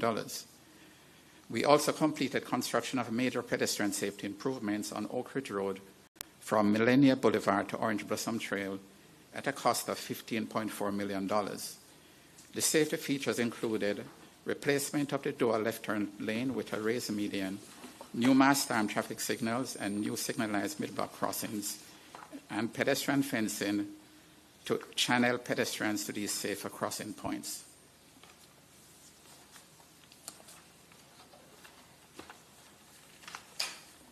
We are also constructing major pedestrian safety improvements on Pine Hills Road from State Road 50 to Bonnie Circle. The total estimated cost is $30.2 million, with $1.7 million budgeted for fiscal year 25. The project is being implemented in 3 phases due to budgetary constraints. The first 2 phases from State Road 50 to Belco Drive are under construction. The completion dates shown for phases 1 and 2 will be extended due to a concurrent septic to sewer project within the right-of-way being implemented by Utilities Department. The final phase from Belco Drive to Bonnie Circle will be rebid for construction in the coming weeks. The main safety features are a raised median to replace dual left turn lanes, pedestrian fencing, new mass arm traffic signals, new signalized mid-block pedestrian crossings, and a gateway feature at the intersection of Pine Hills Road and Silver Star Road. We are also currently constructing major pedestrian safety improvements on Alafia Trail from Research Parkway to McCullough Road and on University Boulevard from Alafia Trail to the Quadrangle Boulevard. This project is being done in collaboration with FDOT and UCF. The total project cost is $15.3 million, with $100,000 budgeted in fiscal year 25. Substantial completion is scheduled for December 2024. The projects include safety features such as a 10-foot wide multi-use sidewalk with pedestrian level lighting adjacent to UCF, as depicted here, upgraded lighting along Alafia Trail, new signalized mid-block crossings, and pedestrian fencing. The improvements that are currently being constructed on Econ Trail will widen the corridor from 2 to 4 lanes from south of Lake Underhill Road to north of State Road 408. A new bridge will also be constructed over State Road 408. The total project cost is $66.2 million, with $12.8 million budgeted in fiscal year 25. Substantial completion is planned for January 2026. Stormwater Division's Olive Vista flood mitigation project is well underway, with construction over 77% complete. The excavation of ponds are also complete, with 464,000 cubic yards, or the equivalent of 24,000 truckloads of dirt excavated. The project is on budget and on track to be completed as scheduled by spring 2025. This slide shows recent construction progress. I'll now share some of the safety projects and programs in Engineering Division CIP. We have allocated $4.8 million for our intersection program next fiscal year to construct 4 intersections and start design on one as listed on the slide. This amount will be supplemented by a local agency program or LAP funding through FDOT. The sidewalk program will be funded next fiscal year at $5.8 million for about 13 miles of new sidewalk countywide. This amount will be supplemented by funds from the Accelerated Transportation and Safety Program, or ATSP, which I will discuss later. We have a total of $3.5 million in our fiscal year 25 budget for the construction of 2 bridges and to start design of one as shown. This amount will also be supplemented by funding from FDOT. We have allocated $200,000 for roadway lighting upgrades to address pedestrian safety next year. These funds can be used to improve lighting conditions at areas with a high level of pedestrian traffic, such as pedestrian crossings and intersections. The ATSP program will have total funding of $11.6 million for fiscal year 25. This is comprised of $2 million for roadway lighting, $5.1 million for sidewalks, and $4.5 million for safety projects. I'll now highlight some of our transportation infrastructure projects. The projects shown are sampling of those in Engineering Division CIP, which are at 100% design and have funds budgeted for construction to be managed by our Highway Construction Division in fiscal year 25. We have $1.3 million budgeted next fiscal year to replace the Buck Road Bridge and have secured funding from FDOT in the amount of $10 million to help cover the $13 million total project cost. We will also begin construction of the Bates Road Bridge at a total cost of $5.6 million. $1.2 million is programmed next year. We have also programmed $6.9 million next year to start construction on All-American Boulevard from Edgewater Drive to west of Forest City Road.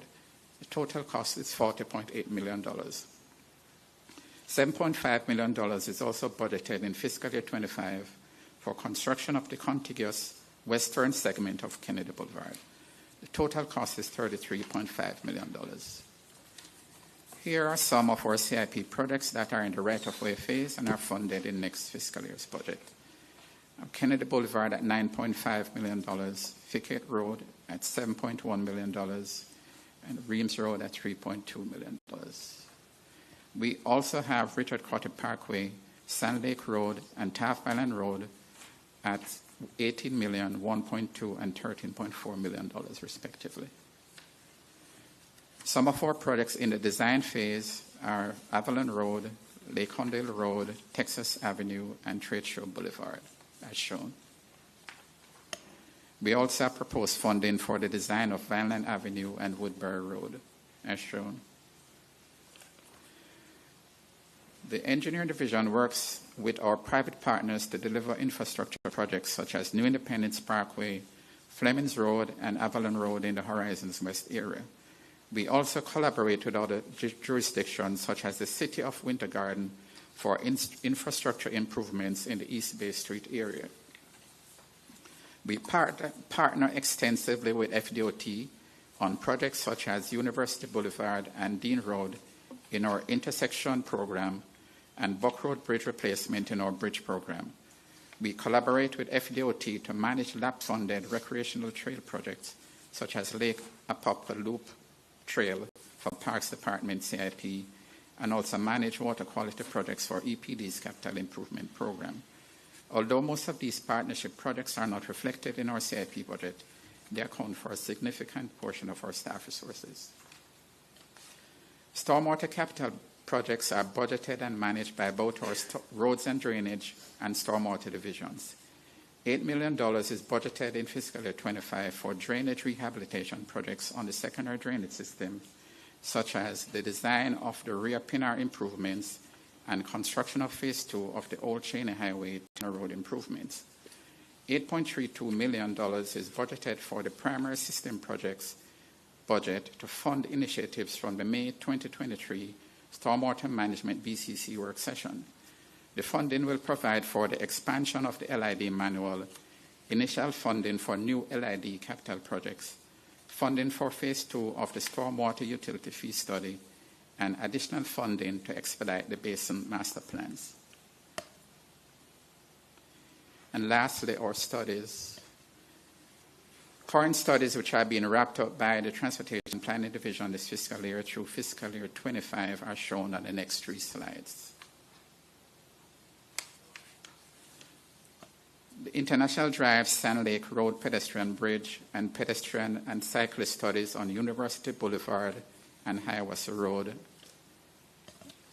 And we also have a contract for Phase 2 of the International Drive Ultimate Transit Feasibility Study is being procured on Public Works' behalf by Lynx through an in-kind services agreement.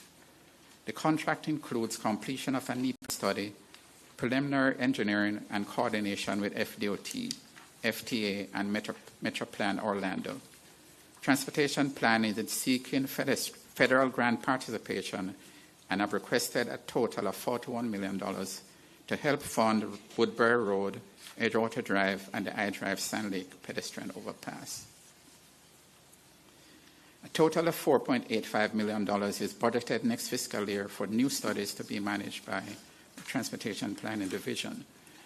The Northwest Orange County area-wide transportation study is essentially a long-range transportation plan that will evaluate the increased mobility demands in the northwest portion of the county and develop a prioritized list of regional roadway improvements, as well as intersection improvements, transit, pedestrian, and bicycle enhancements. The remaining studies will adopt a complete streets approach in developing recommendations to improve mobility, level of service, and safety for vehicles, cyclists, and pedestrians. They are Econ Trail from Corford Road to Lake Ondale Road, and Lake Pickett Road from State Road 50 to Percival Road, and Schofield Road from the Lake County line to County Road 545. This project is currently being scoped as an hybrid study and final design project, as opposed to a traditional RCA process. This will be an expedited process with a more seamless progression from the study phase to the design phase. As much as possible of the design scope, such as survey and geotechnical work, will be included in the study phase. I will now hand over to Mr. Conco to conclude the presentation.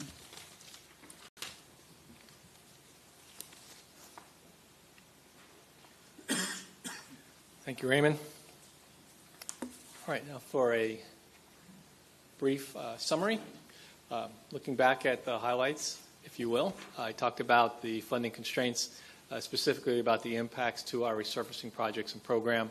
Of course, the challenge there is not only just keeping up with the current cycle of 12 to 15-year resurfacing, but moving ahead. Some of the funding constraints that we have in that regards are making that very challenging for us to do.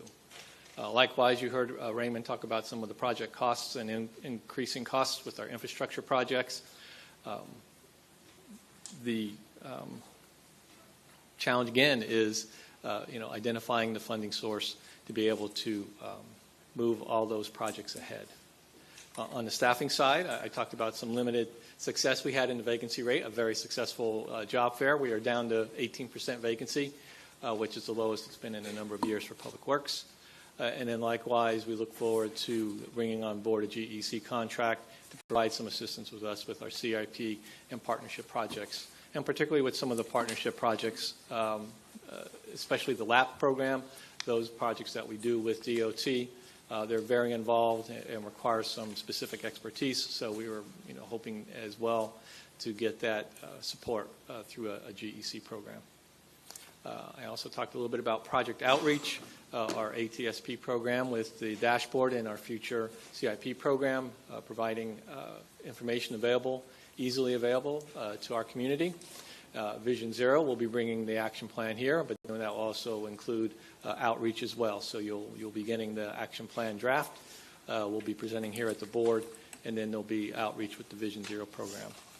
And then likewise on our roadway and corridor studies, part and parcel for the studies in our roadway program includes community meetings as well as community outreach, more so with the roadway program as we move closer to construction so that the community is aware of what's being proposed and when it's coming.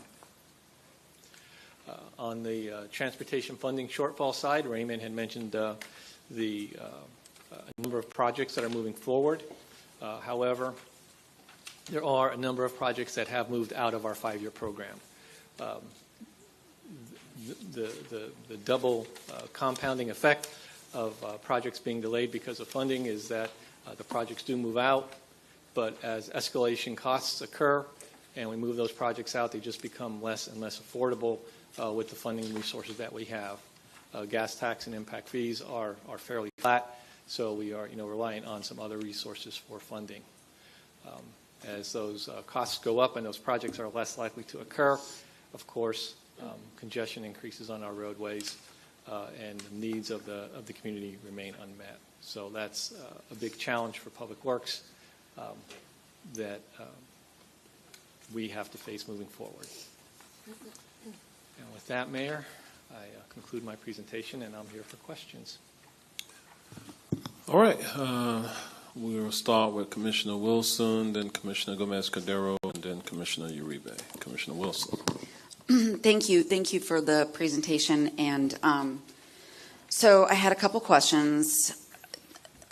Understanding the different revenue sources and then sort of squaring that up against the things that we've talked about when we've been out in the community. And I know you all have seen the emails, and we've gone back and forth over the last several years, in particular with one mast arm, an intersection in the Dr. Phillips area that was very specifically something that was supposed to have been paid for by the developer. The entire community out there knows about it. It was never enforced on our end, and now we're 3.5, 4 years behind on what was supposed to have happened back then. So that kind of in lag time, right? It's hard to identify that is a revenue issue when we put it into an agreement that but then was never enforced. How do we get to that? Do we need a new position to enforce contracts with developers? Because quite frankly, anybody can promise anything, but if we just take the honor system on and wait for the mast arm to show up, it explains why we're still sitting here waiting for it. Right, and I hear you loud and clear, Commissioner. That is one of the items that we have are working with our Transportation Planning Division. Most of those agreements came through the Road Agreement Program, and that is something that we will have to focus on, as we move forward. We're aware of many of the requirements that are associated with all of those road agreements. I can't speak as to why the signal there on Apopka-Bondland Road associated with the Korean agreement was lagging or missing. But I know that we're committed to following up on our agreements and being sure that we're holding the agreeers to the promises that they make. Yeah, I think it goes back to, I get the feeling as we sit through this presentation that there's an indication that had we passed the transportation sales tax that we wouldn't be having this, bleak of an outcome. But I, quite frankly, continue to question this type of experience because we're never going to get anybody to trust that they should give a little more if what they've already given has been mismanaged. Right. And so from there, I want to jump into a couple of the other ones that have been, a big issue. Brian was brave enough to stand in front of the room when we met about the Flemings Road. I saw you in the back of the room. Thanks, Joe, for showing up eventually. But I do want to ask this, it's listed here as a partnership.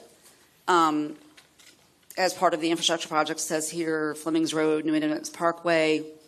But that evening, the public was told that the county was still acquiring right-of-way and that even there was a potential for some lawsuits to get this right-of-way, which then, begs the question, why are we moving forward with allowing some of the residential development and commercial development that is pushing the cars on the road without having those things secured in the first place? So, looking at sort of the broad brush assertion that these are partnership projects, what does that mean as far as our revenue sources and our ability to complete anything in a way that is meaningful to people who are already living there? Right. So there's a couple of things associated with Flemings, and it is a partnership project. With who? With I can't remember the consortium, the developer name, but is with the developer that's on the north and west side, north and northerly side of Fleming's. So there is one entity. There's a group of developers that are associated with that particular development. Okay. And they have responsibilities that are identified inside the road agreement for providing design, providing a large portion of the right-of-way. There is one spot where the right-of-way is not under control of the developers, and the county is responsible for that, potentially responsible for that acquisition. The developer is responsible to reach out and attempt to acquire that right-of-way. If they are unable, then the county would have to acquire it through eminent domain. There is also some property on the east side. I don't understand why we're doing this now. I mean, those are now, people are moving in, right? Promises have been made, deadlines have been passed, and we're still talking about negotiating with the developer, but they've gotten the approvals for the other pieces of this before I even got here. Why wouldn't that have been part of that? So, Commissioner, this is John Weiss. I'm the chair of the county's roadway agreement committee. I'm very familiar with the history of Would have loved you there the that Village night. Eye Road Network agreement. To be clear, it's an incredibly complicated, probably too complicated road agreement. 16 owners are I know parties that to that. But the development is proceeding in compliance with the terms of that agreement. There is, again, some history. There was representation by the Village Eye owners that all the rights of way along Fleming's Road was controlled.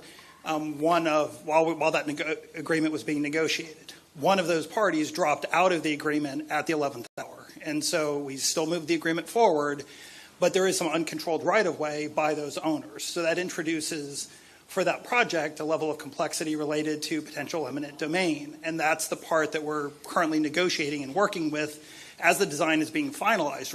We're on schedule to try to get to construction by the end of this year.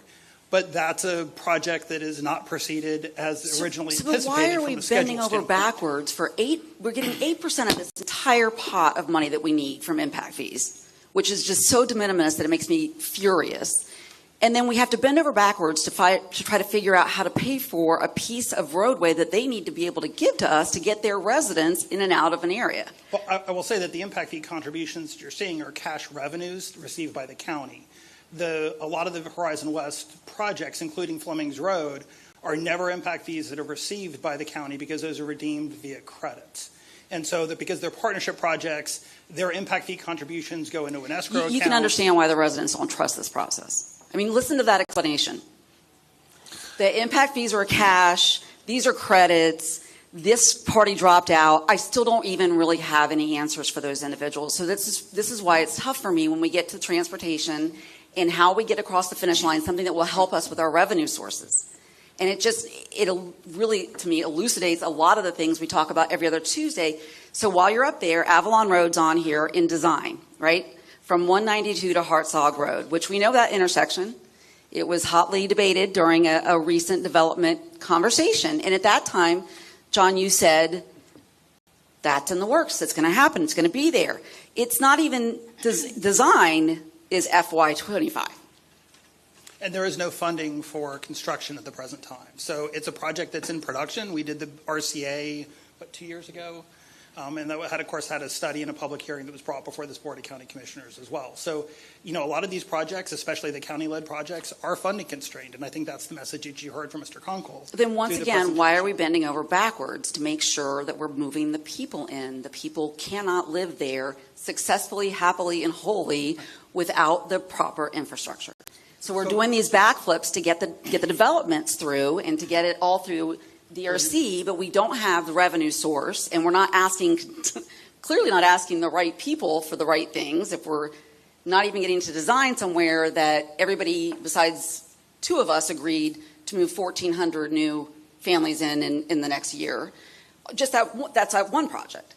I just need to understand how. So again, most of these are development agreements that are approved years ago. I fully understand that part of it. This discussion really is more about the development process, agreements that are.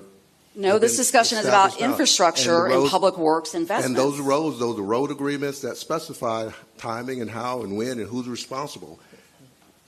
these are just bringing forward those projects of how when they're supposed to come and how they're supposed to come, and our ability to try to deliver those projects. Some of the projects, the developers are supposed to be responsible for, but that doesn't alleviate the fact that there are needs out there that we don't have the ability to deliver on right now, that we can't step in. We don't have the funding, the ability to step in and fund right now.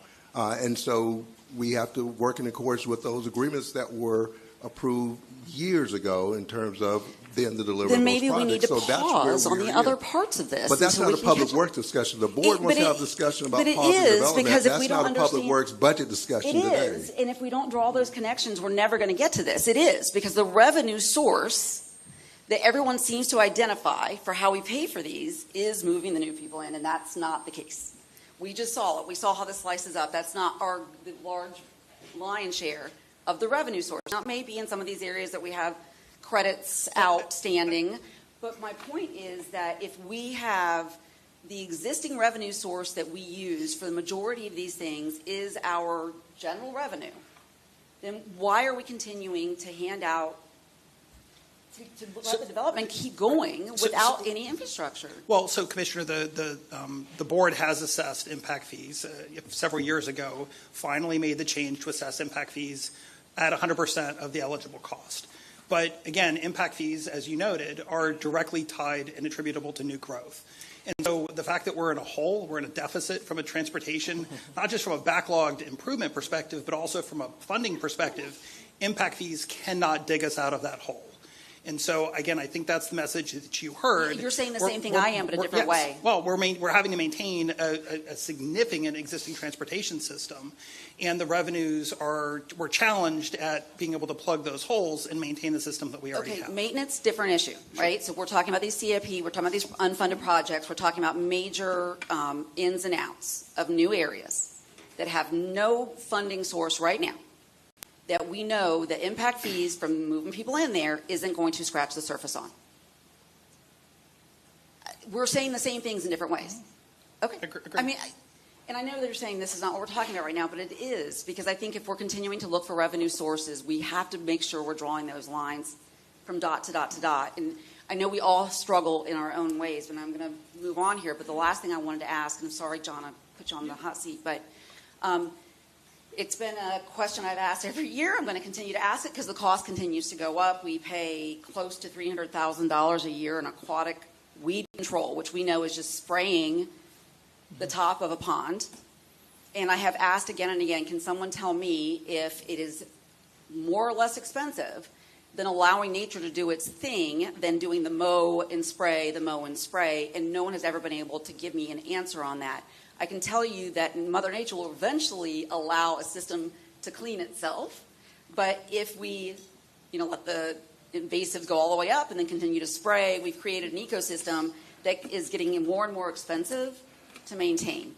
So I'd really like to know if there was a study that you could. Don't do a study, because I know that will send us down another 10-year rabbit hole. Good grief. Another $1 million. But I know for sure I have colleagues in other areas where they have allowed essentially a aquatic system to be maintained naturally after natives were planted, and they don't have to do the type of maintenance that we end up doing. I will. We can take it up later. I have a person in mind that I know that will. It's my annual ask. We will reach out to you, Commissioner, and move forward with that thought. We won't do a study, but we'll do some analysis. How about that? So, Commissioner Wilson, what you're pointing out is something that we all understand. We do not have enough money to do everything that needs to be done, which is part why we really do have to identify other dedicated funding sources. But what John was explaining is it doesn't help us there, because we've made promises with credits and we have partnerships with partners that don't show up. So it doesn't help us out there. What he did, he responded to the question that you asked, and the answer that you got isn't the solution. Well, But what I'm saying is, we're still not going to get a buy-in from an area that I can't look at Well, people and say, this is we going to help all you. understand Yeah, that. Yeah. We understand that. But this is a budget discussion, and we have a finite amount of money to deal with. And we're trying to balance that budget. And without some additional revenue source, we won't come up with the solution that really ultimately is needed to address all of the issues that's there. So you're going to hear during this next day or so, you're going to hear some other things about this budget that's going to put a lot of pressure on us to make some tough decisions, some priorities. Somewhere we're going to have to say no. So part of what you're saying I think here is we want to say no to different people is our problem. That's so correct. that is where I think I'm going, is saying no maybe to somebody who continues to want to make money off of our community but not pay enough in is where I'm going with my no. And perhaps the no should have been said a long time ago. Perhaps. But this board is going to have to say no to somebody. We will not be able to address all of the needs with the limited funds. The government just doesn't work that way. And growth doesn't pay for itself. We're not going to argue with you on that. All right. We're falling behind. They should have been done at 3:15, and we still have questions from multiple other commissioners. So keep that in mind with your questions and your responses, Commissioner Gomez-Cordero. Thank you, Mayor. Thank you, Joe, for this presentation. I have two questions. Okay. And I wrote them so, you can, but they are easy, I think. For the traffic engineer department, the workload seems to be increasing substantially. I have been told that the current wait time for work orders to be completed is 10 to 12 weeks. However, traffic engineering is currently proposing a 10% reduction in their operation budget. How does Public Works intend to catch up on their behind workload while decreasing the operation budget?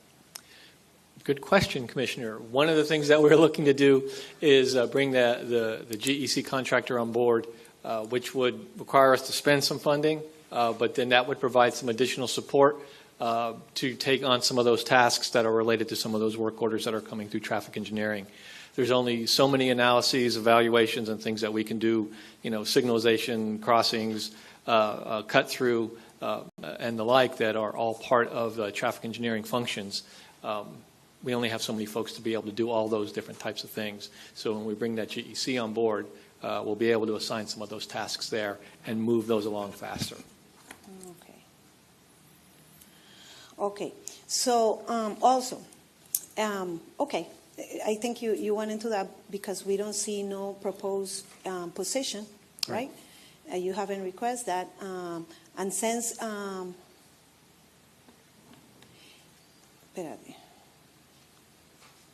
okay, so you explained that. I'm not going to go into this second part. Okay, we're going to talk about that later. But my second question is, the use of consultants for traffic improvement projects seems to be expensive and causes projects to take longer, but also seems to be necessary due to increase of workload. Is this cheaper than adding another engineer or so to the department? Well, that again, the idea behind that GEC is that we bring either an individual person or a small team on board for a separate series, identified series, or grouping of tasks and responsibilities. Including consultant and all this? Well, yeah, as opposed to going out to a general consultant and hiring a firm and doing the studies and the like that we do otherwise through consulting. The GEC is an extension of staff, where we're adding one or two folks for very specific projects or very specific tasks, assignments, and say we need these things done now, as opposed to going through a study and process where we bring a consultant on board and do some other things. So that is how we're looking to approach some of our staff issues, is use the GEC to make them an extension of staff. Okay.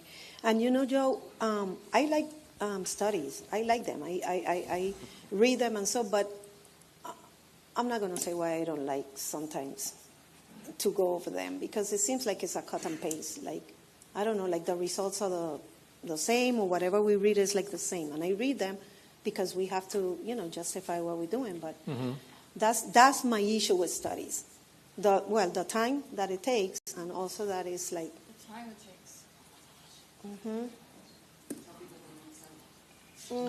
So anyway, thank you. Okay. Thank you, Commissioner. All right, Commissioner Uribe. Joe, it's not all bad news here. Because first of all, I got to commend your team. If you want to talk about making miracles out of peanuts, this is what happens here. Okay, I would be remiss. I have had conversations with almost everyone in your team who have helped me and my community. Commissioner Wilson, it's new development. It's different. I'm oldest area of town, been there forever, and needs a lot of Band-Aids to help it keep going, if you know what I mean. And so your team has really, really assisted. There's just a couple little things. So I want to thank you all and your people below you to make sure that this message gets to them, that I am very grateful and thankful. That's why I drop off cookies, which Joe always eats when I drop them off. But I do have a couple questions, and Ed, I already know you spoke to my team today, but on the flood forecasting, right? Mm-hmm. One of the things that is very, very scary to me right now is just with the heavy rain, we're seeing a lot of growing issues.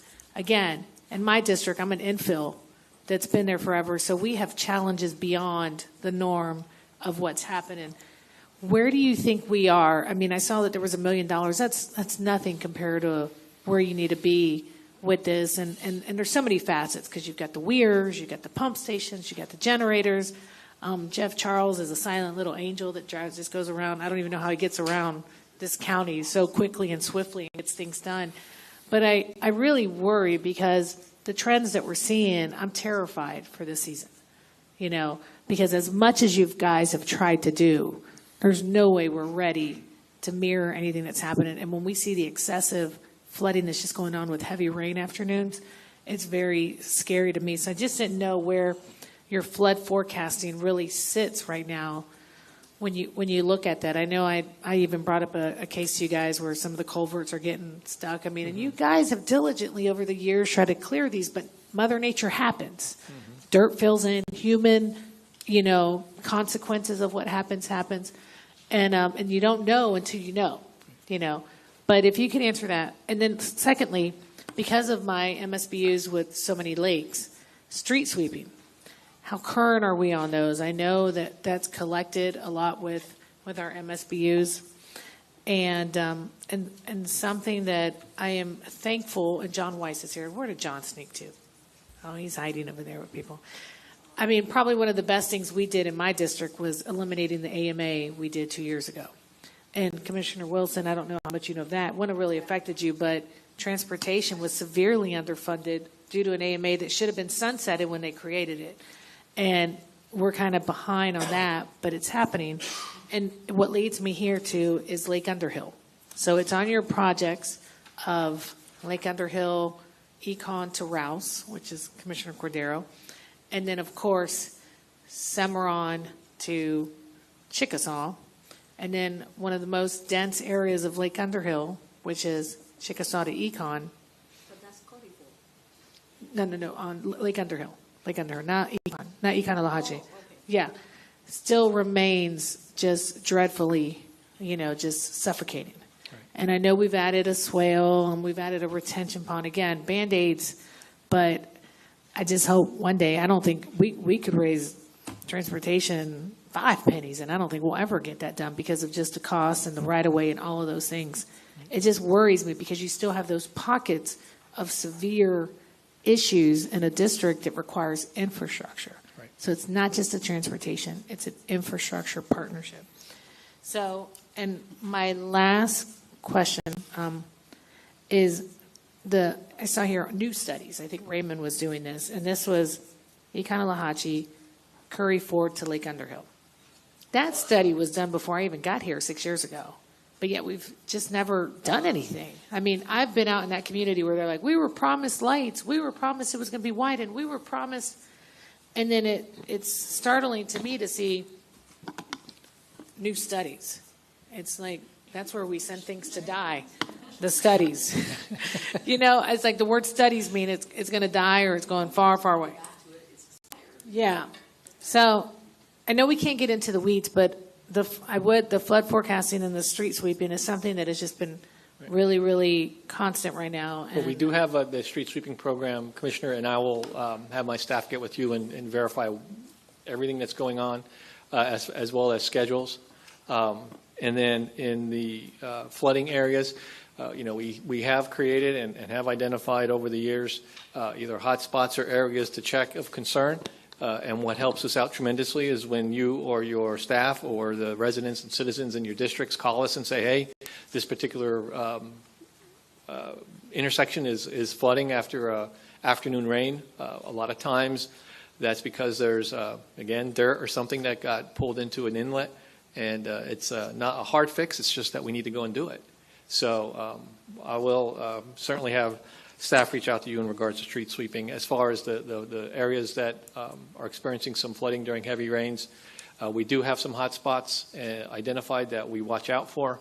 But again, we welcome the information coming back from you, and we'll go out and look at those and see what there is that we need to do. And the thing that I didn't see here when Raymond presented was Holden Avenue, which before it was going to be set to do sidewalks, that got nixed before I got here, and then we were told that it was going to be repaved because it was never extended to be four or five lanes.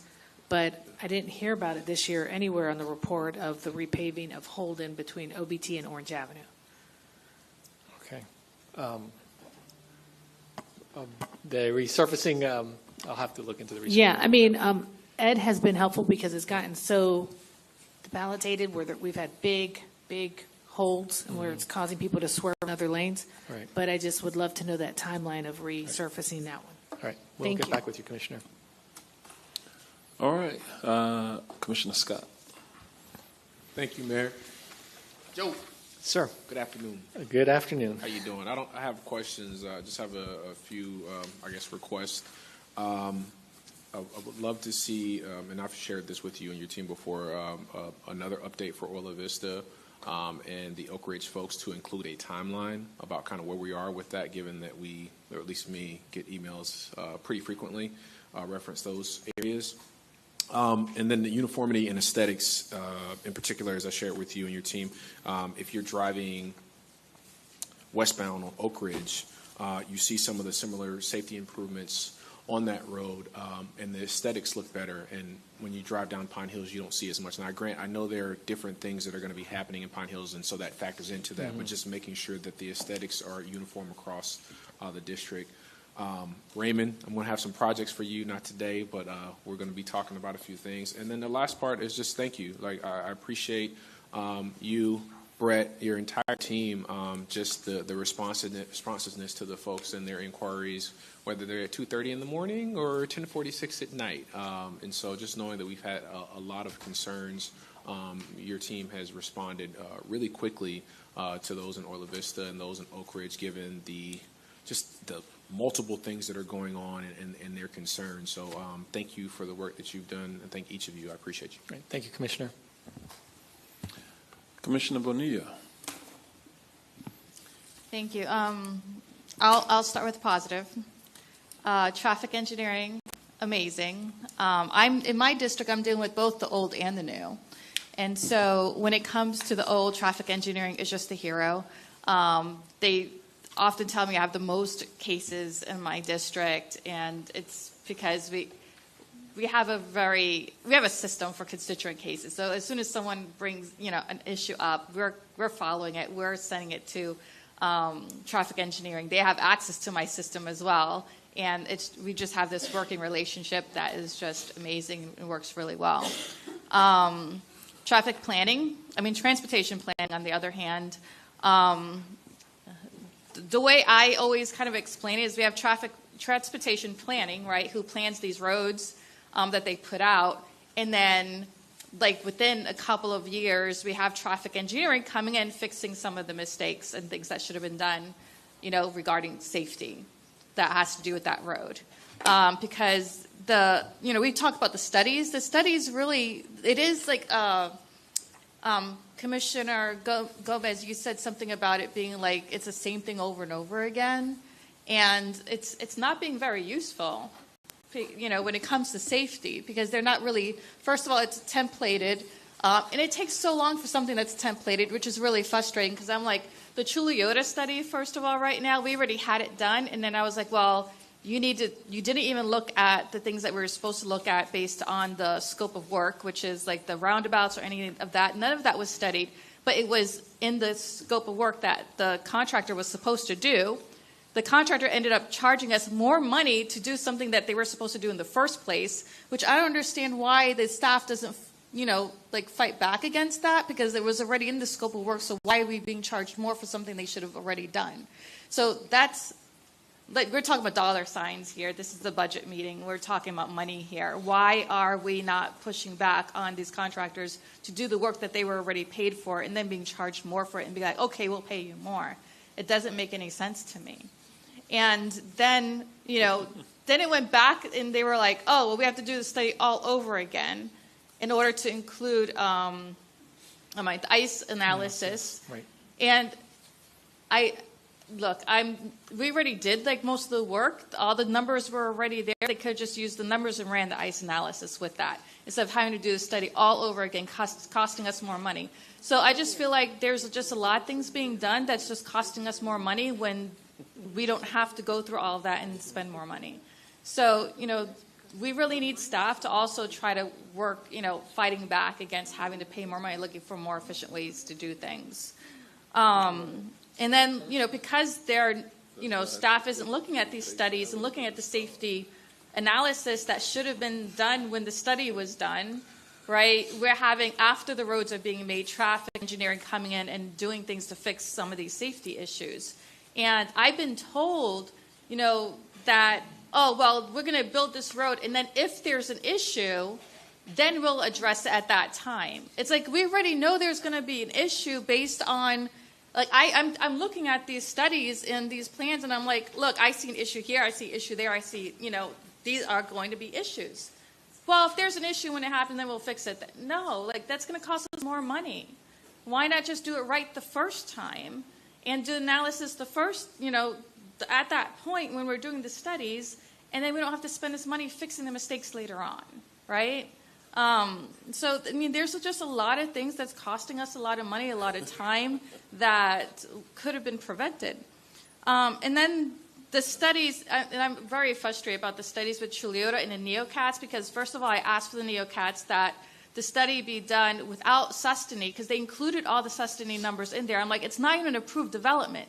Why is that being included? But they included it. And now we need to have the study done again, because the study now is useless. So, if they had just done what they should have done in the first place, then we would have had a study that we could use. Now it's useless. And the Chuliota one, same thing. I asked for the same thing. Run the numbers with and without Sustany. They ran the numbers with it. And we have the scope of work right now, which is currently still including Sustany. So I don't even know what's going on with that. So both those studies were useless at this point. And so this is like a lot of money being spent on studies where they're just becoming useless. And then we have, let's talk about like saying no to things. Like, I feel like developers should come up here and make a budget request, because Sustany, when they came asking for that development, they were basically asking for the taxpayers to pay over $250 million on road improvements for their development. That should have been an easy no to them, but we know how the votes went on that one. And so the cost of the sales tax, transportation sales tax, wasn't even going to cover any of the roads in the east side to cover that $250 million that the taxpayers would have had to pay. So the transportation sales tax would not have solved any of those problems in the east side that would have caused. So it's just lots of things going on over the years. And I want to know, too, are the projects really funded from the growth? Because I was told that all these improvements on the intersections were already paid for, McCulloch, Chuliota, Lake Pickett, from invest funds that Ted Edwards had approved and from the money that the GROW had given, that was supposed to all already be funded. But, we're delayed. Since 2016, I've been trying to get these studies started. The studies didn't get started until now. They're in the budget like 8 years later, and it was already funded. So I'm hoping that the funds are still there for those projects because, you waited 8 years to even get the study started. Prices have gone up. And, the more and more we wait, especially when we already have the funds for something, it's like, let's get started on it now before prices go up. Because every year prices go up with inflation. So the more we wait, the more expensive that project's going to be. Definitely that's my heartaches from the last 8 years just pent it up right now in some rant. So I really hope that those projects are still funded. It's frustrating, that NeoCats is useless at this point, and I've been asking for the numbers without Sustany and Chuliota, that study, and that's where I am at this point. Thank you. All right, Joe. Listen, hey, at least I start off listen, with a good Joe. traffic engineering. You're doing a great job cleaning up after transportation Joe. planning's mess. Joe had retired from Orange County, and he chose to come back. Having been a law enforcement officer for a long time, it's two things that come up that people really get upset about. There's road and traffic congestion and crime. And so to our colleagues on the board, sometimes I feel like we're just badgering the staff here because they are the benefactors of years, sometimes decades of missteps. And we are here to work with them to come up with solutions to the problems. These men and women are the ones that I think they have the heart to try to come up with solutions and work. I want you all to remember that, okay? Even though you're frustrated, I don't think that it's appropriate to take it out on the staff that's standing here today. We will not have staff who will want to come and work in this place if we continue with that kind of behavior. So just keep that in mind. Ask them the questions, let them respond with the answers. And I know you want to take out your frustrations here, but it's really not productive. It's not productive at the end of the day. So for the balance of the budget work sessions, just keep that in mind. Remember, if you were sitting over there on that side, how you would want to be talked to, addressed, criticized or not, be fair to them. I didn't hear Joe say, well, some of that happened when I wasn't even here at Orange County, but I'm back. I'm trying to help it, but that's the reality of it. So I do appreciate the staff. You took a lot here today, but we're in it together. Right. Absolutely. And I have plenty of notes, Mayor. Yeah. So what did I say? At the state of the county, we build better. What? Together. Absolutely. Yes, all right. Mayor, so let's move on. Let's move on because we're way behind. No. Quick. Let's just go. Let's just move on because. But in my statements, I brought up a lot of things I asked for. He couldn't hear the good stuff that you heard. You beat him up with so much bad stuff. He didn't hear that. I don't think anybody heard it. But anyway, we got to move on. All right. Because we should have been done with Public Works 30 minutes ago. So come on up, Community and Family Services. We got the Director, Ben Thomas, is going to kind of lead off with this. And then Matt Sudemeyer is going to be coming up as well. And so thank you. Ben? Good afternoon, Mayor, Commissioners, Comptroller Diamond, County Administrator Byron Brooks. It's my pleasure to be here to represent Community and Family Services and present our proposed budget for FY25. Here is an outline of how we're going to approach our discussion today. I'm very excited to be able to talk with you about some of the initiatives that we have underway and how they are reflected in our budget. I will point out, as the mayor has said, that Matt Sudemeyer will be presenting the CIP for the Parks Division, and Lisa Clyer-Graham will be joining us to describe a little bit about our initiatives relating to our homelessness efforts. And so, it's helpful to initially discuss how we are structured and all of the wonderful dynamic staff that do the work that we do every day. And here is an outline of our structure. Our operations are divided for oversight purposes between our two deputy directors. These are the divisions that report to Deputy Director Dr. Tracy Salem. And those are the Citizens Commission for Children, which is led by Manager Angela Chastain. They've just completed a pretty extensive funding process for nonprofit support, and we're really excited to roll that out very, very soon. The Cooperative Extension, which last year volunteers contributed almost 10,000 volunteer hours, which equates to almost $300,000 in monetary value. Our fiscal team, led by Yolanda Brown, who took a lot of her time and effort to prepare the presentation and the work that we're going to be reviewing today. And I don't think I mentioned that Kevin Cam is the manager of our Cooperative Extension Division. Next is the Head Start program, led by Ms. Sonia Hill, and Mental Health and Homelessness, led by Lisa Clyer-Graham. Lisa is new to our team at Community and Family Services, and in fact, half of our 10 managers are new to their roles this year. So we've undergone an evolution in our leadership.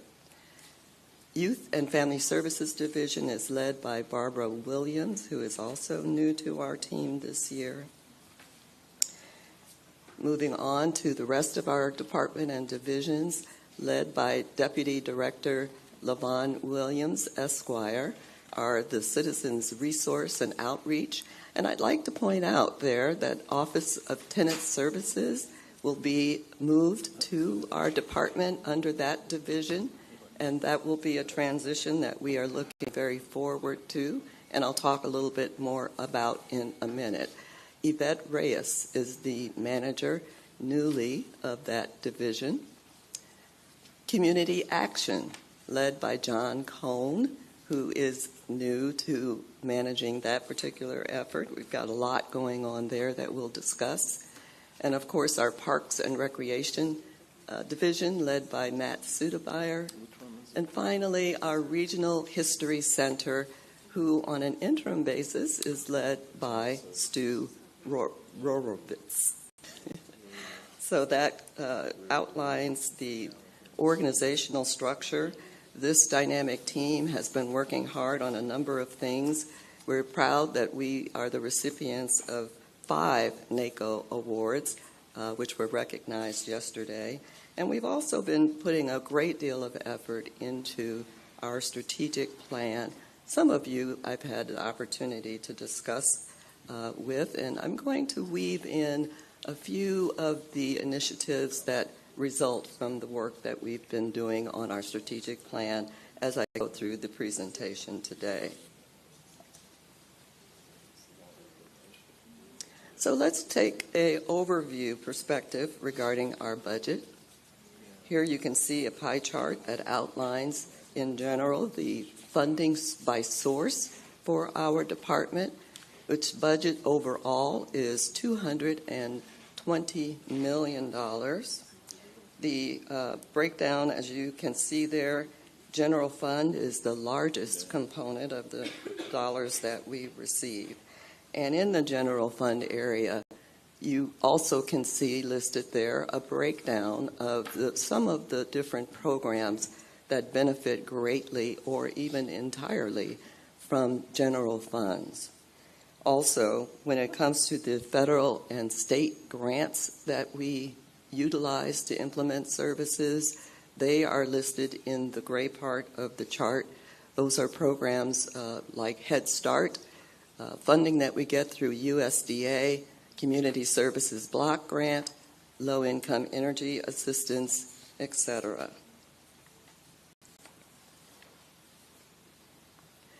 The overall effect on our budget for personal services is $6.9 million increase for proposed FY25, and on the operating budget side, $13.6 million for a total of $20 million in increases for the budget.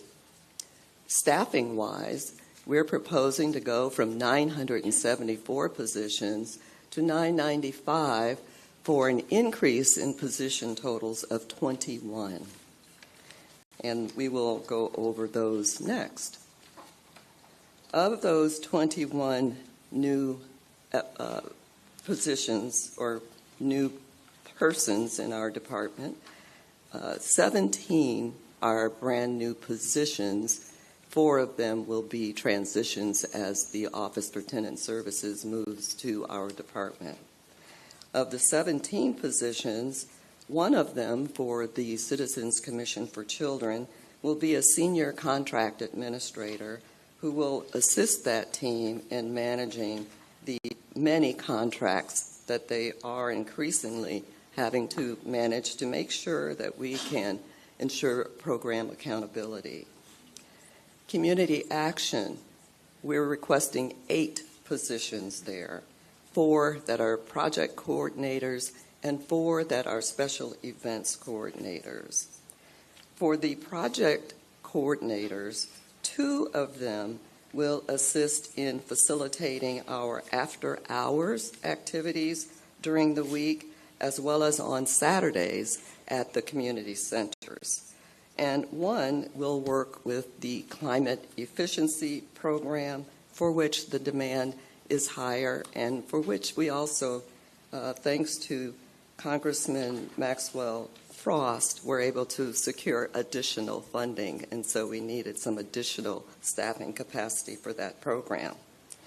Also experiencing an expansion in the need for services is our Office on Aging. We are increasing the amount of programs and work that we're doing for seniors in this community, and so we're proposing to add a position to that small team. So that is the 4 project coordinators. Also, we're looking to add 4 special events coordinators. And we have heard from some of you how much you desire to have more availability for the community and better customer service when it comes to our ability to help community members plan their events and have access to our centers.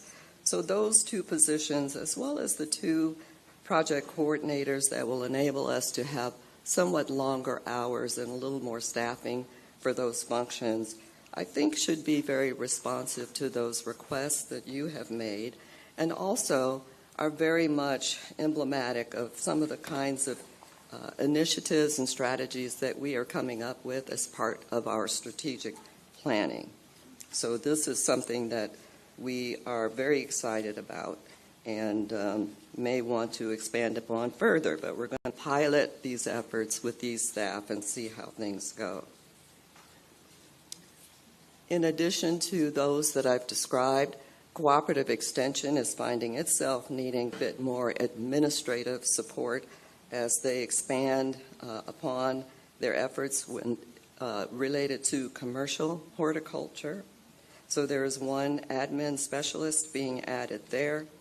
And in my own department office, also related in part to our strategic plan implementation, we are requesting to add a research statistician. And this position will have ultimately responsibility for all of the statistical collection of information across the entire department so that we can start drawing more collective information and data on the entirety of what we do. It will be responsible also for supporting decision-making that we need to do based on data and also helping with public policy analysis as needed. So we're excited to add this position as well. Along with that, we intend to implement a new data system, which this individual would help us to implement and load with the data necessary to do the job. And Parks and Recreation, we're looking to add 6 positions. We're excited that we are growing in terms of the park facilities that we can make available, but we need more staffing to support them. And so we are proposing 2 rec leaders, 2 recreation specialists, and 2 supervisors, a 1 and a 2. And these positions, 2 of them, the rec leaders, are for Tangelo Park, and they are necessary for that the opening of that community center and pool, and also to comply with health permits and to make sure that we have the safety of our patrons fully accounted for. We're also proposing 2 recreation specialists for Horizon West. Summer Lake, Taborville, Lakeside Village parks in Horizon West are the current focus of the 14 that will eventually be built out. And these parks feature over 15 acres of property to be developed by community recreation for day use. And so the 2 supervisors would be stationed and assigned to Horizon West. Now, I mentioned earlier that we are going to be assuming responsibility for the Office of Tenant Services. And again, we are excited about that. They will continue to provide the current services that they do currently as a one-stop shop and clearinghouse to address issues of landlord and tenant rights for citizens who own or reside in rental or leased housing located within unincorporated Orange County. But we are also recommending a few additional responsibilities for that team. We want their assistance with outreach and education to the community of the county resources that are available, and especially those within community and family services. We have some special projects in mind for them, one of which is the coordination of a brand new shared housing program that we will talk with you about at a later point as we more fully develop that concept. We will have them feature summits for renters and landlords to provide information sessions and workshops, and also to be affordable housing navigators to assist with identifying affordable housing properties. So these are 4 positions, and therefore bring our total of proposed positions added to our department to 21 for fiscal year 25. Now, I know that each year updating you on our staffing is an important effort, and we are doing so here today. As of June, when this presentation was originally prepared, we had a 14.3% vacancy rate, which amounted to 139 positions out of our 974. But I am pleased to share with you today that we are now down to 106 vacancies for a vacancy rate of 10.9%. And we have 23 hirings in process which, assuming they all go through as planned, will bring our vacancies down to 8.5%, or 83 vacancies. We're very happy and proud about that, and we thank our fabulous human resources team that has assisted us, along with the hard work of our managers and staff, to get hiring done. We have employed some new techniques, among them the hiring fairs, but other things as well, to attract more staff. We're working hard to also retain them, but we do have hiring challenges, and those are particularly true in citizen resource and outreach, as well as parks and youth and family services. I mentioned the job fairs that we have been conducting, but we also have been promoting staff internally, performing lateral transfers, and using the 1% initiative that you all have kindly afforded us to incentivize our staff and reward them for their hard and very good work. So as we move on to talk more specifically about operating budget highlights, we will look first at our children's services funding, and this graph is one that illustrates the progression of our spending. As of June, the $41 million displayed here includes what has been spent and encumbered.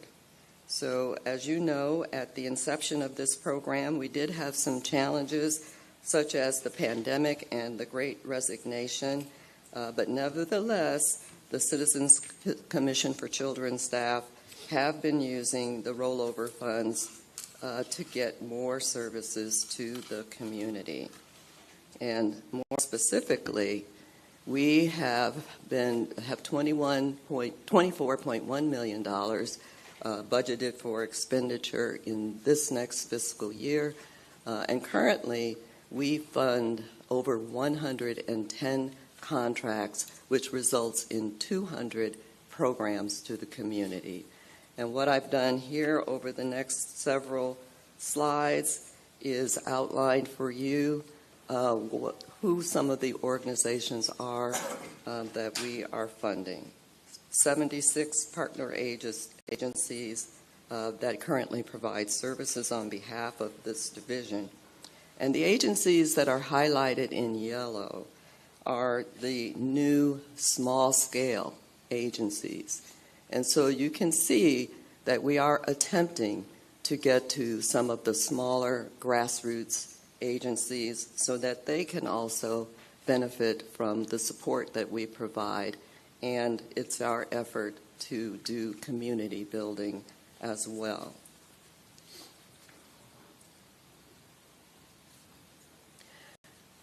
Highlights from this current year, as you can see there, we're very proud of all of the work that has gone in as a result of the efforts of the staff and the nonprofit partners that we utilize to get our services done.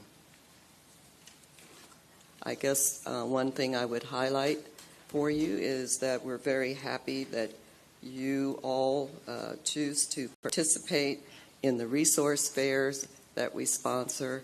We have some coming up for back to school even now, and over 4,400 students benefit from these activities, which include receiving school supplies, backpacks, clothing, and their immunizations and sports-related physicals. Continuing on with our focus on children's services funding, new programs that are planned for FY25 include early STEM services to youth that from birth to kindergarten, infant child mortality prevention, a huge issue, and includes water safety and drowning prevention services, youth offender reentry programs to reduce recidivism among justice-involved youth, life skills training and development for dependent youth, which provides Orange County youth ages 18 to 23 services who are transitioning out of foster care, and then learning loss or prevention intervention services aimed at addressing summer and pandemic-related learning losses among our young people. Also, we are funding after-school programming in the Oak Ridge community in our new efforts that are coming up. We are implementing our 10 mini-grant programs. We have them ranging from $5,000 to $10,000 for prevention of youth violence. 3 have been issued to date, and we have applications for more. I think there are 22 that we have received for the next funding year.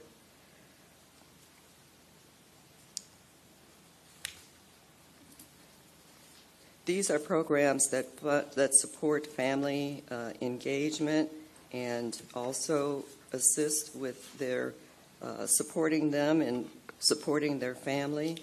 And we expect to serve at least 3,500 youth through these efforts of the Citizen Safety Task Force. Next, I wanted to focus on the operating budget and its highlights with Head Start. And here we're looking at $21.1 million. And the thing that I would like to emphasize is that general fund is an extremely vital component of how Head Start is able to perform as well as it does. Although we do get a cost of living allowance every year from the federal government, it is increasingly not enough to enable us to pay our staff a decent wage and to keep up with the cost of health insurance, which has increased dramatically. So if there were not the county's support for Head Start, we probably would not have the quality and caliber of staff that we have, and we'd also have to reduce our enrollment as a result. So we are very thankful to you, Mayor and Commissioners, for your investment in our Head Start program and their children and families. And we also think that it's one part of the reason that we have recently been told by the Office for Head Start at the federal level that our program is within the top 10% of those nationally. There's been a lot of discussion recently among the Commission about homelessness services and initiatives, and there are a lot of reasons that we have to have those discussions because of recent activities, legislation, etc. Here, I wanted to just feature what we're doing in terms of the amount of money that is in the proposed budget, which is $43.9 million, $39 million of which is general fund, $4.5 million ARPA, and also reflect on the various organizations that we fund who provide services in the mental health and or homelessness arena. Again, it's a very impressive list, an extensive list. Moving on to the Regional History Center, $4.5 million budget in FY25, 3.9 of which is general fund, and $600,000 contribution by the Historical Society. The Regional History Center staff are very excited about some new exhibits for the coming year, which I have listed here. It will be the City of Orlando's 150th anniversary next year, and there is a wonderful exhibit being planned related to that. Also, the Home Away from Home exhibit will focus on the tradition of the hotel industry here in Central Florida. And finally, the Watermark magazine's 30th anniversary. And this will focus on this magazine that was founded here, and using opportunities and innovations to communicate and advance the LGBTQ community and their interests. I mentioned briefly previously the Senior Climate Efficiency Program. We have $870,000 this year, thanks to the addition of $370,000 federal grant secured for us through our efforts with Congressman Maxwell Frost. And we will be providing low-income seniors who are 60 and above with new air conditionings or repair of their existing ones. And we expect about 87 families to be served. And we thank the Sustainability and Resilience Office for their assistance also in securing those additional funds, because this is a really popular program, and we hope that we can continue growing it. And as you'll recall, we're also proposing to add a staff person to help us administer that program.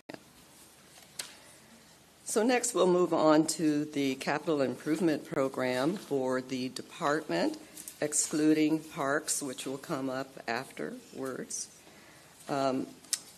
We have a total of $43.3 million worth of projects that we are proposing, some of which are well underway.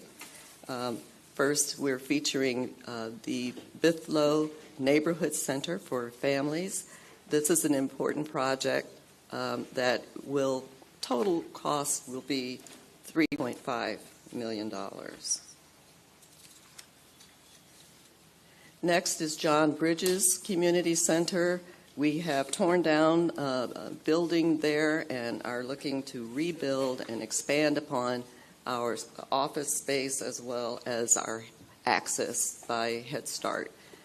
Commensurately, we are rebuilding the playground at that particular facility, and we have a number of upgrades for security purposes at several of our locations, including community centers, the Juvenile Assessment Center, and the Regional History Center. The Multicultural Center Phase 4, which is the senior center component, is going to be underway, and there's $1 million in this year's budget, coming year's budget, for a total project cost of $5 million. We look forward to getting that project open very soon, at the end of next year. And Cooperative Extension is doing some renovating, and that total project cost is $2.3 million. So now we're going to hear from Matt Sudemeyer, who will discuss the CIP for the Parks Division, and he will be followed by Ms. Lisa Clyer-Graham, our manager of our mental health and homelessness division. Thank you.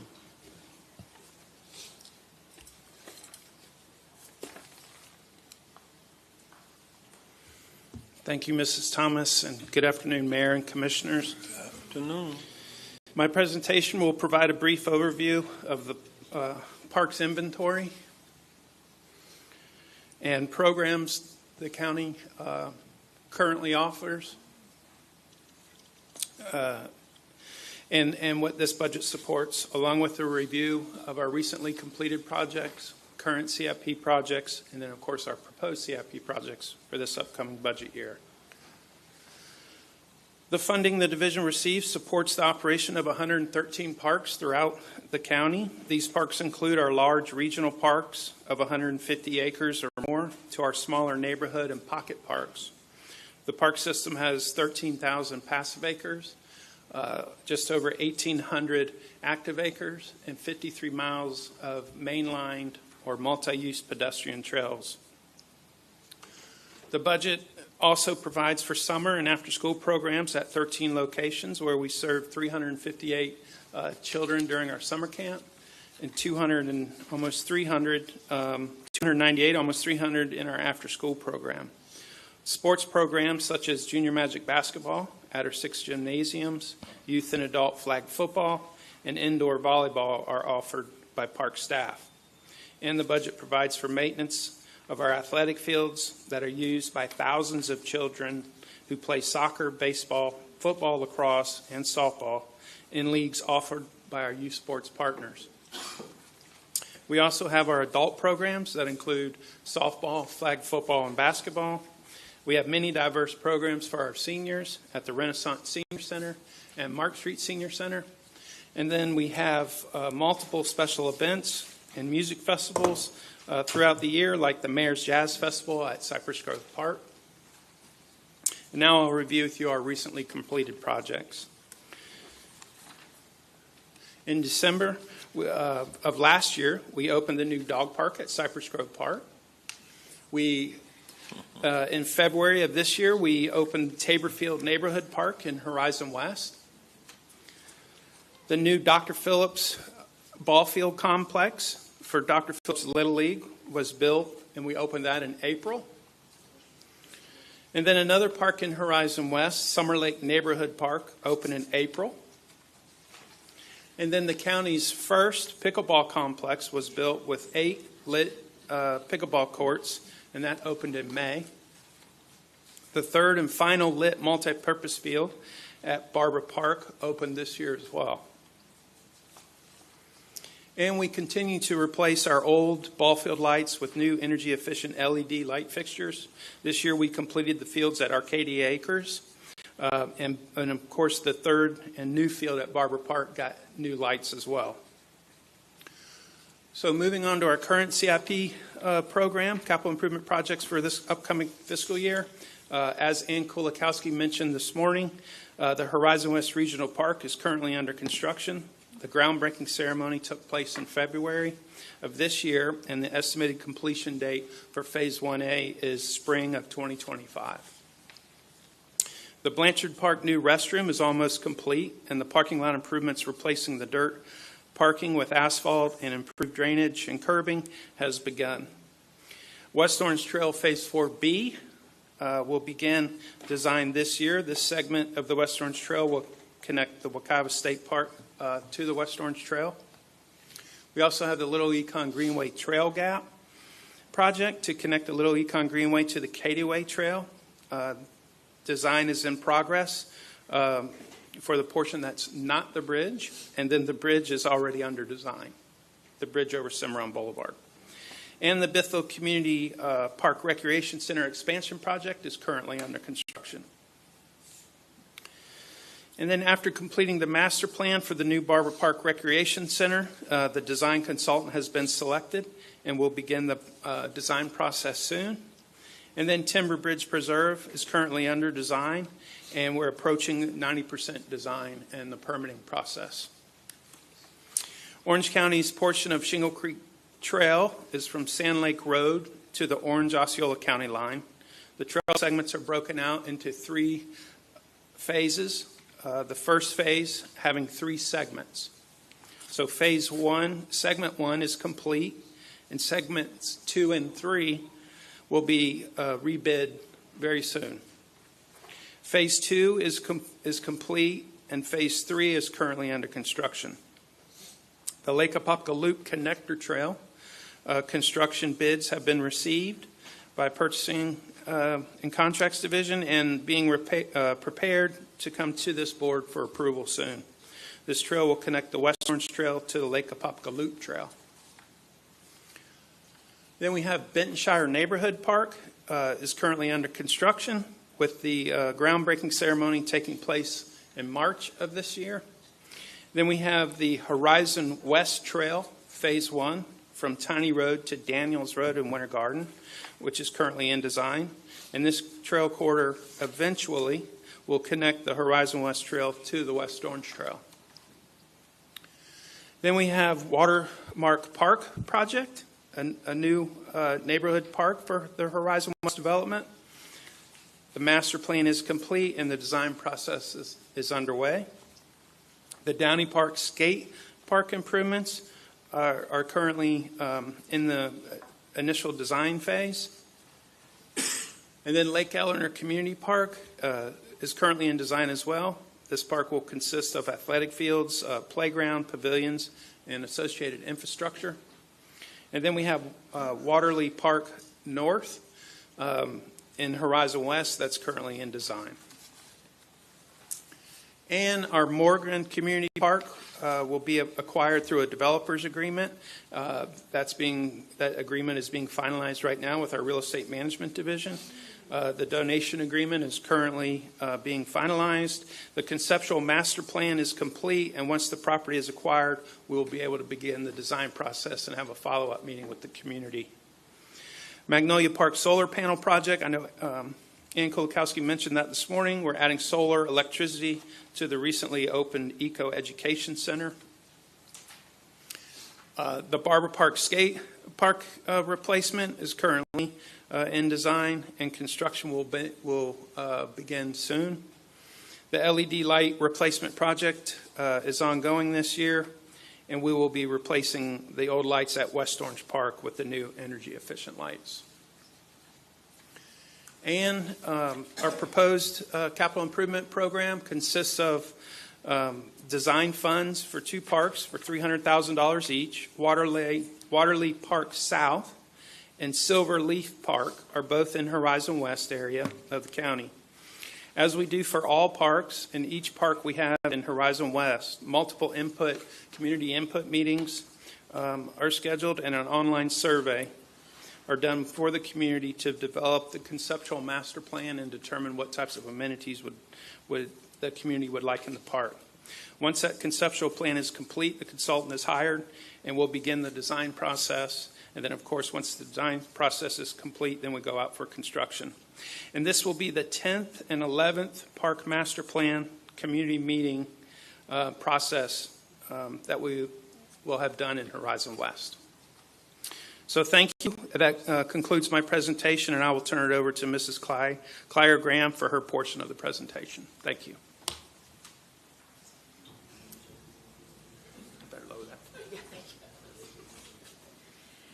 Thank you, Matt. Good afternoon, Mayor Demings, Commissioners, Comptroller Diamond, and Administrator Brooks. Thank you for having me back. It was only a couple weeks ago, or a few weeks ago, that I was here giving you the work session on homelessness. So a few weeks ago, we had this session. You heard from our department director earlier about the $10 million in additional funding proposed for next fiscal year. Sorry. There you go. Sorry. So this $56.5 million is the total of all Orange County funded homelessness services across several divisions and departments. This does not just include my division's budget, but it has other divisions and departments' budget as well. I'm going to give you a brief recap of our recent work session and an update on the Supreme Court decision regarding the City of Grants Pass. In our work session, you heard that more than 2,200 people are currently enrolled in a coordinated entry system in Orange County awaiting affordable housing. House Bill 1365 was passed that prohibits counties and municipalities from allowing any person to engage in public camping. The question the Supreme Court decided was whether Grants Pass had the right to enforce its public camping bans using tickets and fines where there was nowhere else for homeless people to sleep. The Supreme Court in this case ruled that the Constitution's 8th Amendment, which prohibits cruel and unusual punishment, does not prevent cities from banning homelessness people from living in public spaces and parks. Violators could therefore face criminal charges. This could have consequences, certainly, on the size of our jail population. The Supreme Court's decision ultimately validates the new law and makes it even more important that we address homelessness and effective ways to improve the housing situation in our region. We recognize the need for low-barrier shelter, but also smaller shelters dispersed throughout Orange County. It is also clear that additional housing inventory for the 50% and below average median income category is desperately needed. In order to facilitate a more structured system of care, a 24/7 streamlined entry point for unsheltered and at-risk residents is to be considered. Additionally, as previously discussed, there is a need to expand our existing programs and services that we know have been successful in the past.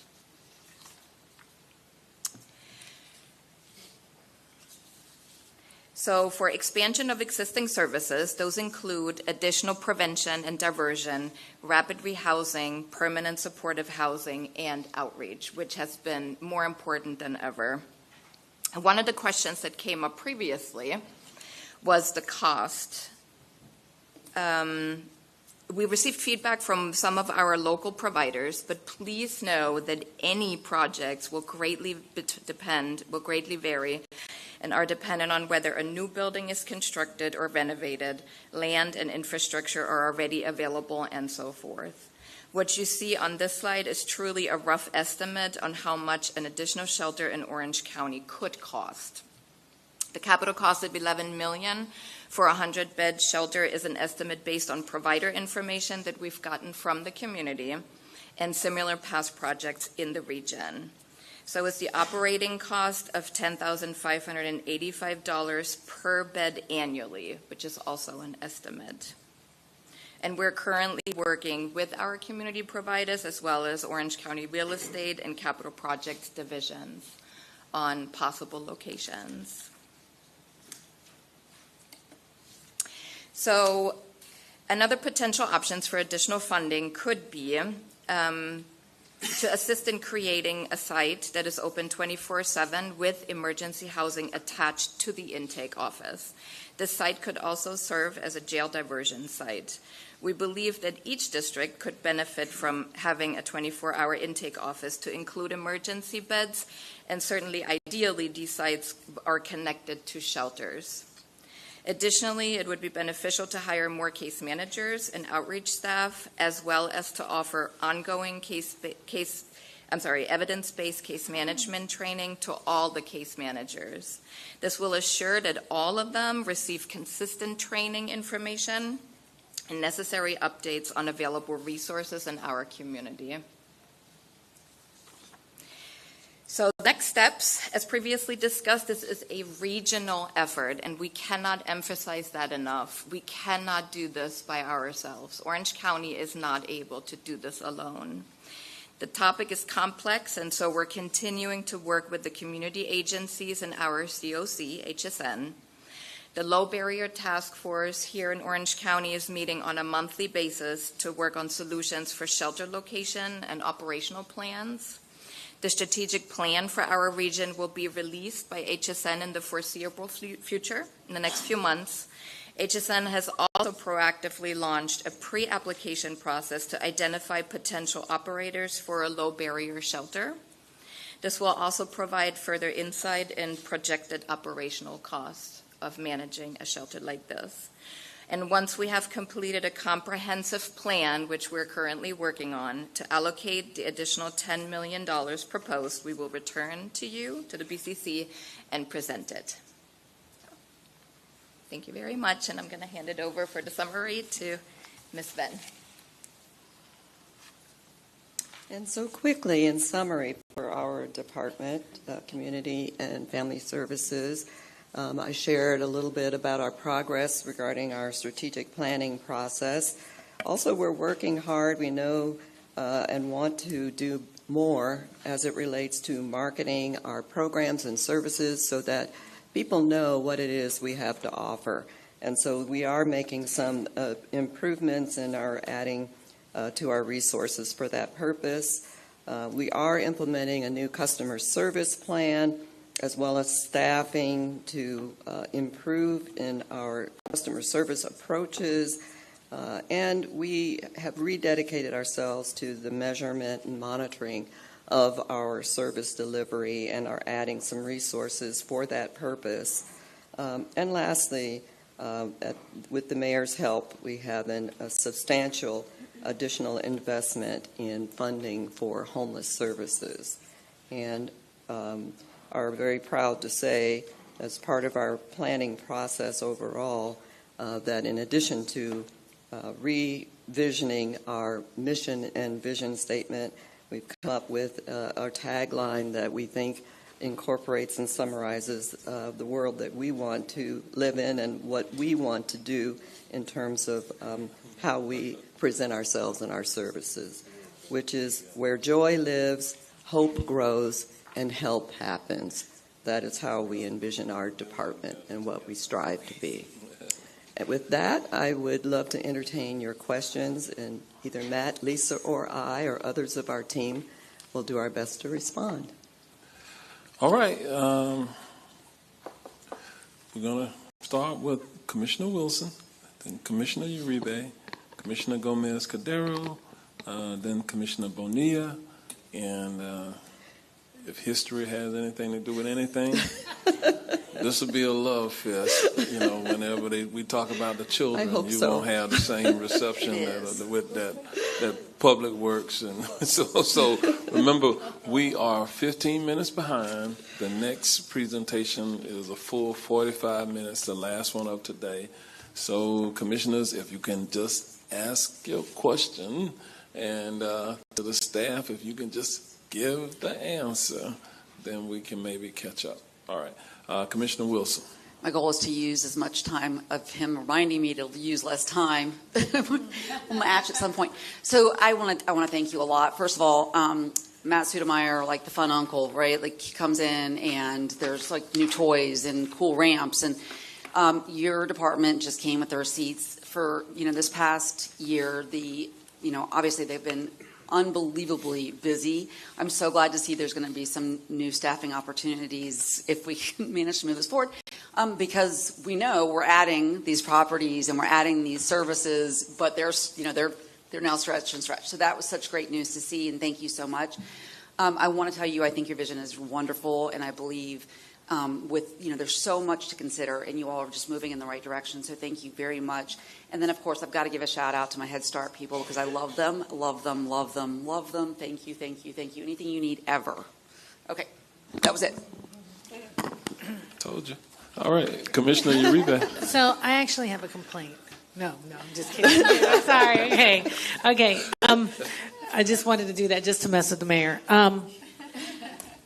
You're very lucky. I know that you've come in and you've been graced with an incredible team who, one of the things I got to tell you is they always try to find a yes. Yes, that's right. Okay? Matt loves it when I gush over him. So I'm going to right now, because I have brought challenges to your team. And where's Miss LaVon and Tracy? Are they here? Here. Okay, in the They're back. in the back. When we talk about really finding a yes, and these women and gentlemen, really, they don't come with any kind of attitude. They really actually hear us, and they're thinking, like, how do we get through this bingo machine and everything, Matt? But, I took a problem to Matt, and I really had no idea how I was going to do this. And we managed to turn something around that was actually on news radio this morning, Matt. Our whole meeting that we had in the community about actually creating some space and safe space in a community. And Tracy has gone well beyond her duties to help me with constituents that really, it took a miracle. And Miss LaVon knows that I just want people to know what we do and how we can help them. And she has really listened to me and tried to help that. And she's biggest cheerleader. I think she got you guys all matching outfits for when you guys hang out. But to find a group of people who are willing to do that is good. I'm very excited about the dog park, because when I brought it to Byron, Commissioner, and then Matt, he's like, yeah, Commissioner. And then they found it. Because we always come with something. The only thing I do want to ask is I'm hoping we might be able to find some covering in the future, because the only problem we have, it's so hot that when the owners go out with their dogs, it's brutal out there in this heat. And we can't change the heat, but we can try to help, make what we have better. And so with that being said, you've got an awesome team. You guys are so committed. And then Isabel coming to this, and you want to talk about someone who gets in the weeds. Wow. I get excited to be with her because she's, her police officer background helps us too. So, but it's been incredible because we've faced some serious challenges over the last year, and to see us work as a team and with Danny Banks, and I know Danny's not here, and all of that, it just couldn't happen without these folks who are so committed and so knowledgeable about how to find that yes. So may you continue to do it. Thank you for all the beautiful things we're getting done across Orange County, and may we continue to be that, because I think it's the best thing we have when it comes to our services and knowing that people have something in their community that they can use. Thank you so much. We all have a driving passion for the work that we do for the community, truly. And we work well together. Commissioner Gomez-Cordero. Thank you, Mayor. Okay, so thank you, Ms. V, Matt, and Lisa for this presentation. Like I said yesterday at BCC, the needs are greater than the funds and the money that comes in, and it continue growing. So like Mayor said, we have to build together and all of that, so we have to continue working together. Yes. And yes, because this is, I did, but it's fine. The meaning is the same. And I wanted to say also that I like the new role that the tenant office services are going to take. New role, but adding all those services that you're going to put there, I like that. I really, really do. So then I wanted to say, well, that question I can answer later. Matt, did you add the Corporal Patrick Dean Park with that thing that we have to do in that park to the CIP? We're doing that right now, this fiscal year.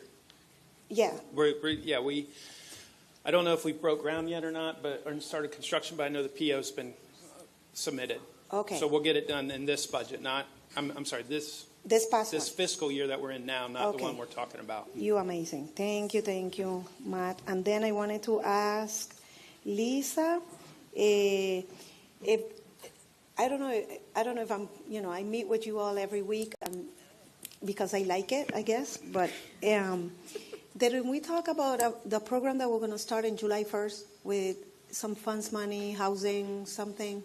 And, we had a list of, it was with you, the meeting? I know I have like 15,000 meetings, so I know it was with someone. Literally, right? Ms. B, what? I don't remember. Anyway, don't worry. I'll ask for that later. So just want to say thank you all for, the amazing work that you do and for our community. And I cannot close this microphone if I don't say that to Public Works. I love you guys. We love you. We love you. We cannot do this without you. Thank you. Thank you. All right, Commissioner Bonilla. All right, I don't doubt she probably has that many meetings. This is probably true. So I have a question for Matt. I'll just start off, thank you all for everything that you do. I'm just going to get into it. I have to be quick. So parks, I don't know why, but for some reason I thought we had like a Parks and Rec MSTU, but, so impact fees, right, helps pay for a lot of the parks. How are we doing on that fund? I know we have a lot of great projects coming along that finished and that's coming, but how do we look with our parks needs and the funding that we have left over? So we don't have any funding left over in park impact fees. They're all either earmarked, or, they're all budgeted or encumbered over the next 3 or 4 years. Okay. We're using them for some trail projects that I mentioned, of course, Horizon West Regional Park, Morgan, when we get to that point, Morgan Park. So they're all budgeted right now for the next couple years. Okay. How are we looking beyond that then? Because if we're only funded Parks and Recs through impact fees, how's that looking? Well, Kurt, do you want to add to that? I know we get an annual. Well, Parks is funded. So there's an earmark of the countywide that goes to Parks, and that goes into a Fund 1050, and that's what they use to run their operations mostly. But they also use it to maintain a lot of their parks, like trails and park improvements if they have to replace playgrounds and things like that. But and then we also give them public service tax, and there's actually we've increased that significantly for next fiscal year. The minimum is $7.5 million, but we've bumped that up to $26 million for 2025. As much as we can to meet some of their ongoing needs for operations and parks. Now, their impact fees, as Matt mentioned, we've got projects scaled out for the next few years to maximize based off the estimated revenue coming in. Now, in a few years, let's say 3 or 4 years out, we do have availability for new parks, but right now we're maxed out for the next few years because of those large parks that he mentioned that are going to be built over the next few years. Commissioner, I was going to add to that. I'll get back with the exact date, but I think it's next year we're scheduled to start an update on the impact fees for park, law enforcement, and fire. As you know, those increasing costs that we heard about, we can take those into account. So those are scheduled, again, I think it's in 2025, but I'll get back on the exact, if it's 25 or 26. But I do know that we are pegged to update the park impact fees, law enforcement, and fire. Okay, and so there was $5 million set aside from invest funds for the Grow Park. I just want to make sure that's still there for that. Yeah, yes, that is still there. Okay, and so my other thing, so from our homelessness conversation that we had before, I came up with this idea of putting this model together to see how many units that we'll need over the years moving forward based on some of the trends. So my new legislative aide, he's a sociology professor, and he's experienced doing all of that, running those models and everything. So we're working on it. We're almost there. So that's going to be really exciting. When I get that together, I will present that to you all, not to the board. Well, in one of our sunshine meetings, we could share it. But definitely, I think it's really important information to have just to see like how many units we'll actually need moving forward and try to get that solved. Another thing I have is that the Bithlo. The back-to-school events, which the last year was so amazing. It was really big, really great. But in my district, we typically had one in Goldenrod and one in Bithlo. Before I got elected, it was only Bithlo, and I extended it to doing one in Goldenrod. But now with the new way that it's happening, now they kind of took over, and they're just doing it in Union Park.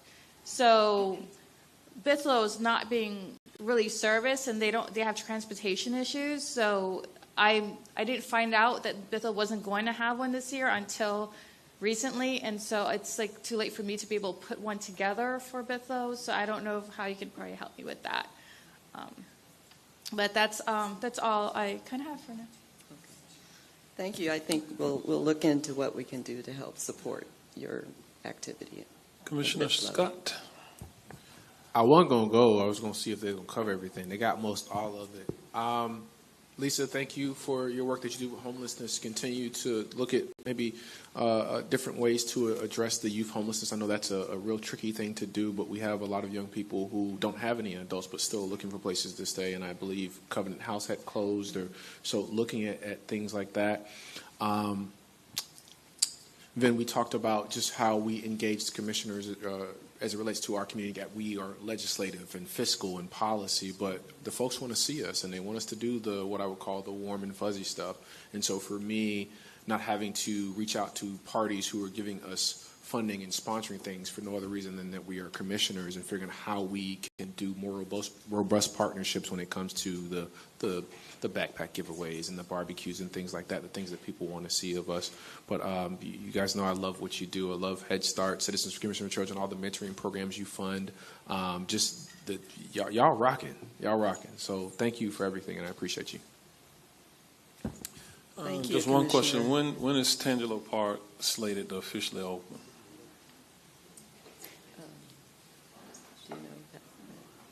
LaVon.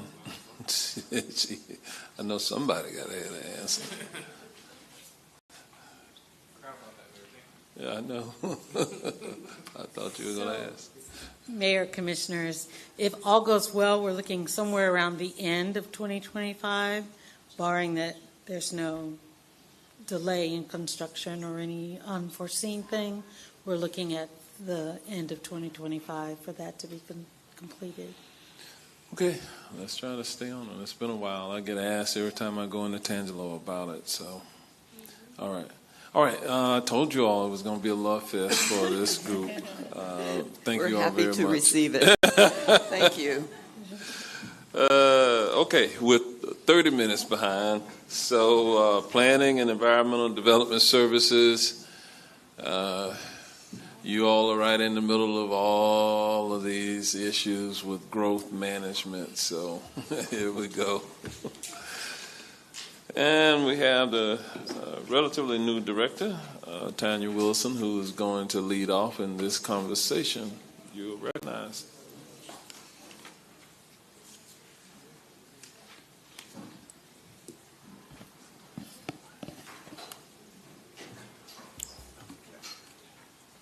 Good afternoon. It's almost evening. Yes. Good afternoon to the mayor and commissioners, to Comptroller Diamond. I am Tanya Wilson, the PEDS director, and I have the honor of leading you through the budget presentation for Planning, Environmental, and Development Services. As with other departments, I'll go through the outline. We'll share the organizational chart, look at the fiscal year 25 budget, share a few budget highlights, things we're excited about that's coming up in this fiscal year 25 season, look at the capital improvement program, and then wrap up with a summary. In sharing the organizational chart, PEDS is a whole 597 personnel strong. We span across 7 divisions. You'll see that currently we have 2 deputy director positions that were approved in the current year's budget, fiscal year 24, so we're in the process of hiring for those 2 positions. For the 7 divisions, I'm excited to share my leadership team. We have building safety, that's headed by Alan Plant, environmental protection by Renee Parker. We have fiscal operations support, Scott Scraben. We have housing and community development by Mitchell Glasser. Neighborhood Services by Jason Reynolds, Planning by Alberto Vargas, and lastly, Zoning by Jennifer Moreau. I wanted to point out our mission statement. It really encapsulates the purpose of our being, why we're here as a department, and the focus that we really have in terms of serving the citizens of Orange County. You'll see the words standing out on the screen, that we're here to provide service with integrity, honesty, fairness, professionalism, certainly because PEDS is a forward-facing, service-oriented department. These are issues that we do take very seriously in providing excellence and service to the community. We're in the process right now of developing a strategic management plan. I just want to share in terms of the focus of creating that strategic management plan.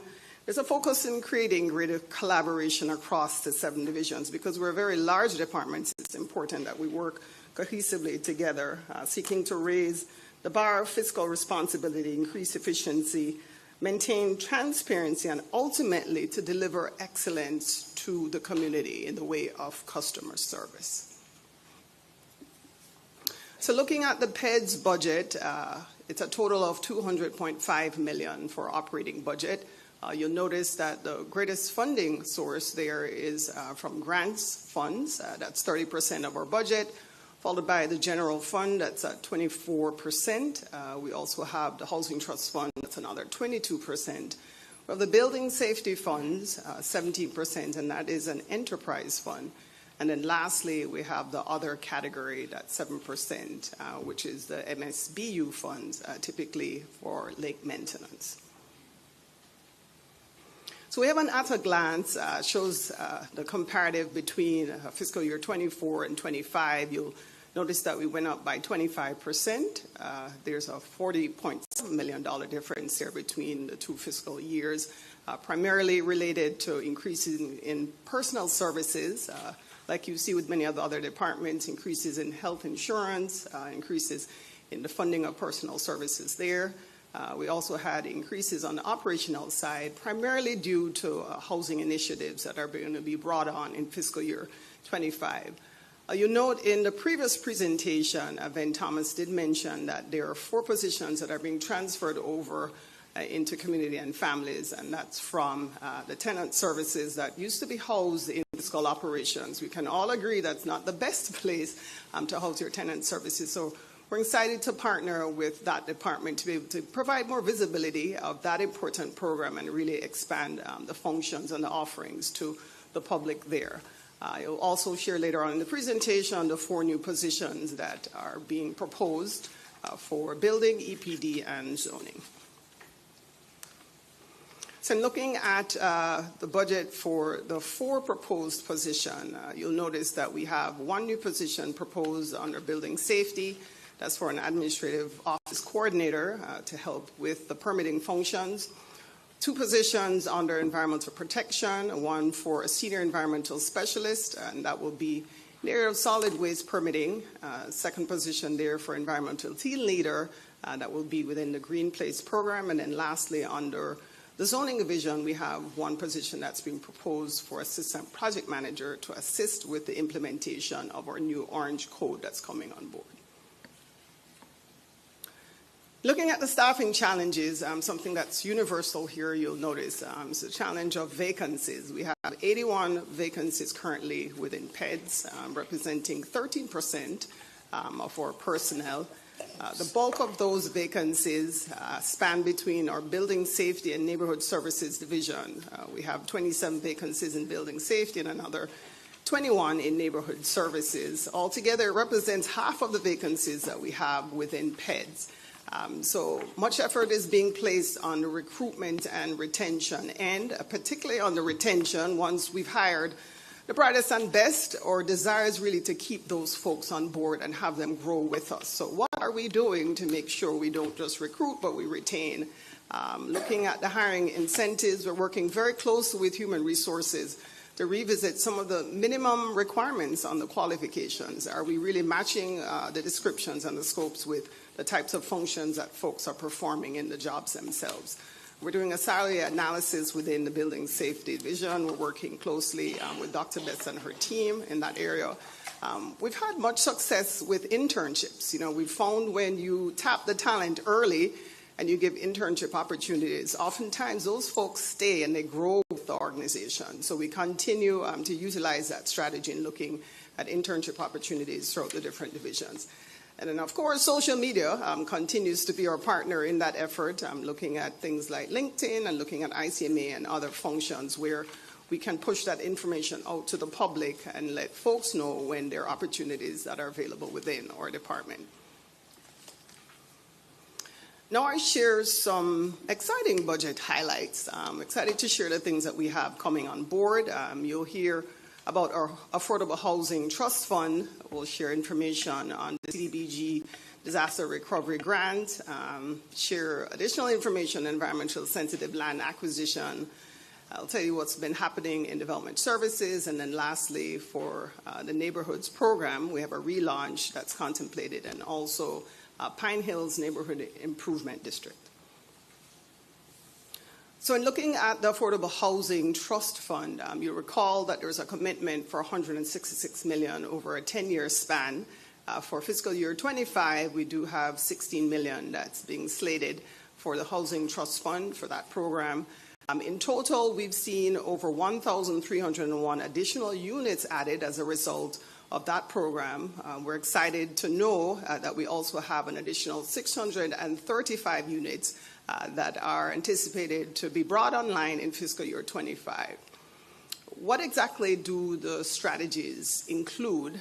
It provides gap financing for both multifamily and owner-occupied units. There's leveraging opportunities and incentives for the preservation, not just the importance of creating new affordable housing units, but making sure that there's preservation and retention of those that are existing in the housing stock. It also provides land banking and surplus lots that we have within the county. We are able to activate those surplus lots and turn them over to affordable housing developers. Also supporting revolving loan funds. It helps to alleviate those impact fees that are associated with the projects. It provides subsidies for the impact fees. And then also provides innovation in housing. You know, how do we green those units and make sure that they're weatherized or energy efficient? These are ways that those funds have been utilized.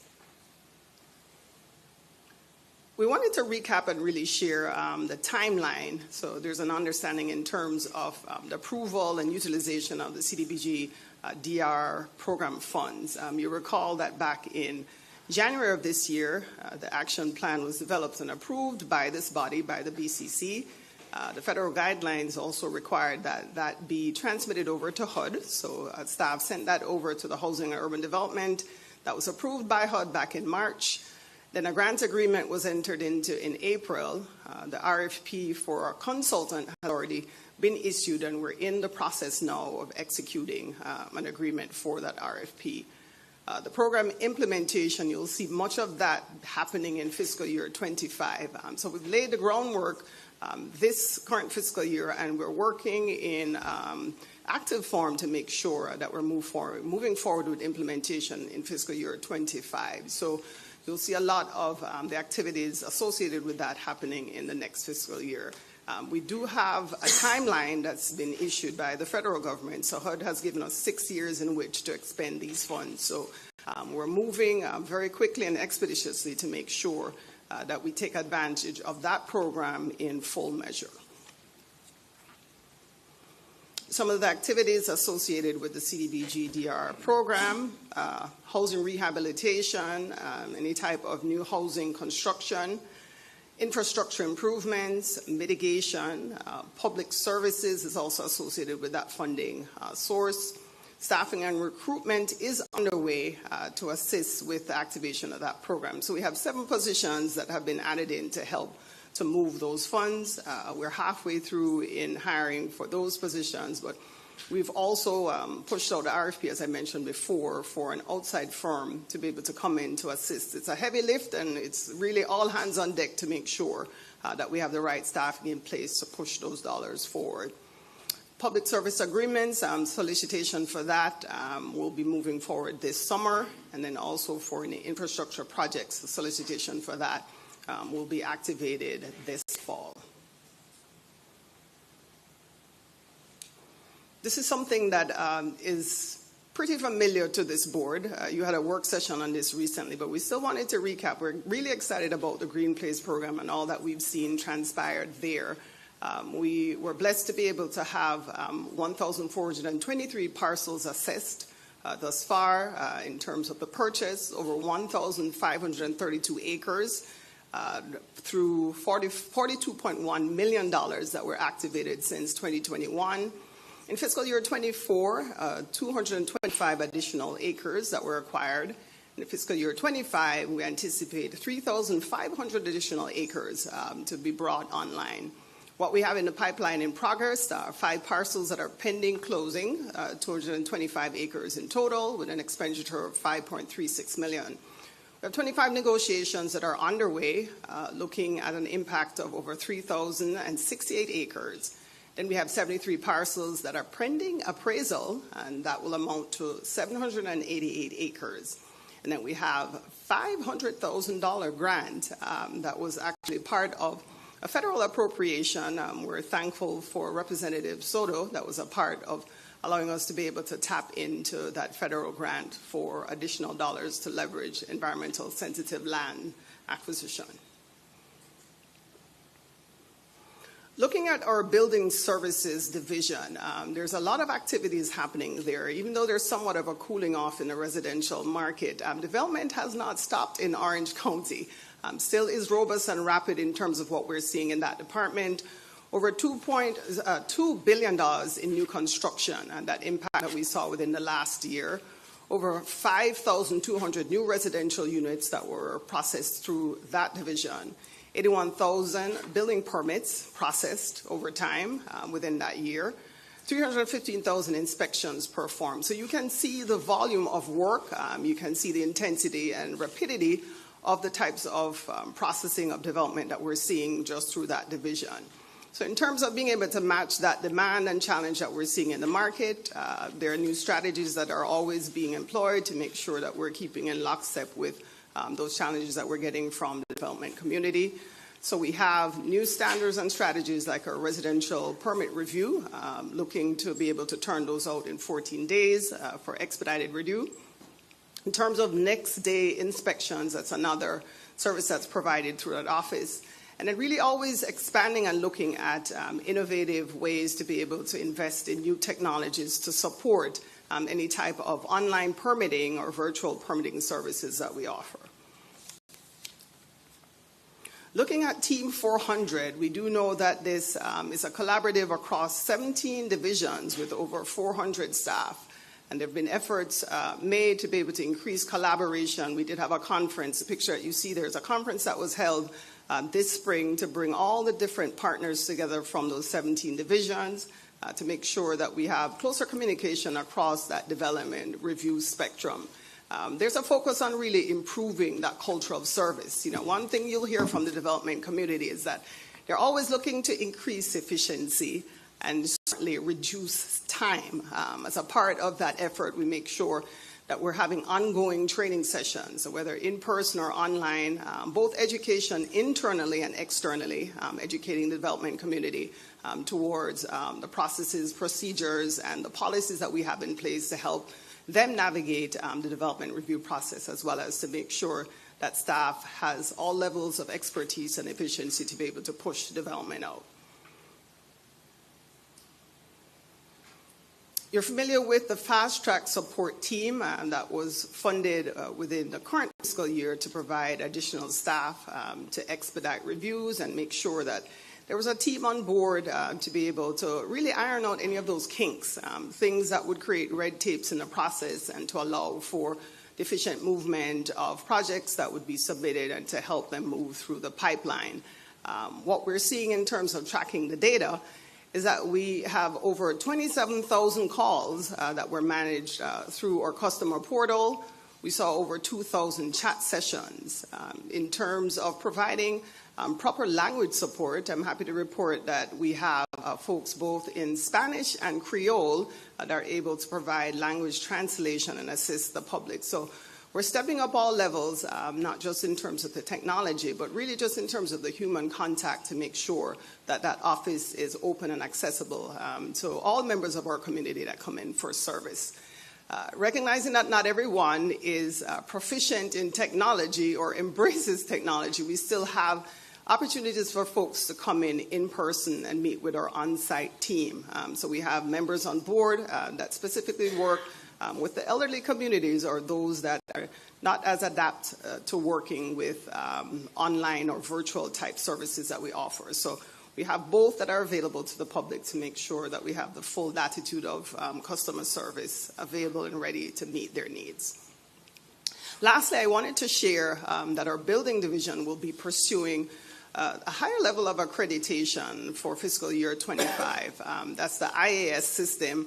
It's a gold standard in building departments. There are not too many building departments throughout the state that has this accreditation. With it, it challenges your staff to have the highest level of certification. It makes sure that staff is always trained and that we're aware of the latest technologies and aware of the latest processes and procedures. It sets you apart as a department and as an agency when you have this accreditation. So we are ramped up and ready to pursue that certification in fiscal year 25. So we're very proud of the Building Services Division who will be embarking on that mission. Looking at our neighborhood services area, we have a Safe Neighborhoods program that's been in place for many years, over the last 24 years actually. It was first instituted in the year 2000. We're looking to do a relaunch of that program. The program has somewhat fallen dormant, looking to partner with the Polis Institute to reactivate the program. The focus of that program is really to arm the local residents with strategies and tools to help reduce crime issues, to give them strategies to alleviate or to prevent crime issues within the area, you know, whether it's things like landscaping or lighting, infrastructure, things that can be improved to improve the appearance and the well-being of the neighborhood.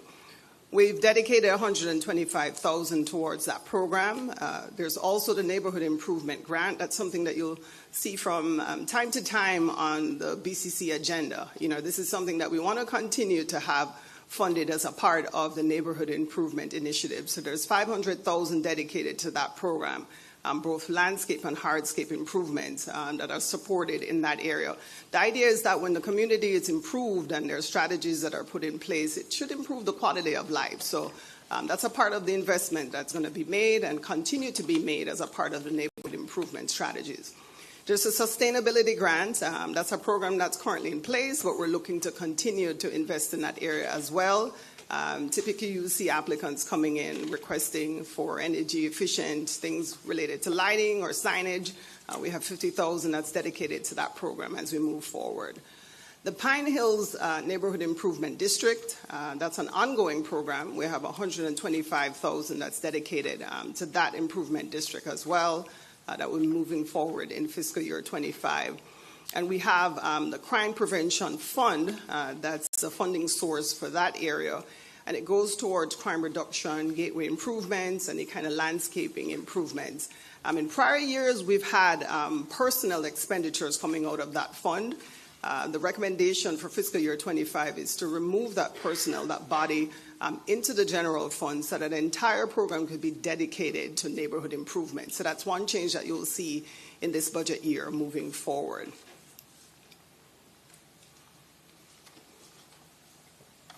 We'll take a look at the capital improvement programs.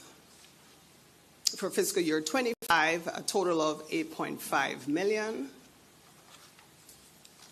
And in looking at the capital improvement program, we have $3.2 million dedicated to Conservation Trust Fund under the land management activities. We have another $3 million that's dedicated to water quality improvement projects, and that's going towards design and construction. Under the Green Place program, we have $1.2 million for property enhancements and another $1.1 million for the planning and zoning departments. We're going to be doing some office improvements there to be able to have greater room for technology and improvements that we'll see once we started embarking on Vision 2050 and Orange Code. Okay, so we'll take a look now at capital improvement program, particularly in the EPD area, the funding that you'll see listed on the screen. The first one is dedicated to the Johns Lake Trailhead and road improvements. We have $815,000 that's dedicated there. Under the Lake Lucy Conservation Area, we have another $225,000. Under the Bass Lake bioretention area, we have $150,000 dedicated. Another one for the Bass Lake Boulevard bioretention swales, we have $175,000. Under Lake Weston, we have $650,000. Under the Bass Lake Pond retrofit, we have $500,000. And then lastly, under Lake Buchanan sediment inactivation, we have $350,000. Looking at the new projects for fiscal year 25, excited to share that we have funding set aside for Pine Lily Preserve. That's $75,000 for design. We have Savage Christmas Creek Preserve, another $100,000 for design. And mentioned before, we have the planning office renovations. That's $282,000 for construction. And then under zoning in the arborist section, we have renovations totaling $250,000.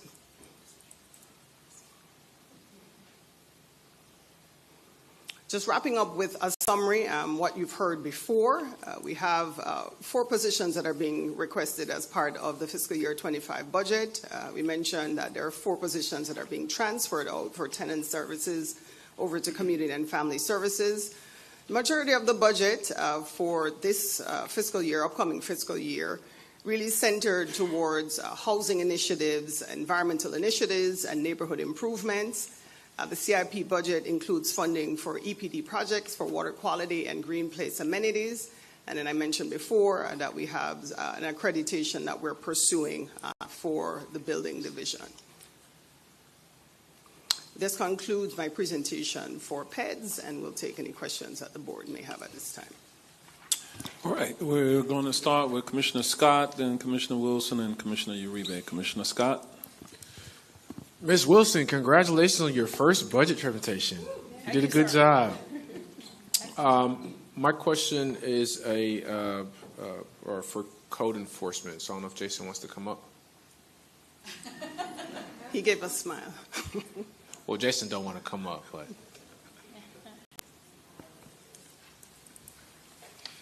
Good afternoon, Commissioner Scott and Mayor and Commissioners. Mr. Brooks. Jason, I'll be quick.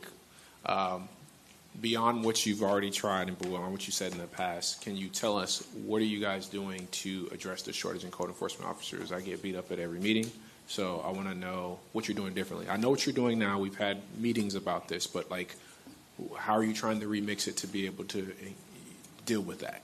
Good question, and we did anticipate this question, Commissioner. What we are doing is we are working with Human Resources on the minimum qualifications for the code inspectors. The idea is to create a broader applicant pool.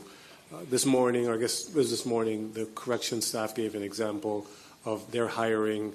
Very recently, we posted for a code inspector, we had 4 people screened through to us, of which we interviewed 2, and we are moving to a second interview with 1. At that rate, that's just not good enough. That's not enough to repopulate the pool of 1 person per person. So the idea is to change the minimum qualifications to create a greater applicant pool, and then we can have an opportunity to interview more people and then bring them on. Okay. Secondly, thank you. I've had a number of concerns from different communities, and then every time I've reached out, you always generally have a same-day response, sometimes like within an hour, you and Franklin. So thank you guys for your responsiveness to customer service. I appreciate you all. You're welcome. Thank you, Mayor. Commissioner Wilson. Truth. You guys are so good, and I have to work with every piece and part of the org chart over here, and everybody is so responsive and so incredible, even if, like, at the end, I'm like, well, that's not what I wanted, but I got the response, I got a conversation, and I think it gives us an opportunity at this time of year to look for opportunities. So I had a question, really. I was excited to see some of the new positions that are coming in. We know we need new arborists area, but we have a lot of environmental protection ordinances that were, passed over these last couple of years, including the strict fertilizer, the wetland code. There's a lot of work going on with shoreline, and I'm just worried that without an additional staff or 2 or 3, that we are just doing what the state does to us, which is the unfunded mandate. And it seems like it leaves some of my residents in a position to police themselves.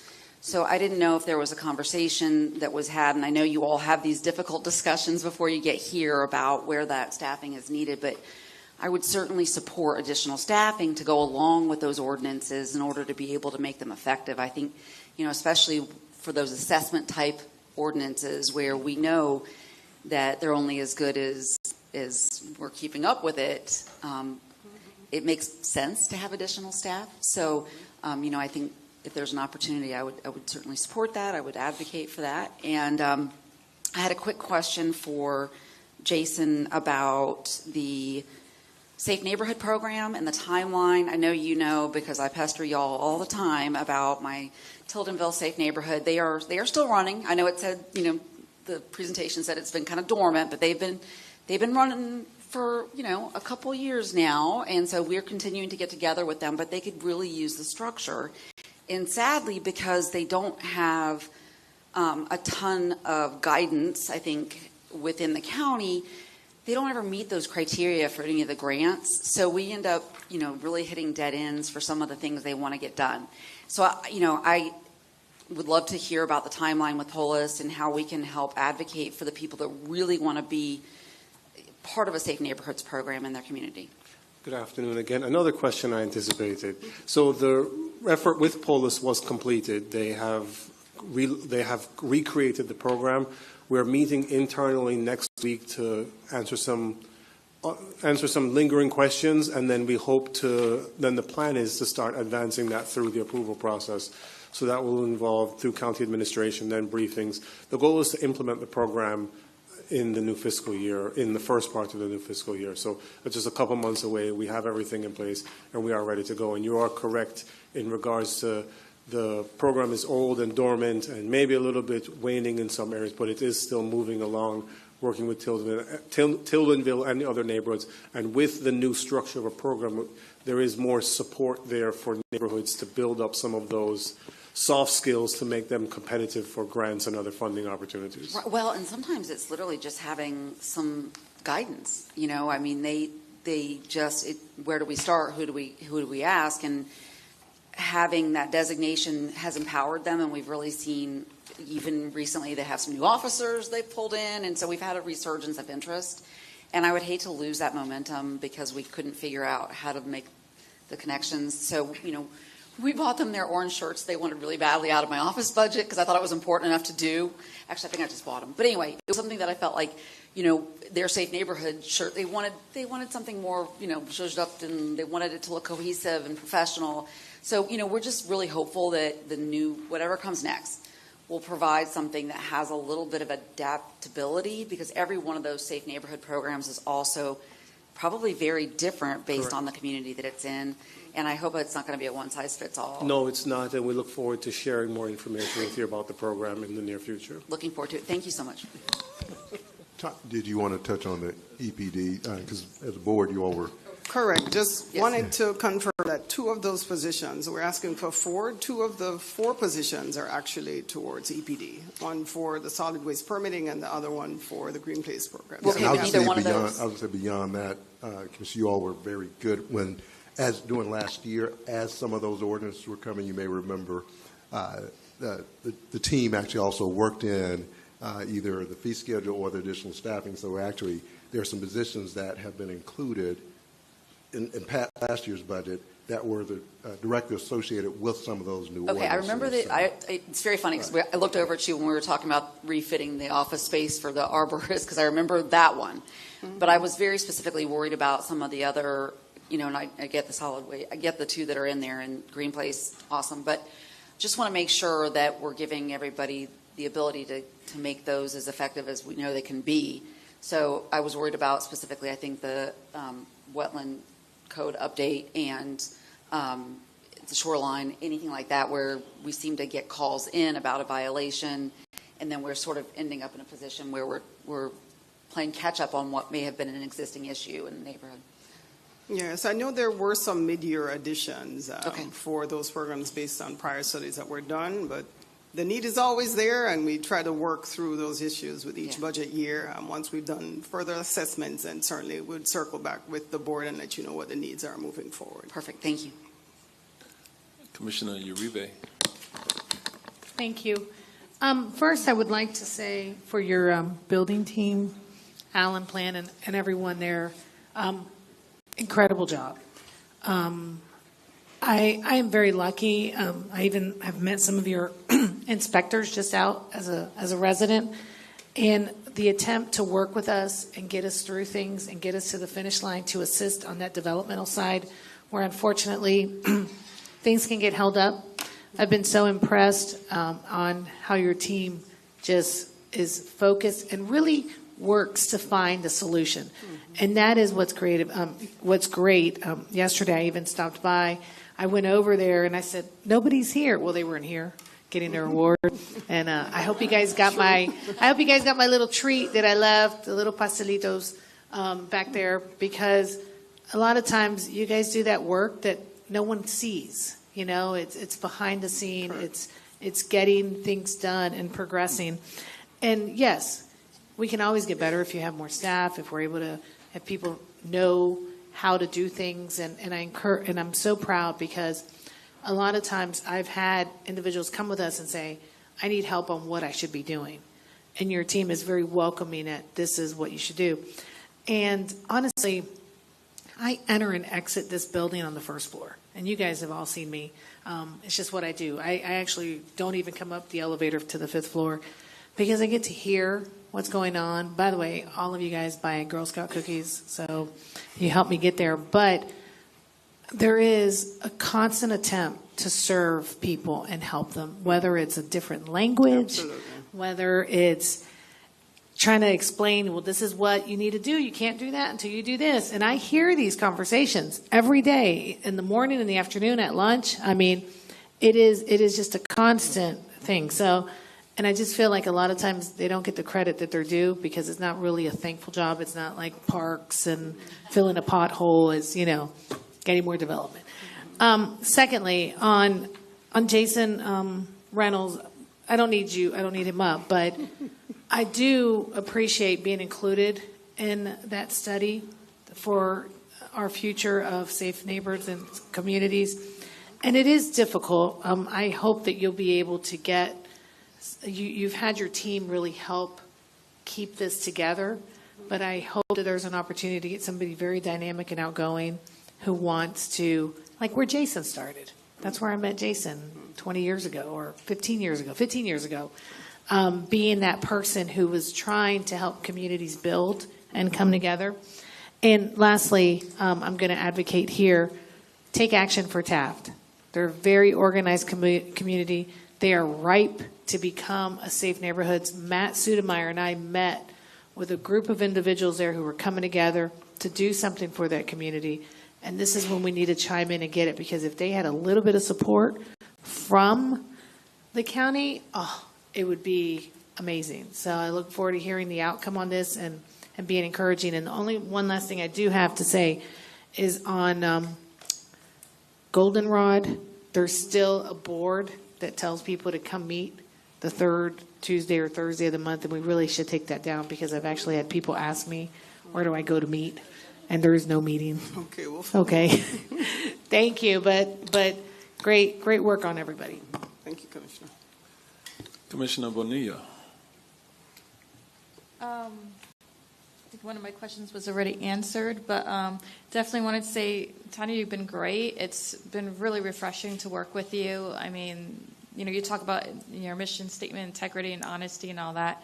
You've definitely tried to strive towards that. So thank you so much for that. And, it's also been refreshing to see, and when I talk to you about different things, how much you care about the environment as well. So that's really nice. Thank you so much for that. Love the experience that you come with, too. You've just come with all this knowledge that's like, okay, you want to do this for this reason, not this for this reason. And, you just explain it so well. So thank you for that as well.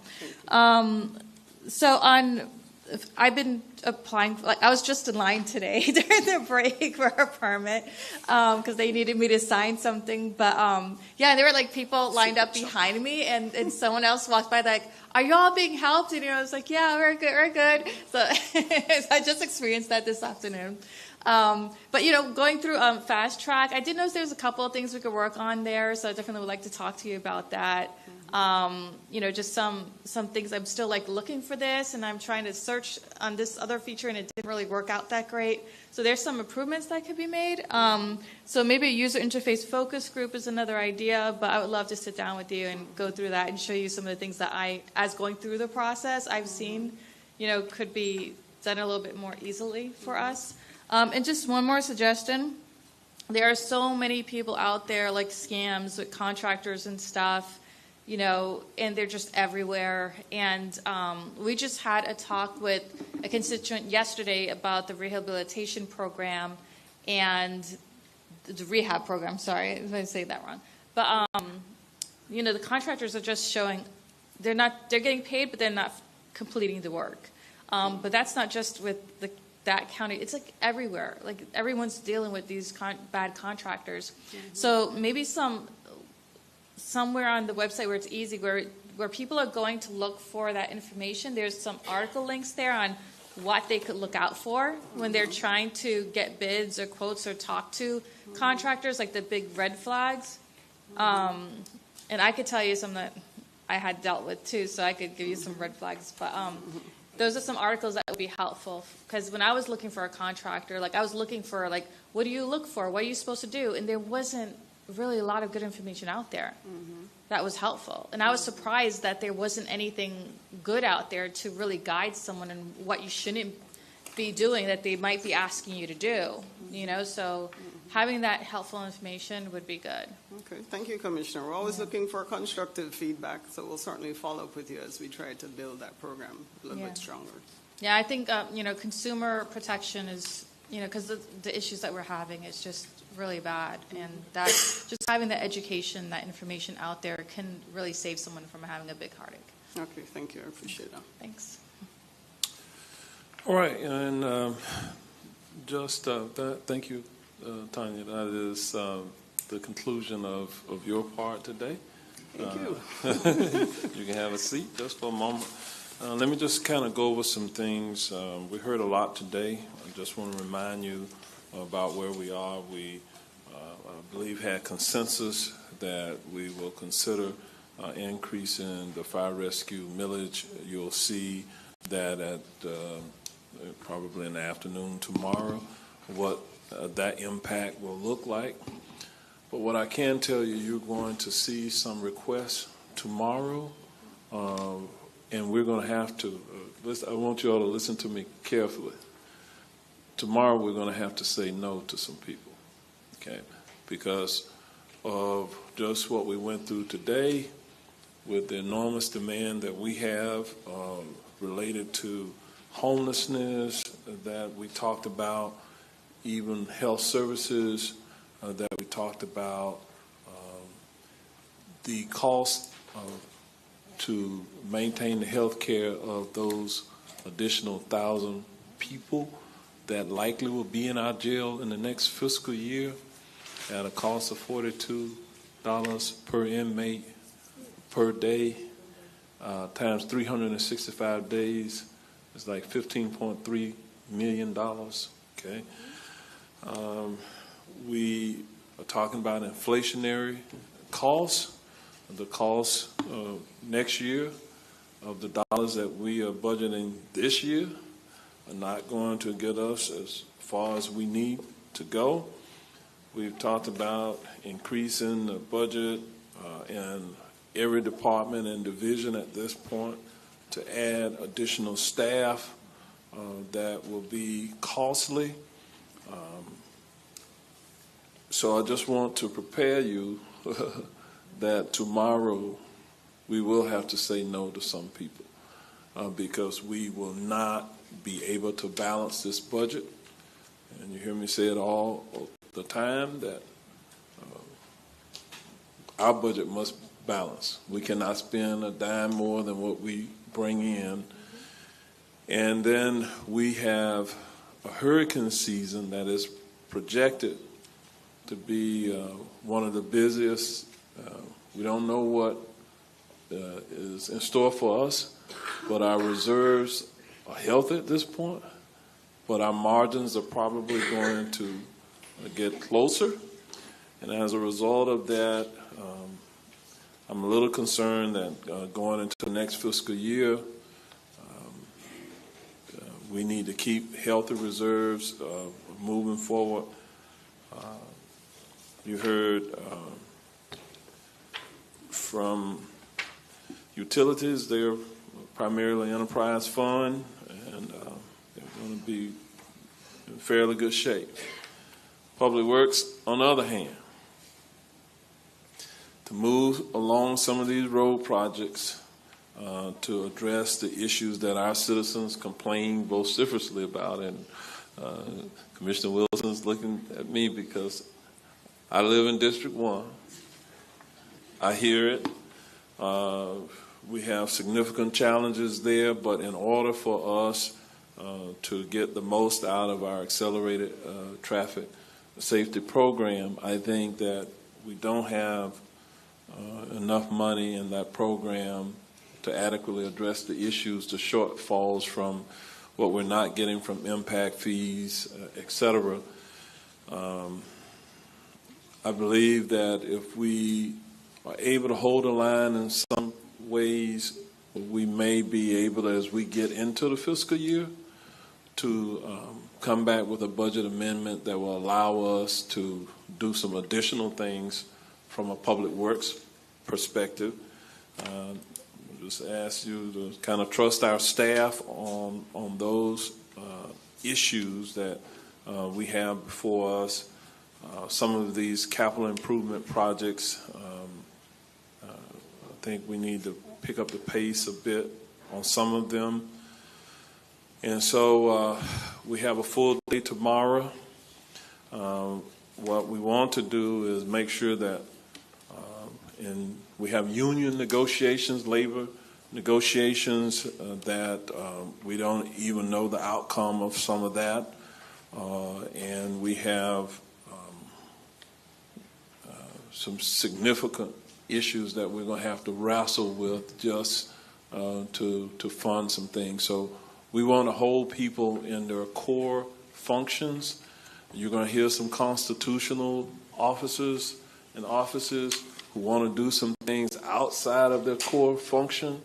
We're going to have to hold the line, keep them within their core functions, because those other things that they're doing, it kind of weighs into our functional responsibilities, and some of them are primarily funded. They get funding from the county, but also from the state. We cannot allow the state of Florida to do cost shifts where they're holding the line on their budgets or reducing them. And when the constitutionals who rely more on the state funding mechanisms come up short on the state side, they're coming to those of us on the local side and wanting us to fill the gap. Well, that's simply a displacement of a problem from the state to us that we cannot afford to do. So with our core functions as a local government, we're going to have to hold the line, okay? Our labor unions are watching very carefully of what we do. Some are in negotiations, and when you negotiate and you sign a multi-year agreement, you do have to hold the labor unions accountable to that multi-year agreement. And some of them want to reopen labor agreements, and we're just negotiating against ourselves, and already what many of them are programmed to get in terms of increases exceeds what our general employees are receiving. And, you know, we sent out budget guidelines of 4% for the non-bargaining units. But those bargaining units, some of them are already above 4%, and they won't. Some won't much more than that. Well, quite frankly, in our funding methodology, we cannot afford everything that they're asking.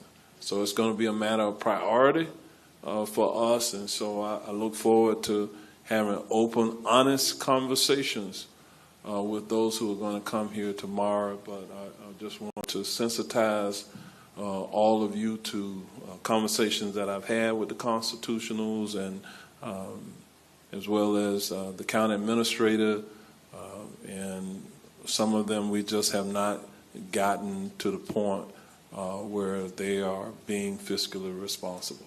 That's the bottom line. So with that, there's nothing else before us today, so we do stand adjourned.